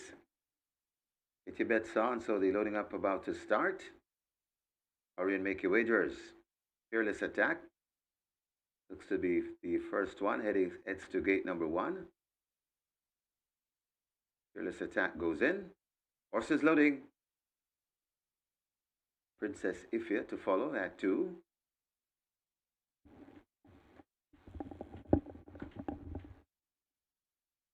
Princess Ifya goes in. Blood Moon is next at 3.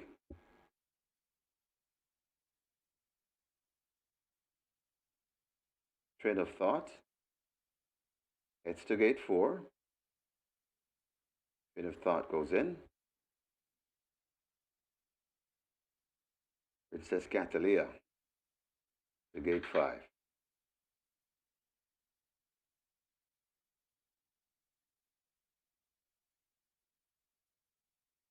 Tornado Steel is next.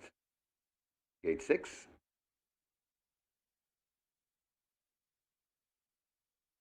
Rider comes down from number 7.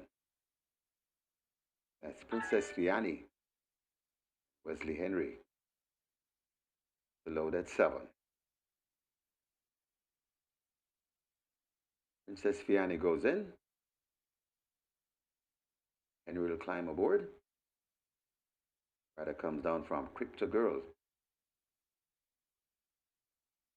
That's the Sneaky Fox Radish Roman. That's 2 on the card so far.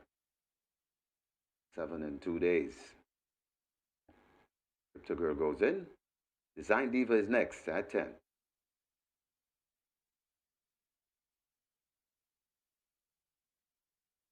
Rider off Zulu Warrior, Shane Richardson. On a trainer connection looking a double. Buenos Races and Adrian Prince. And the final one, Happy Force, Gate 8. 6 furlong the trip.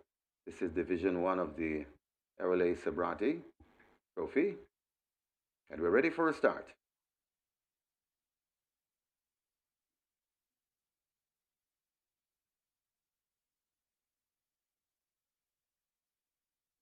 After holding them.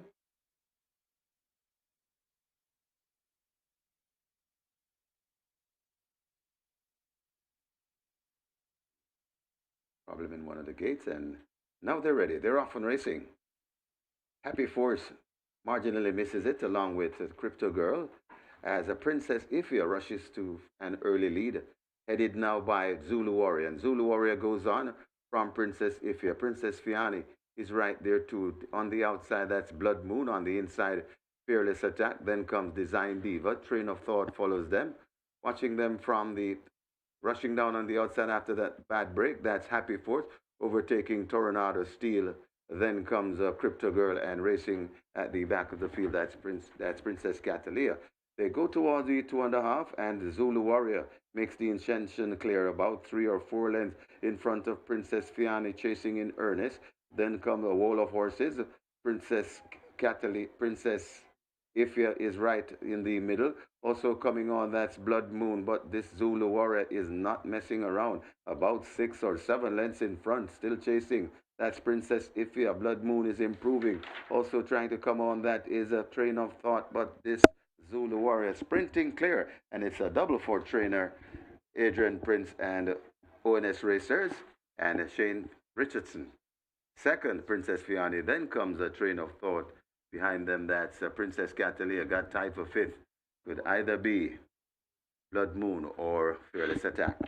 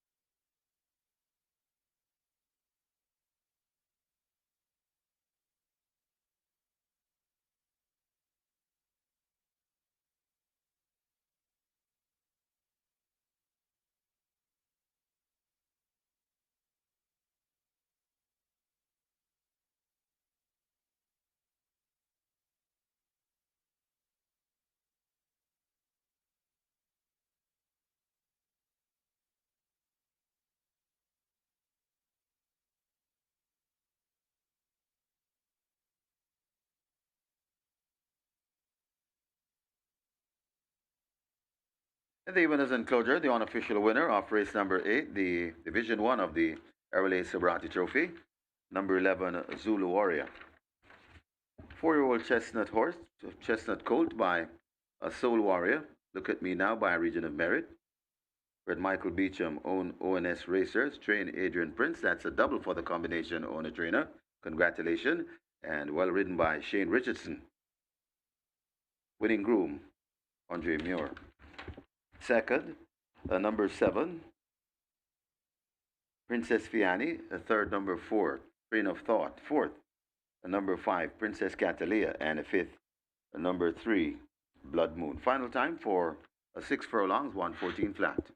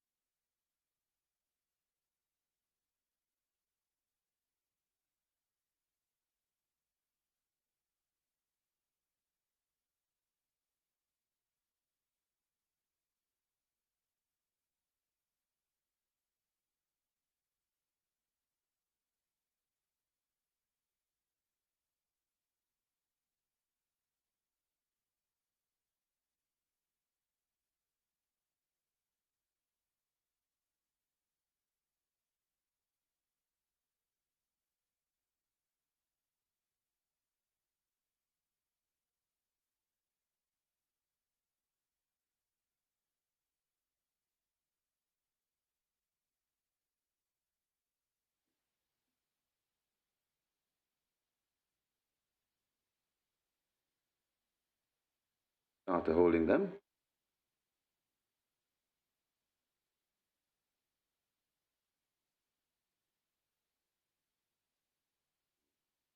Problem in one of the gates, and now they're ready. They're off and racing.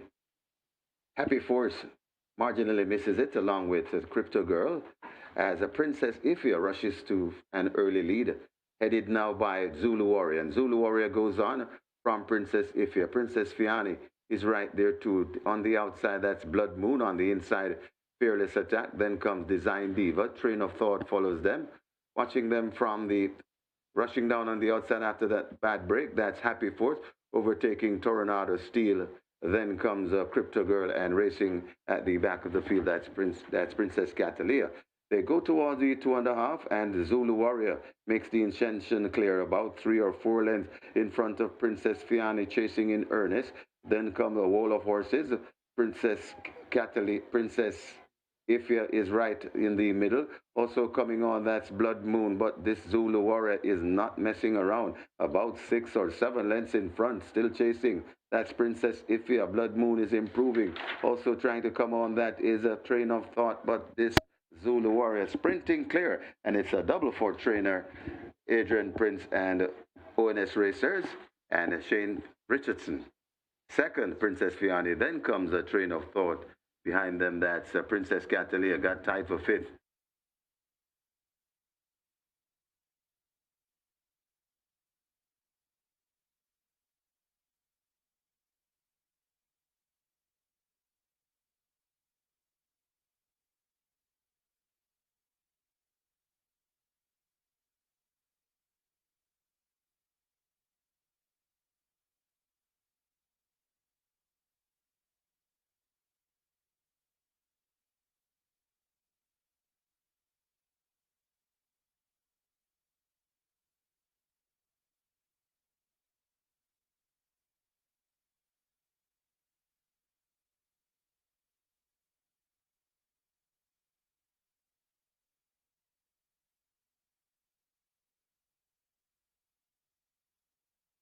Result of the 8th now official. Horses to the testing barn. 5, Princess Catalia.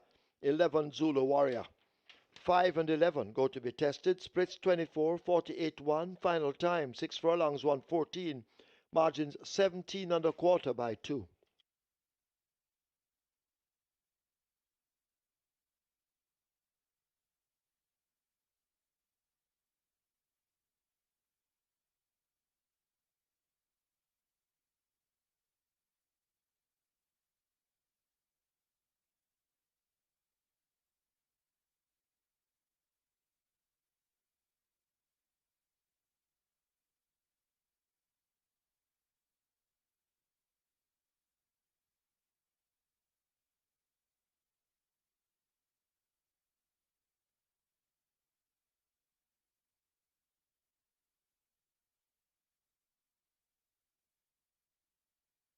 Ladies and gentlemen, your attention called to the winners enclosure for the Division 1, the presentation of the ERROL Sabrati Trophy.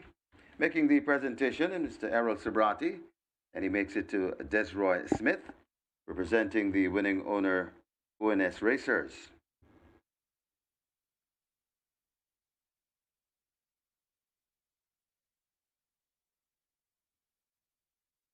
Next presentation by Mr. Jose Ramos, presenting jockey breeches and goggles to the winning rider, Shane Richardson.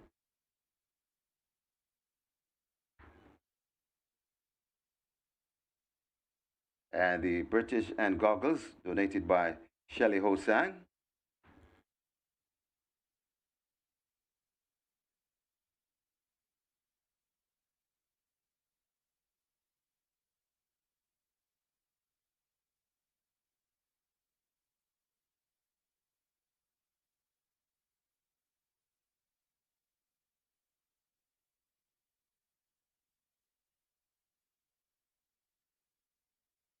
And that's Shane Richardson receiving his gift of breeches and goggles from Mr. Jose Ramos.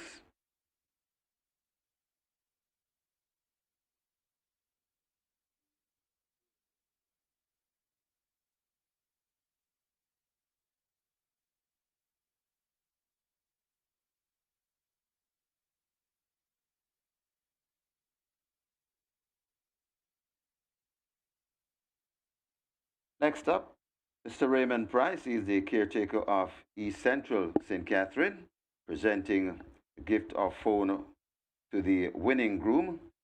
And of course, the winning groom, Andre Muir, representative of Javon Knight, and phone donated by Catherine Ashton.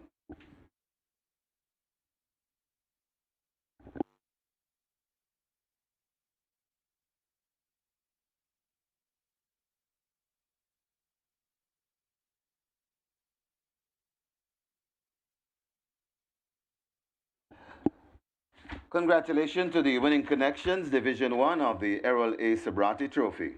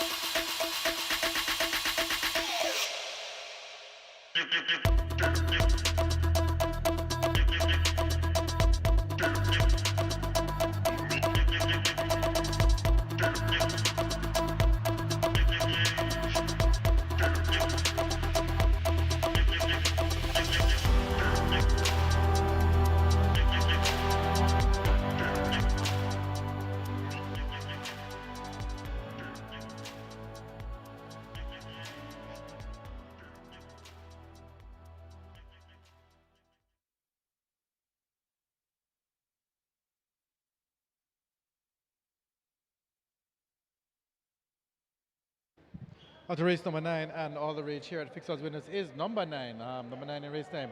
Gravano opened at about $2, was down to $1.55, now it's dropped to $1.45, and it's pretty much one-way traffic at the Fixed Odds Windows in terms of the betting, as it's all pretty much all going on Gravano. They are saying nobody's even trying to beat Garvan with any of the attractive prices at the other runners. It's all one-way traffic for number 9, Garvano. He's also your 2 to 5 favorite in the tote. So that's your fixed odds update for race number 9. Number 9, Garvano, taking all the betting. Best back runner. Good luck.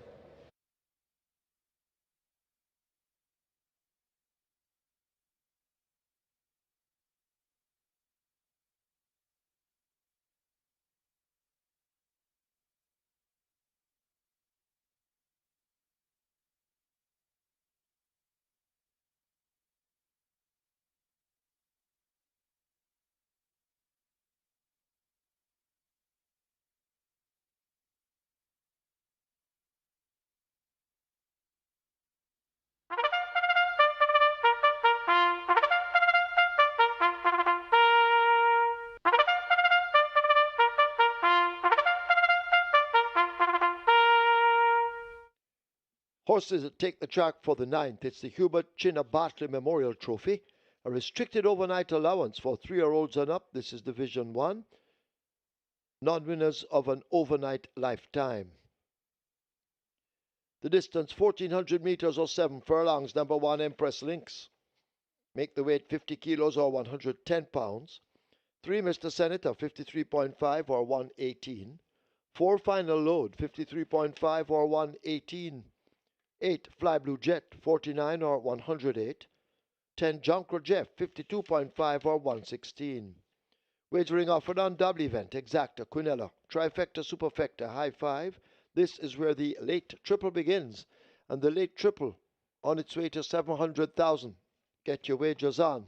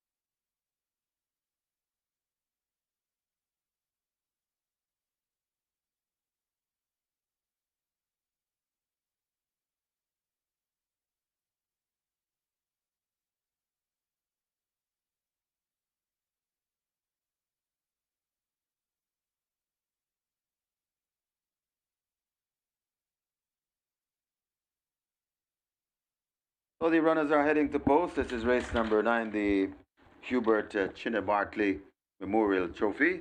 And this is where the late triple starts. Late triple on its way to 800,000. So I'm sure we're going to get to a million as per usual. And we also have high five wagering, high five pool approaching 150,000. Get your bets on as the runners make their way to post.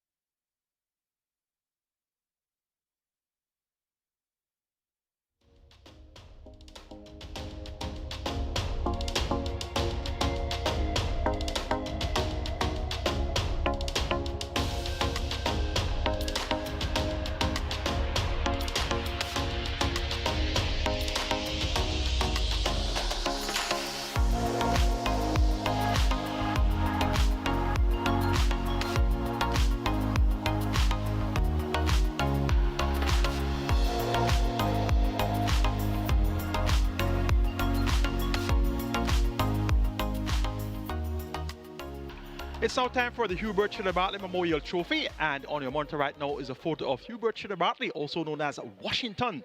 Champion jockey 1983, 1986, and 1991. And HUBERT Bartley is a Hall of Fame inductee, had a total of 751 victories, 12 classic wins. He won the Jamaica 1000 Guineas, a Great event 4 times, won the Jamaica Oaks, also a Great event once, won the Jamaica Derby twice, won the Jamaica St. Ledger on 6 occasions, and he won the Governor's Cup, a Great event, on 1 occasion. We now honor HUBERT CHINNA Bartley with the HUBERT CHINNA Bartley Memorial Trophy. Nice win by Zulu Warrior. 17 1/4 lengths clear in 114 flat. My. That one. Reporting from the barn of Adrian Prince for the first time. New owners, OMS Racers, and the tack room. All the great things from the tack room there were brought into play with Zulu Warrior. What a turnaround in form. 17 1/4 lengths in 114 flat. My, that's a vastly improved Zulu Warrior. Champion apprentice Shane Richardson. I think that could have been his first win since losing his buck a couple months ago. So, champion apprentice Shane Richardson back in the winner's enclosure. It's now on to the late triple. Minimum guaranteed pay at 400,000 already. 750,000 wagered. Let's take a look at the first leg of the late triple. Top selection for this restricted overnight allowance contest for horses who have not won an overnight race lifetime is number 9. Gervano. Strong efforts both at the overnight level. Second by 2.5 lengths, going 9 furlongs to Divine Force. Followed by 6 lengths last time, but going 5.5 furlongs the trip. Way too short of his best, but made rapid headway inside the final furlong there to be third behind Unbelievable Force and Money Market. Now has another furlong and a half to work with. Robert Haldane picks up the mount for Jason Acosta. Gervano, your 2 to 5 favorite, looks likely to take a lot of beating here. Number 6, Supremacy, is going to be the main danger, if there's going to be any danger. Radish Roma for Anthony Nunes and Yardley Stables, and this Supremacy is a seasoned overnight allowance horse. Has raced at level 4 times, yes, and second by a head on his first attempt, just beaten by Get a Pepsi 126.4 for this same trip of 7 furlongs. Came back on the third by 5.5 lengths behind Legacy Isle. Chocomo, that was at 5 round, a trip way too short of his best. That was 6 by 10 1/4, going 7 furlongs behind Impressive Force Kem and On Spot. And last time out, going 5 furlongs straight, 4 by 2 3/4 ran evenly behind Kem, Prince Aman, and Commander Z. So 7 furlongs right up his street, and the sneaky fast rider Showman back in action for his apprentice master, Anthony Baba Nunes Supremacy. Gonna get the first run on Gervano for sure. Gervano not as forwardly placed as Supremacy, not as speedy as Supremacy. So it's going to be first run for Supremacy. And Gervano will be trying to run him down inside the final third and a half. California Crown, meet that California Gold, has suddenly caught the pace of this level. And sooner or later, we're going to see California Gold be in bank contention where it matters most. 12 to 1 is going to be a live outsider this California Gold. And number 4 is Final Load, gets 15 to 1, has a good pace, and you know pace makes a race. Anthony Fraser, the young apprentice, looking for his first win, and he has had 18 starts so far this year, 18 mounts, 3 seconds and 2/3. So he's knocking at the door, and the door should very well open sooner than later. Final Load, though, has been outclassed since up overnight, and that could very well be the case once again. But look for this one to possibly hold on for a share of your trifectas, superfectas, and high fives. Make my order of preference for Division 1 of the HUBERT CHINNA Bartley Memorial Trophy. 9, 6, 5, and 4, and that's Gravano over Supremacy, California Gold, and Final Load. Final triple is at $750,000. Best of luck.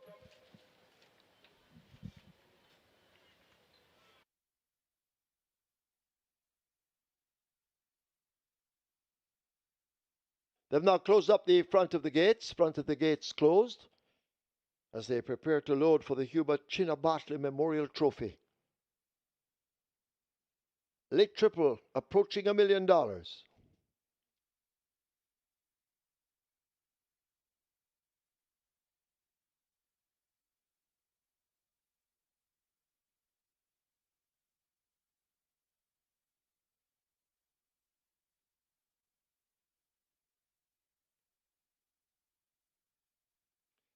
High five approaching at 200,000.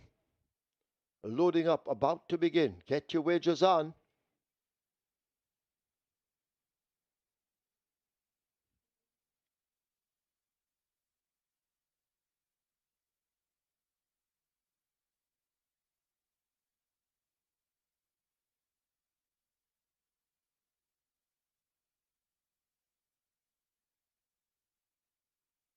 Horses now loading. First one in Empress Links.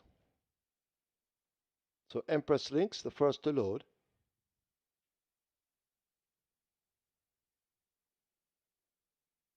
They've opened the front of gate 2 to accept power. Wesley Henry riding. Richie Shakes on Empress Links. He's looking for a double as power goes in. Rider will be seated.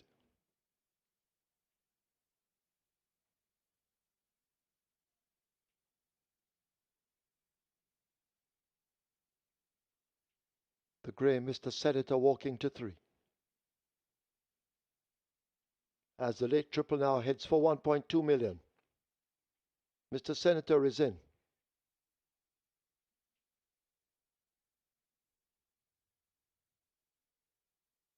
Final load. Coming into 4.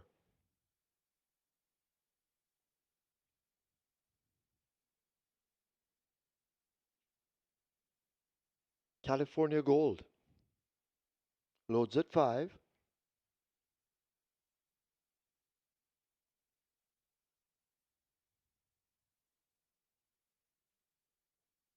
Mud Shaft loads at 7.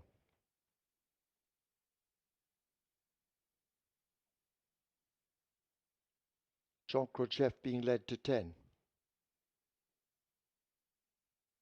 Gravano waiting to load at 9. Fly Blue Jet coming into 8.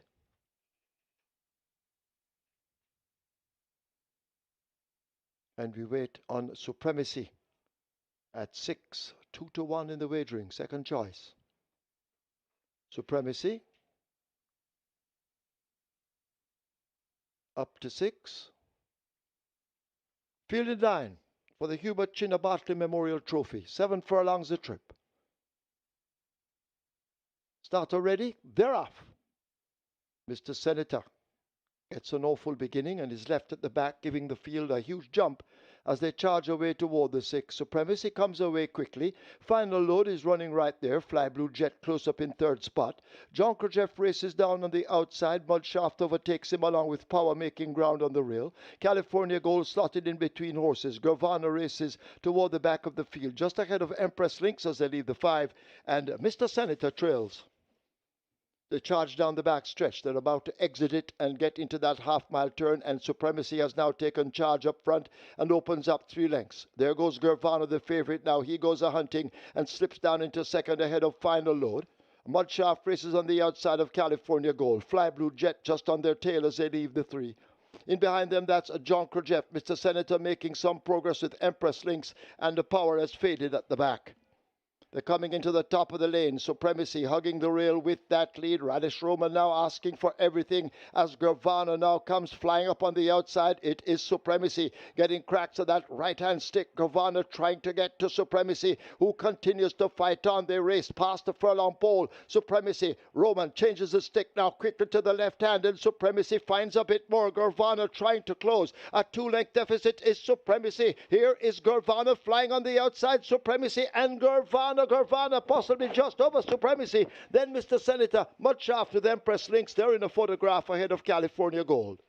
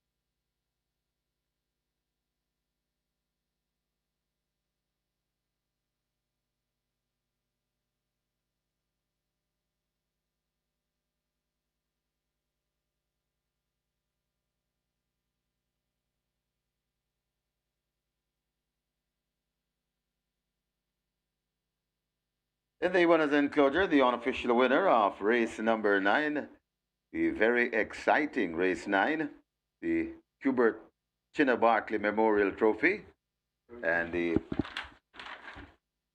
unofficial winner, number 9, Gravano, a 3-year-old bay colt by Gervin, Summer in Midway by Summerfront, bred Breverton Jones, Owen Carlton Watson trained Jason da Costa is the champion owner and champion trainer, a double on the day, and well ridden by Robert Hardball Aladdin, the groom Christo Anthony. Second, number 6, Supremacy. A third, number 3, Mr. Senator. Fourth, number 7, Mudshaft. And fifth, number 1, Empress Links.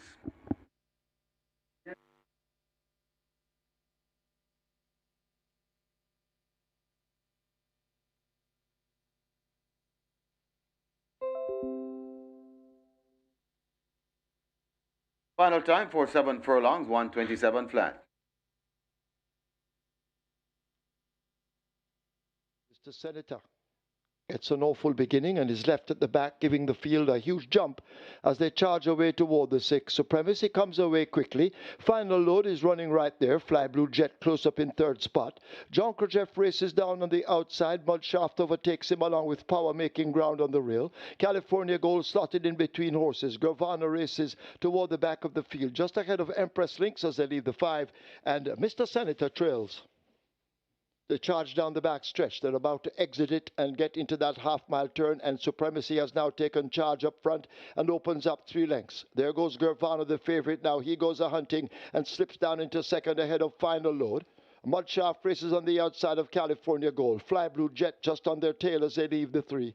In behind them, that's a John Krajef. Mr. Senator making some progress with Empress Lynx, and the Power has faded at the back. They're coming into the top of the lane. Supremacy hugging the rail with that lead. Radish Roman now asking for everything as Gurvana now comes flying up on the outside. It is Supremacy getting cracks of that right-hand stick. Gurvana trying to get to Supremacy, who continues to fight on. They race past the furlong pole. Supremacy. Roman changes the stick now quickly to the left hand, and Supremacy finds a bit more. Gurvana trying to close. A 2-length deficit is Supremacy. Here is Gurvana flying on the outside. Supremacy and Gurvana possibly just over Supremacy. Then Mr. Senator, much after the Empress Lynx. They're in a photograph ahead of California Gold.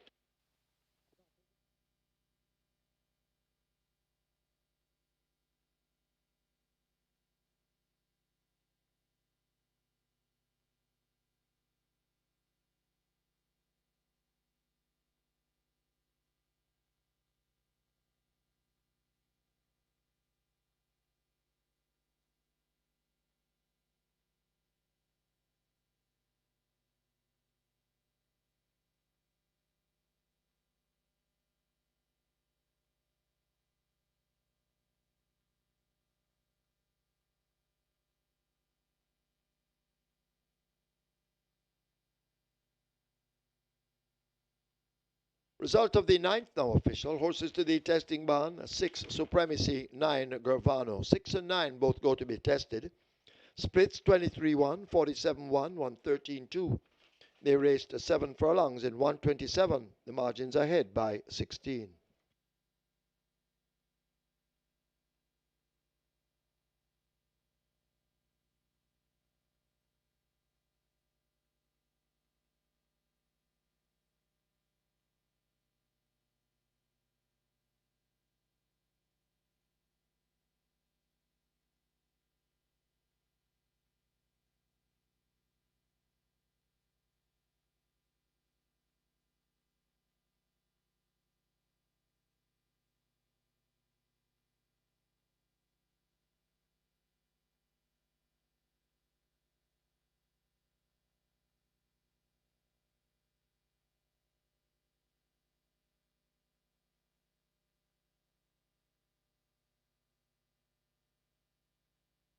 Ladies and gentlemen, your attention called to the winners enclosure for the presentation of the Hubert CHINNA Bartley Memorial Trophy.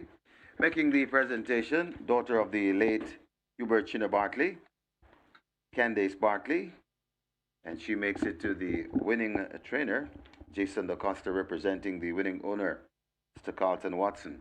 Also in the presentation party, Robert Jarrett, brother of the late CHINNA Bartley, and Javis McLean, friend. Congratulations to the winning connections. Race number 9, the Hubert CHINNA Bartley Memorial Trophy.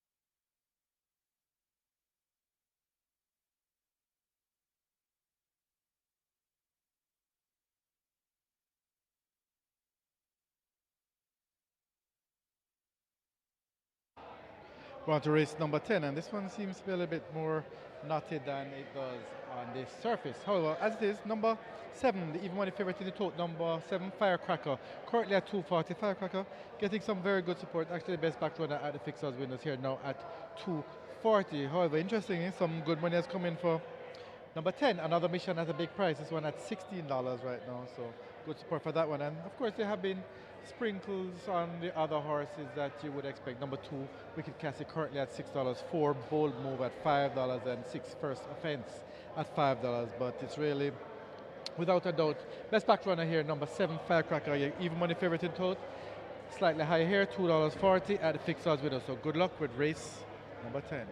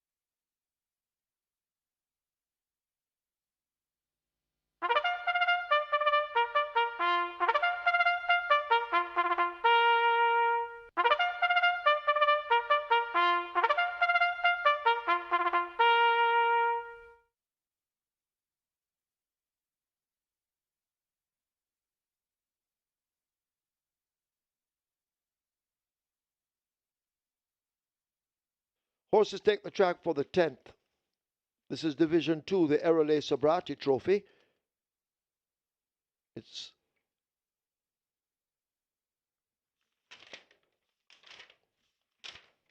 restricted allowance 4 for native bred 4-year-olds and up, non-winners of 3, and imported 4-year-olds and up, non-winners of 2. The distance 1,200 meters or 6 furlongs. Number 5, Chief Dissident, make the weight 53.5 or 118. 9, The General, 55 or 121. 10, Another Mission, 52.5 or 116. Wagering on double event, this is the late double. Exacta, Quinella, Trifecta, Superfecta, and High Five. Get your wagers on.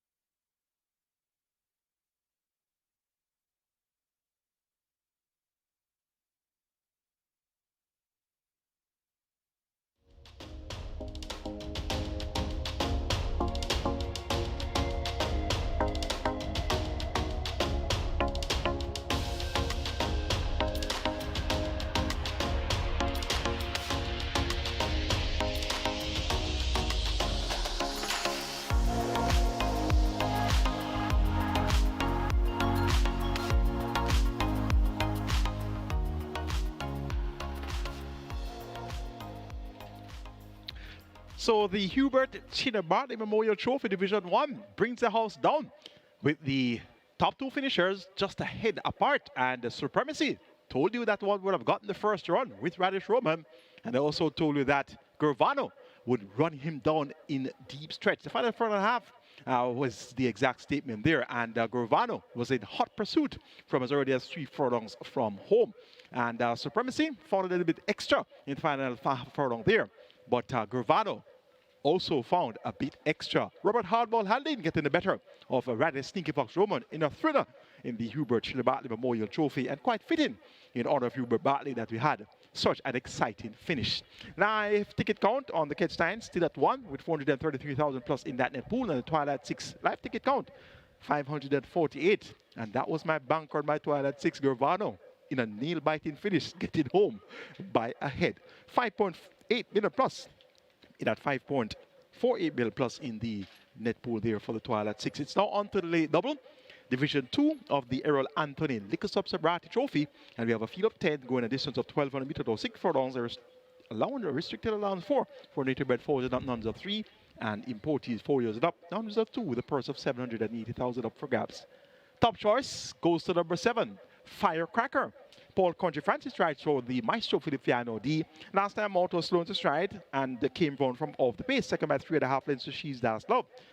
Much better suited to being closer to the pace, and this one, from a better break, look for Firecracker to make the lead and possibly make all the running. Now you're 4 to 5 firm favorite. Number 4 is Bold Move, chased She's Das Love for a long way in that same contest where Firecracker came on from off the pace. So from a better break, we're looking forward to Firecracker to being ahead of Bold Move, but Bold Move has really indicated that is getting back to tip-top shape. Tongue tie now fitted by Sabrati, and Ray and Lewis maintains the mount. Number 2, Wicked Cassie gets 92, well supported last time out at 92 as well. That was at 7 furlongs on the 7th of June. Was 5th by 4 3/4, making a late gain behind J Speed, All Machine, and Train of Thought. Cuts back in distance now to 6 furlongs, but that should not deter her. Her only win locally was at 5.5 furlongs at 26 to 1, upsetting Apricot there, beating So Beautiful and Awesome Line. Not necessarily the best to write home about, but Wicked Cassie has some scope to improve. This imported filly has only raced 7 times. Damar Williams, also known as Struggle, picks up the mount for trainer Patrick Lynch, also known as the Professor. And number 6 is First Offense. Radisson Vox Roman rides for trainer Stephen Todd. First Offense, quite consistent. This one is always on your exotics, such as your high five, superfectas, trifectas, exactas. So it's one of those key horses that you can use for those wagering purposes. Make it 7, 4, 2, 6 in the ERROL Anthony Liquor Sabrati Trophy Division 2. Firecracker to get the better of Bold Move, Wicked Cassie, and First Offense. Late double kicks off in race number 10. Get your wagers on and best of fortune.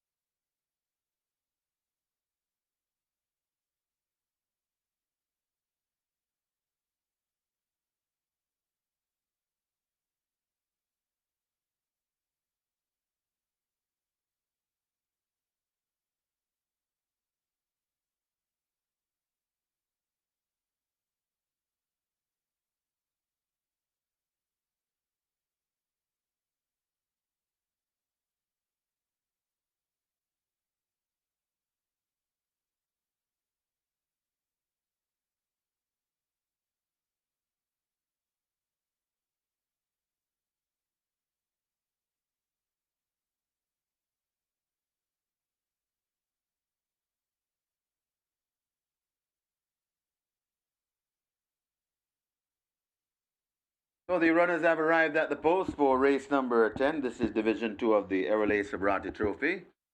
And we also have a late double starting here. Should appear on your screen momentarily. And high five wagering, high five pool approaching 200,000. Get your bets on. They've closed up the front of the gate, so the loading up will start very soon. So gotta rush to the windows and get your tickets.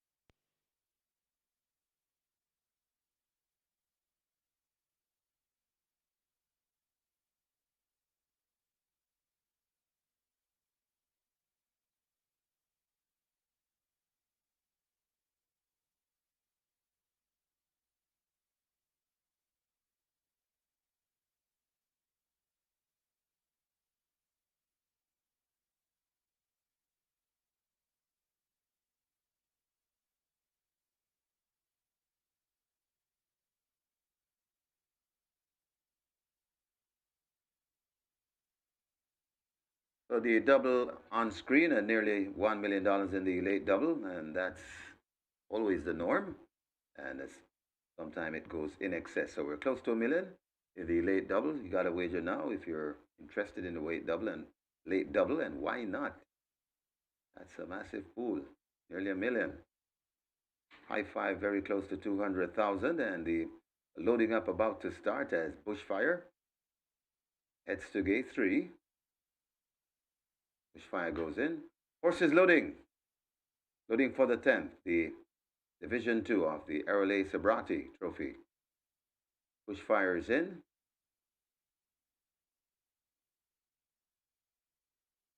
Bold Move, moving to 4. Goes in at gate 4.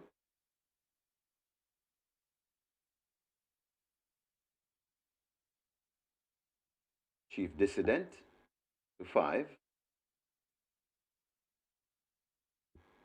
Dissident hesitates a bit and backs away from gate 5. Now goes in.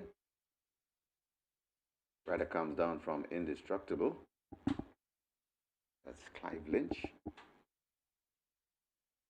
First offense going in gate 6. Radish Roman, the champion jock, will climb aboard. He's looking for 3 on the afternoon. Play Fair and Wicked Cassie. Wicked Cassie loads. Play Fair heads to gate 8, goes in. The General and Bustling Phil Parchment. He looks for a double on the card. Another Mission loads at 10. So we have 2 to load. Firecracker, the 3-5 favorite, Paul Francis. Firecracker goes in. Indestructible, 1 to load.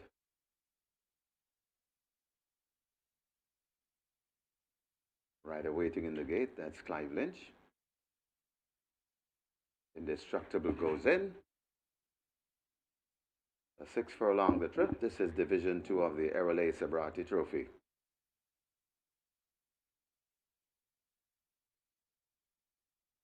Start already. They're off and racing. Wicked Cassie misses it and races at the back of the field. Firecracker wants pole position 1.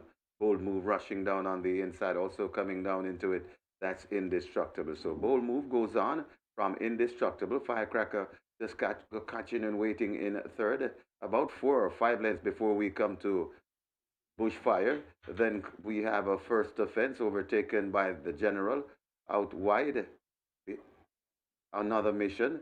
Then comes Play Fair, Wicked Cassie, and racing at the back of the field, that's Chief Dissident. They pass the 3 and head toward the 2, and it's Bold Move still in front. Now renewing the challenge on the outside, that's Firecracker. It's Bold Move and Firecracker. These 2 turn into the lane abreast of each other. It's still Bold Move keeping Firecracker at bay. Bold Move kicking and looks to have something in reserve. Firecracker needs to do more out in the middle of the racetrack. Also trying to come on. That's first offense. The General gets late footing and begins to fly on the inside. But it is Bold Move, moving boldly, coming to the half a furlong pole with a good-looking lead. And I don't think they'll get back to Bold Move. But here comes the General launching an attack. The General flying. I think the General might have done it. Bold Move shutting off in the end. Then comes Wicked Cassie. Got tight for 4th.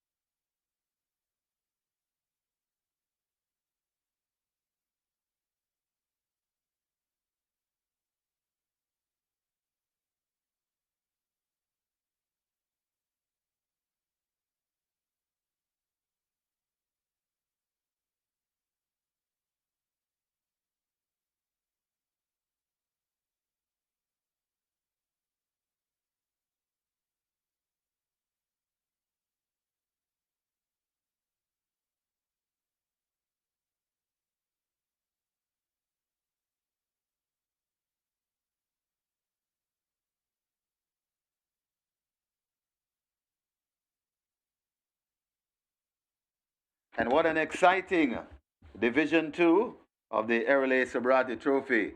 And it was the general under powerhouse handling from Philip Parchment prevailing right in the nick of time. In the winner's enclosure, the unofficial winner of race number 10, Division 2 of the ERROL Sabrati Trophy, it was number 9, the general, in time.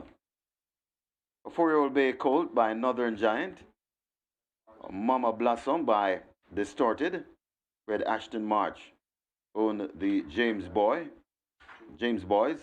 Trained Gary Sabrati, the winning rider, 2 on the day for the bustling Phil Parchment, and what a well-timed ride it was.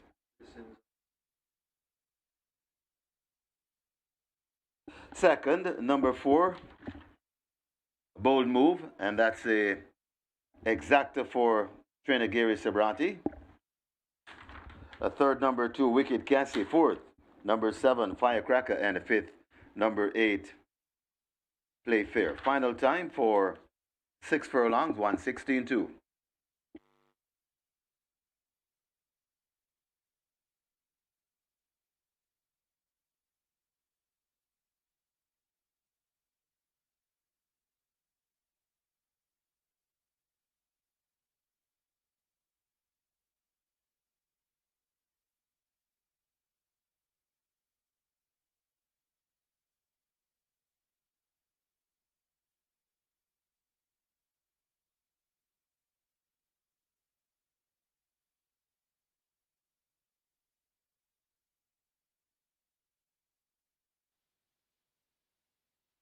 Start already. They're off and racing. Wicked Cassie misses it and races at the back of the field. Firecracker wants pole position 1. Bold Move rushing down on the inside, also coming down into it. That's Indestructible. So Bold Move goes on from Indestructible. Firecracker just catching and waiting in third. About 4 or 5 lengths before we come to Bushfire. Then we have a first offense overtaken by the General out wide. Another mission. Then comes Play Fair, Wicked Cassie, and racing at the back of the field. That's Chief Dissident. They pass the 3 and head toward the 2, and it's Bold Move still in front. Now renewing the challenge on the outside. That's Firecracker. It's Bold Move and Firecracker. These two turn into the lane abreast of each other. It's still Bold Move keeping Firecracker at bay. Bold Move kicking and looks to have something in reserve. Firecracker needs to do more out in the middle of the racetrack. Also trying to come on. That's first offense. The General gets late footing and begins to fly on the inside. But it is Bold Move, moving boldly, coming to the half a furlong pole with a good-looking lead. And I don't think they'll get back to Bold Move. But here comes the General launching an attack. The General flying. I think the General might have done it. Bold Move shutting off in the end. Then comes Wicked Cassie. Got tight for 4th.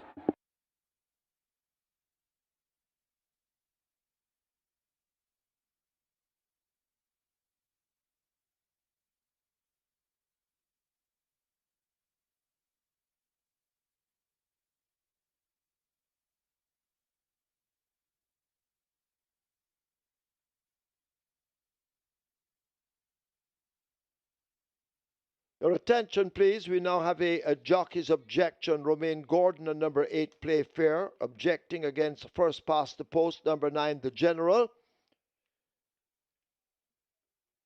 He's objecting to an incident or 2 incidents, one at the 1,000-meter point or the 5 furlong point, and the other at the 200-meter or furlong pole. So jockey's objection against number 9, the General, first past the post by 5th past the post, number 8, Play Fair. Please hold all tickets.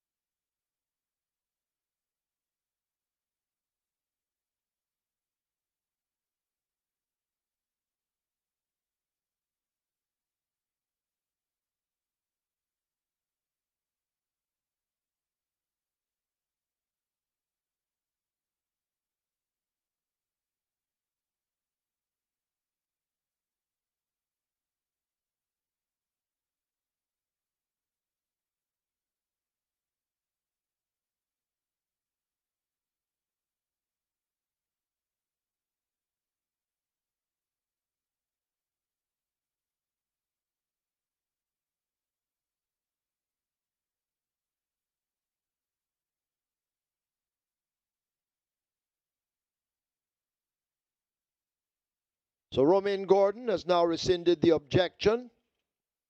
There will be no change. No change to the order of finish. No change.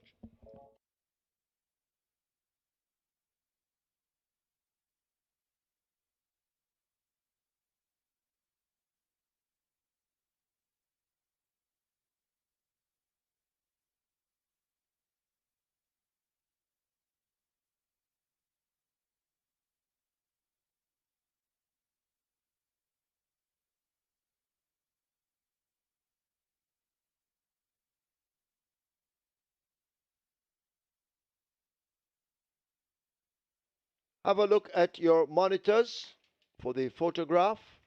The general in the black with the red cap on the rail getting the better of stablemate Bold Move. So have a look at the photograph.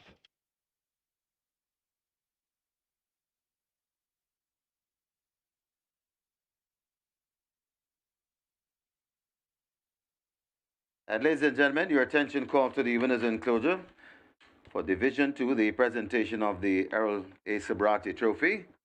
Making the presentation, Mr. ERROL Sabrati, and he makes it to Winston Carty, representing the winning owners, the James Boys.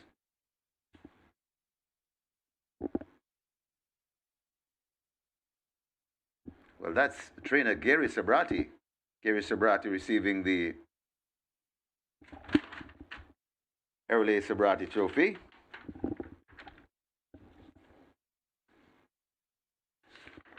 And trainer Gary Sabrati receives on behalf of the James Boys. And he was responsible for the exacta in race number 10.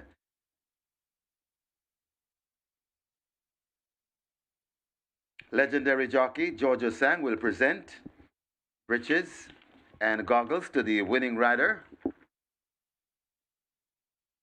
Philip Parchment. And what a ride was that from Parchy, the bustling Phil Parchment, in the final hop to the wire. Very exciting Division 2 ERROL A. Sabrati Trophy. Trainer Gary Sabrati will receive a phone for the winning groom, Carlton Parry, and that will be presented by Jose Ramos.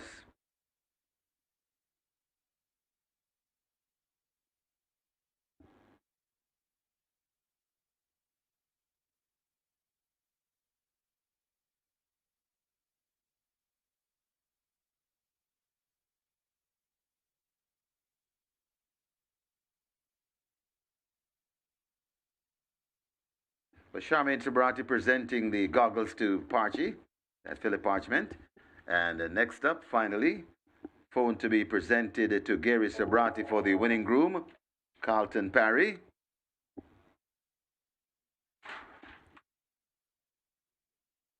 And Jose Ramos presents that phone to Gary Sabrati, and Jose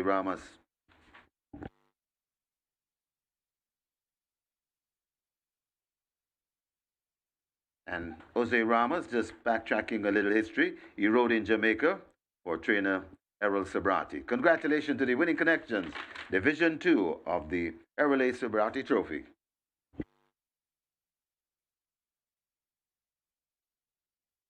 Result of the 10th now official. Horses to the testing barn. 4 Bold Move, 9 the general. 4 and 9 both go to be tested.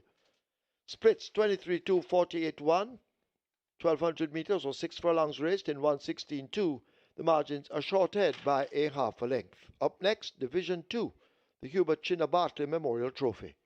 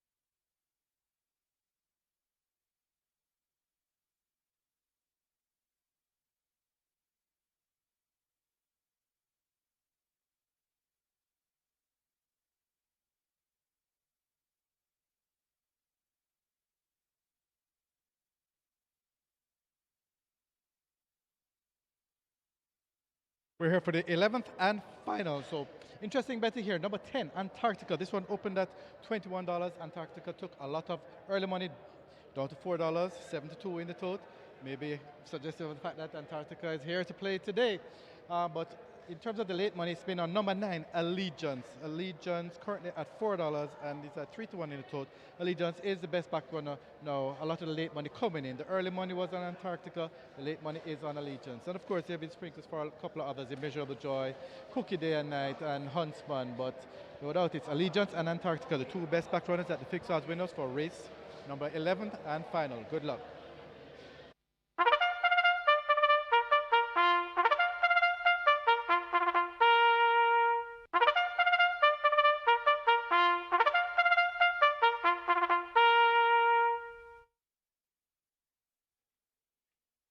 Horses take the track for the 11th, Division 2 of the HUBERT CHINNA Bartley Memorial Trophy. It's a restricted overnight allowance for 3-year-olds and up, non-winners of an overnight allowance lifetime. The distance 1,400 meters or 7 furlongs. Number 5, Super Alex, make the weight 51.5 or 114 pounds. Wagering on Exacta, Quinella Trifecta, Superfecta, High 5. Get your wagers on.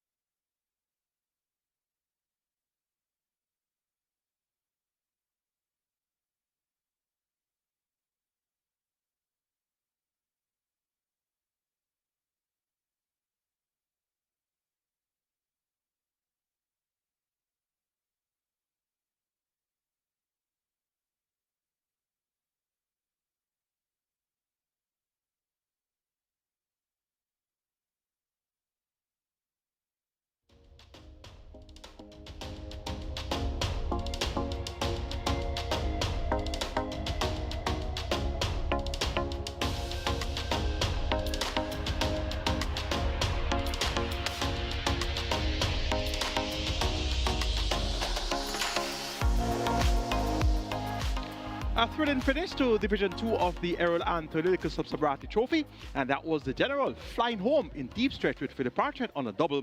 He rode a peach of a race there. He had a win earlier on the card with Dodge This Link, so a double for Philip Parchment, and he rode there for Sabrati. We're now on to the 11th and final event. It's Division 2 of the HUBERT Bartley Memorial Trophy. We have a field of 10, and it's a restricted over the allowance contest, so 3 it up for not one and over that race lifetime. The purse 1.25 million.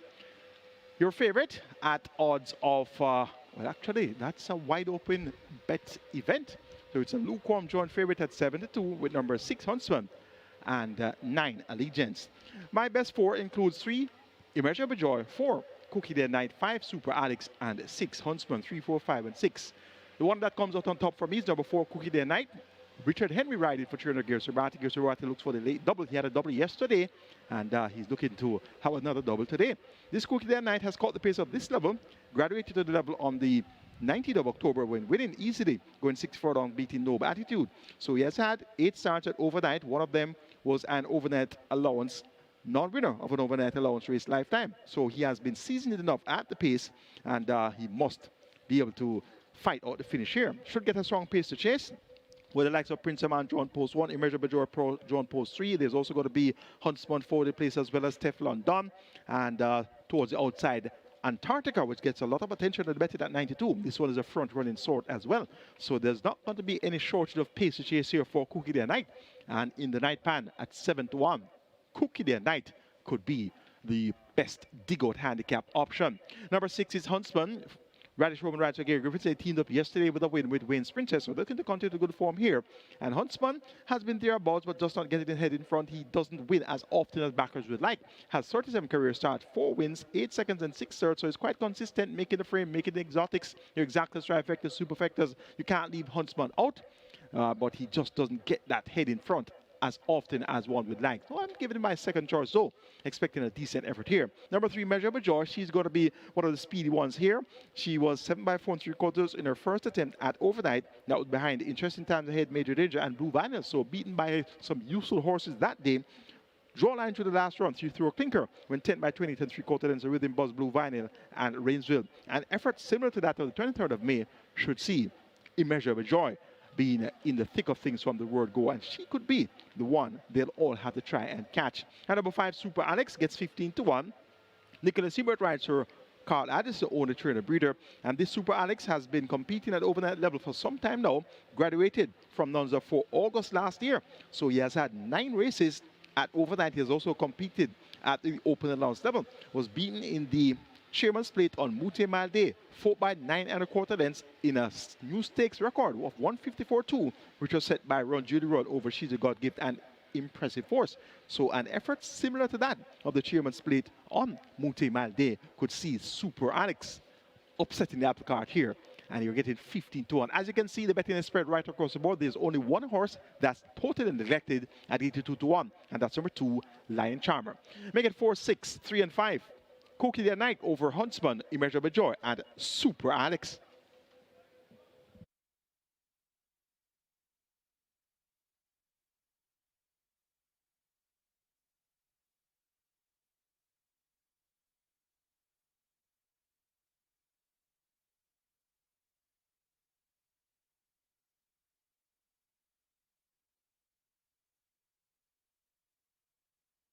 They've closed up the front of the gate for race number 11. This is Division 2 of the HUBERT Bartley, CHINNA Bartley Memorial Trophy. And we have high five wagering to close. High five pool on its way to 200,000. And don't forget, we're closing in over at Samuel Costa on the start of the MR6. And it's a mandatory payout today on the MR6 at Mountaineer. And it's well worth your wager. The jackpot bonus carryover in excess 600,000. You're going to get a massive pool to boot.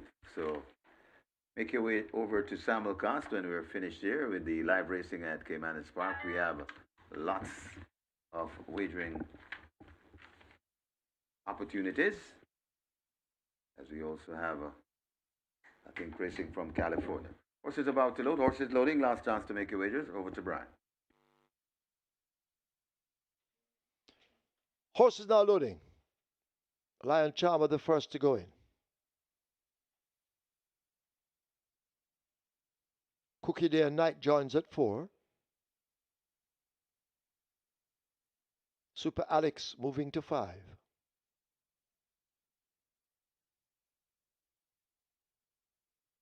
Huntsman could be next at 6.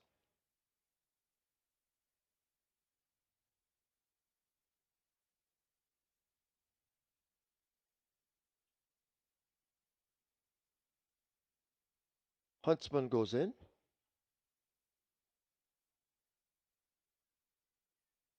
Still quite a few to load, which gives you wagering time.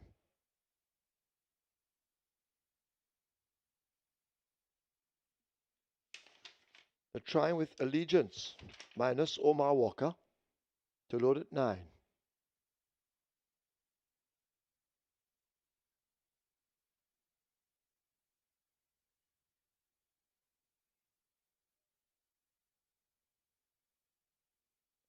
So Allegiance coming into 9.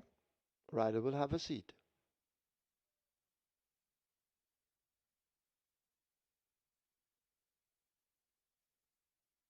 James coming into 8. James is in. Antarctica they try with a 10. Looks to be in. Prince Aman loads at 1. And we wait on Immeasurable Joy and Teflon down. So 2 to load.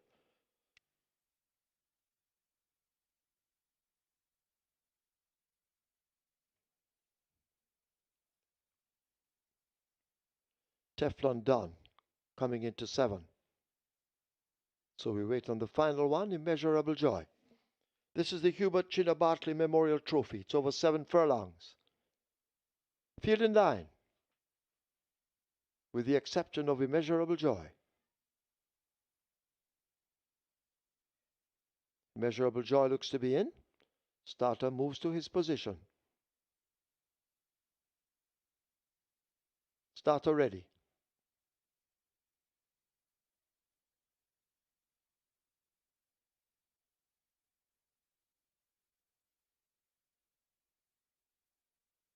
They're off for the Hubert CHINNA Bartley Memorial Trophy. Lion Charmer comes out at the back with Super Alex as they run away now down the back stretch. Antarctica moves through on the outside to get that lead. Immeasurable Joy, Prince Aman, they team up with Huntsman, these 3 abreast. A break back to Allegiance on the outside of Teflon Don. Cookie Day and Night racing just in behind them. A gap of some 3 lengths back to Super Alex, joined by James and Lion Charmer.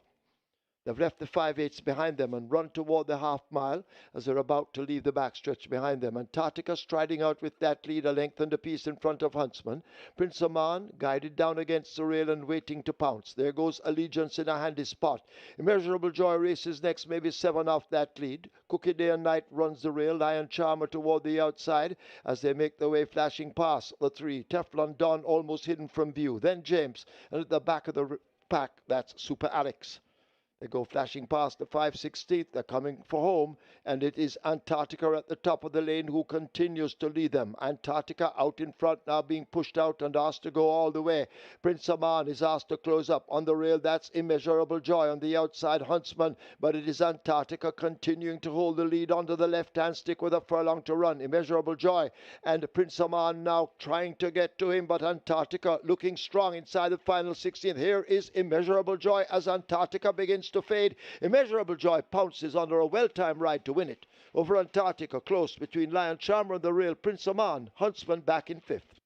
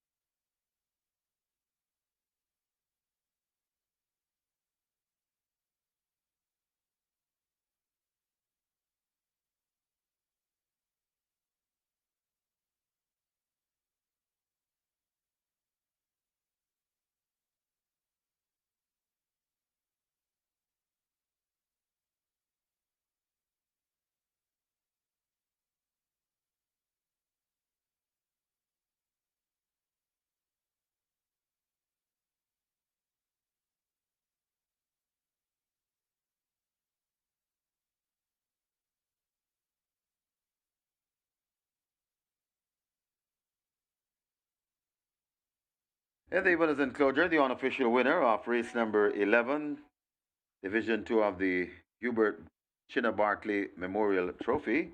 Number 3, Immeasurable Joy. A 4-year-old bay filly by War Correspondent, Moon Over Malarco, by Malibu Moon, bred Richard Lake, owned Lakeland Farms Limited. Trained Anthony Babanunis, the winning rider. Callaloo, Wesley Henry. The groom, Akil McKenzie, second. Number 10, Antarctica, third. Number 1, Prince Aman. Fourth, number 2, Lion Charmer. And fifth, number 6, Huntsman. Final time for 7 furlongs, 1:28 and 3.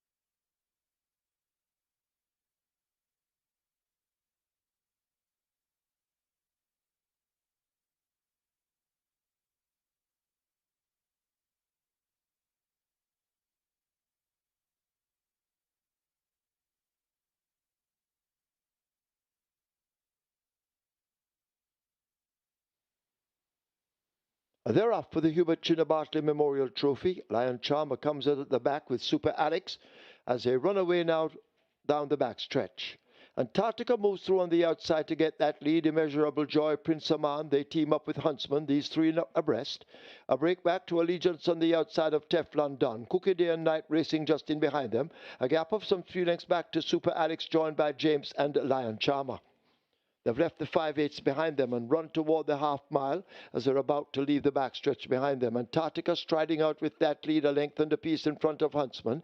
Prince Aman guided down against the rail and waiting to pounce. There goes Allegiance in a handy spot. Immeasurable Joy races next, maybe 7 off that lead. Cookie Day and Night runs the rail. Lion Charmer toward the outside as they make their way flashing past the 3. Teflon Don almost hidden from view. Then James, and at the back of the pack, that's Super Alex. They go flashing past the 5/16. They're coming for home, and it is Antarctica at the top of the lane who continues to lead them. Antarctica out in front now, being pushed out and asked to go all the way. Prince Aman is asked to close up on the rail. That's Immeasurable Joy on the outside, Huntsman, but it is Antarctica continuing to hold the lead onto the left-hand stick with a furlong to run. Immeasurable Joy and Prince Aman now trying to get to him, but Antarctica looking strong inside the final 16th. Here is Immeasurable Joy as Antarctica begins to fade. Immeasurable Joy pounces under a well-timed ride to win it. Over Antarctica, close between Lion Charmer and the rail. Prince Aman, Huntsman back in 5th.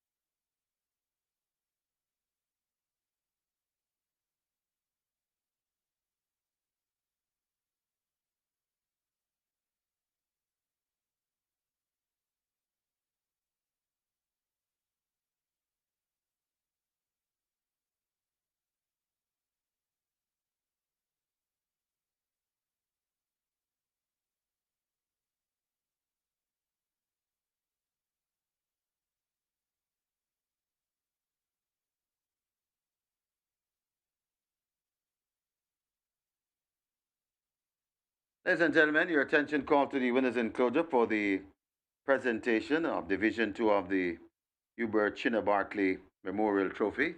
Making the presentation, Robert Jarrett, brother of the late HUBERT Bartley, and he makes it to Mr. Richard Lake of Lakeland Farms Limited.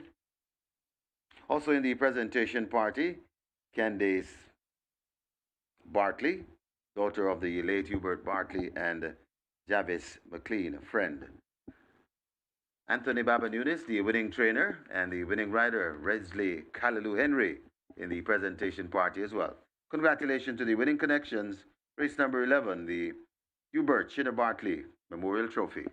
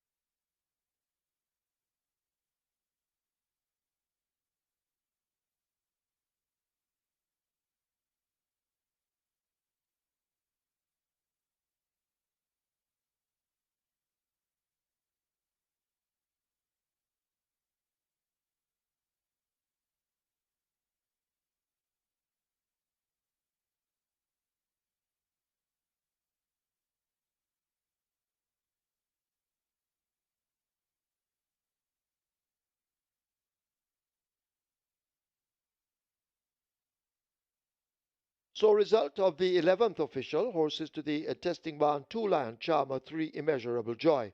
2 and 3 both go to be tested.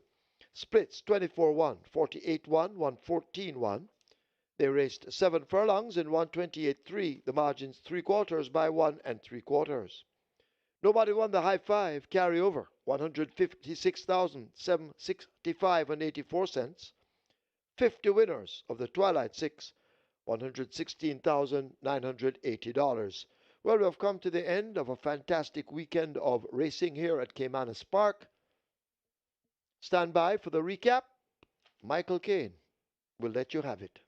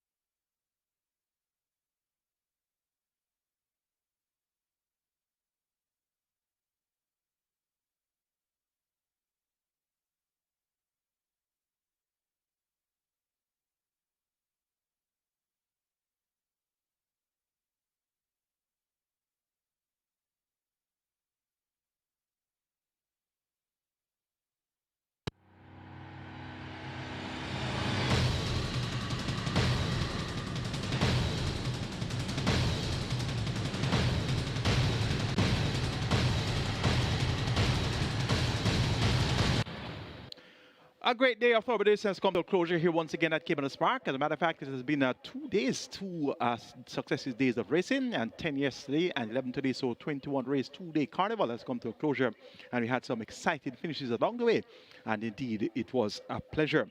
Today, we had quite a few doubles in the Jockeys Colony. Radish Roman had a double, Philip Partridge had a double, and CHINNA also had a double, so those 3 riders are responsible for 6 of the 11 winners ridden today. In the trainer section, champion trainer Jason Costa saddled 2 winners, and Adrian Prince also saddled 2 winners. And owners, ONS Racers, they had a double as well. Those 2 horses trained to victory by Adrian Prince were owned by ONS Racers. So those are your doubles, left, right, and center. All round doubles galore. Congrats to our Regular 6 winners today on mandatory payout day, 110,000 in dividends there, and my ticket came in a big way, so we had a successful Regular 6 mandatory payout day as well. We have 2 races to recap, races 9 and 11. And these races were the HUBERT CHINNA Bartley Memorial Trophies, Divisions 1 and 2 respectively. Division 1 had a big favorite in Gorvano, Robert Halley for Jason Costa, and the strong second favorite was Supremacy, Radish Roman riding for Anthony Nudis. So these 2 horses were expected to separate themselves from the rest of the field. Division 2 of the HUBERT CHINNA Bartley Memorial Trophy was more openly bet. Wide open contest. We had Immeasurable Joy, Wesley Henry for Anthony Nunes. That one was sent up at odds of 4-1. There was also Cookie Day and Night, Richard Henry for Gary Sabrati. We also had Huntsman with Radish Roman riding for Gary Griffiths. That one's well fancied also. And Allegiance, Omar Walk for Anthony Nunes, also well fancied. There was some support for Antarctica with champion apprentice Shane Richard riding for Aaron Wall. And also support came in for Prince Aman. So wide openly bet Division 2 of the HUBERT CHINNA Bartley Memorial Trophy. And both events were expected to be hot contests. Outside, it is Supremacy getting cracks of that right-hand stick. Govana trying to get to Supremacy, who continues to fight on. They race past the furlong pole. Supremacy, Roman changes the stick now quickly to the left hand, and Supremacy finds a bit more. Govana trying to close. A 2-length deficit is Supremacy. Here is Govana flying on the outside. Supremacy and Govana possibly just over Supremacy. Then Mr. Senator, much after them, press links there in a photograph ahead of California Gold. Coming for home, and it is Antarctica at the top of the lane who continues to lead them. Antarctica out in front now, being pushed out and asked to go all the way. Prince Aman is asked to close up on the rail. That's Immeasurable Joy on the outside, Huntsman, but it is Antarctica continuing to hold the lead onto the left-hand stick with a furlong to run. Immeasurable Joy and Prince Aman now trying to get to him, but Antarctica looking strong inside the final 16th. Here is Immeasurable Joy as Antarctica begins to fade. Immeasurable Joy pounces under a well-timed ride to win it. Over Antarctica, close between Lion Charmer and the rail. Prince Aman, Huntsman back in 5th. So an exciting finish for both divisions of the HUBERT CHINNA Bartley Memorial Trophy. Division 1 won in the final hop to the wire by Gorvano, getting the better of Supremacy. And Division 2 also won in deep stretch, and that time around by Immeasurable Joy coming on to get the better of the long-time leader, Antarctica. That's going to be it from us here at Caymanas Park today, but next week we're having a double-header weekend for you as well. It's going to be the Jamaica St. Ledger. That's going to be run on the 6th of July. That's going to be next week, Sunday. And Saturday we'll be having the Clovis Metcalf Cup, as well as the Midnight Angel, as well as the Super League. So more action for you next weekend. I'm your stylist, Michael Kane, on behalf of the team of the Home of Champions Sports Practice, also on behalf of our promoters, Supreme Venture Racing and Entertainment Limited. Have a productive week, and see you next Saturday here at Caymanas Park.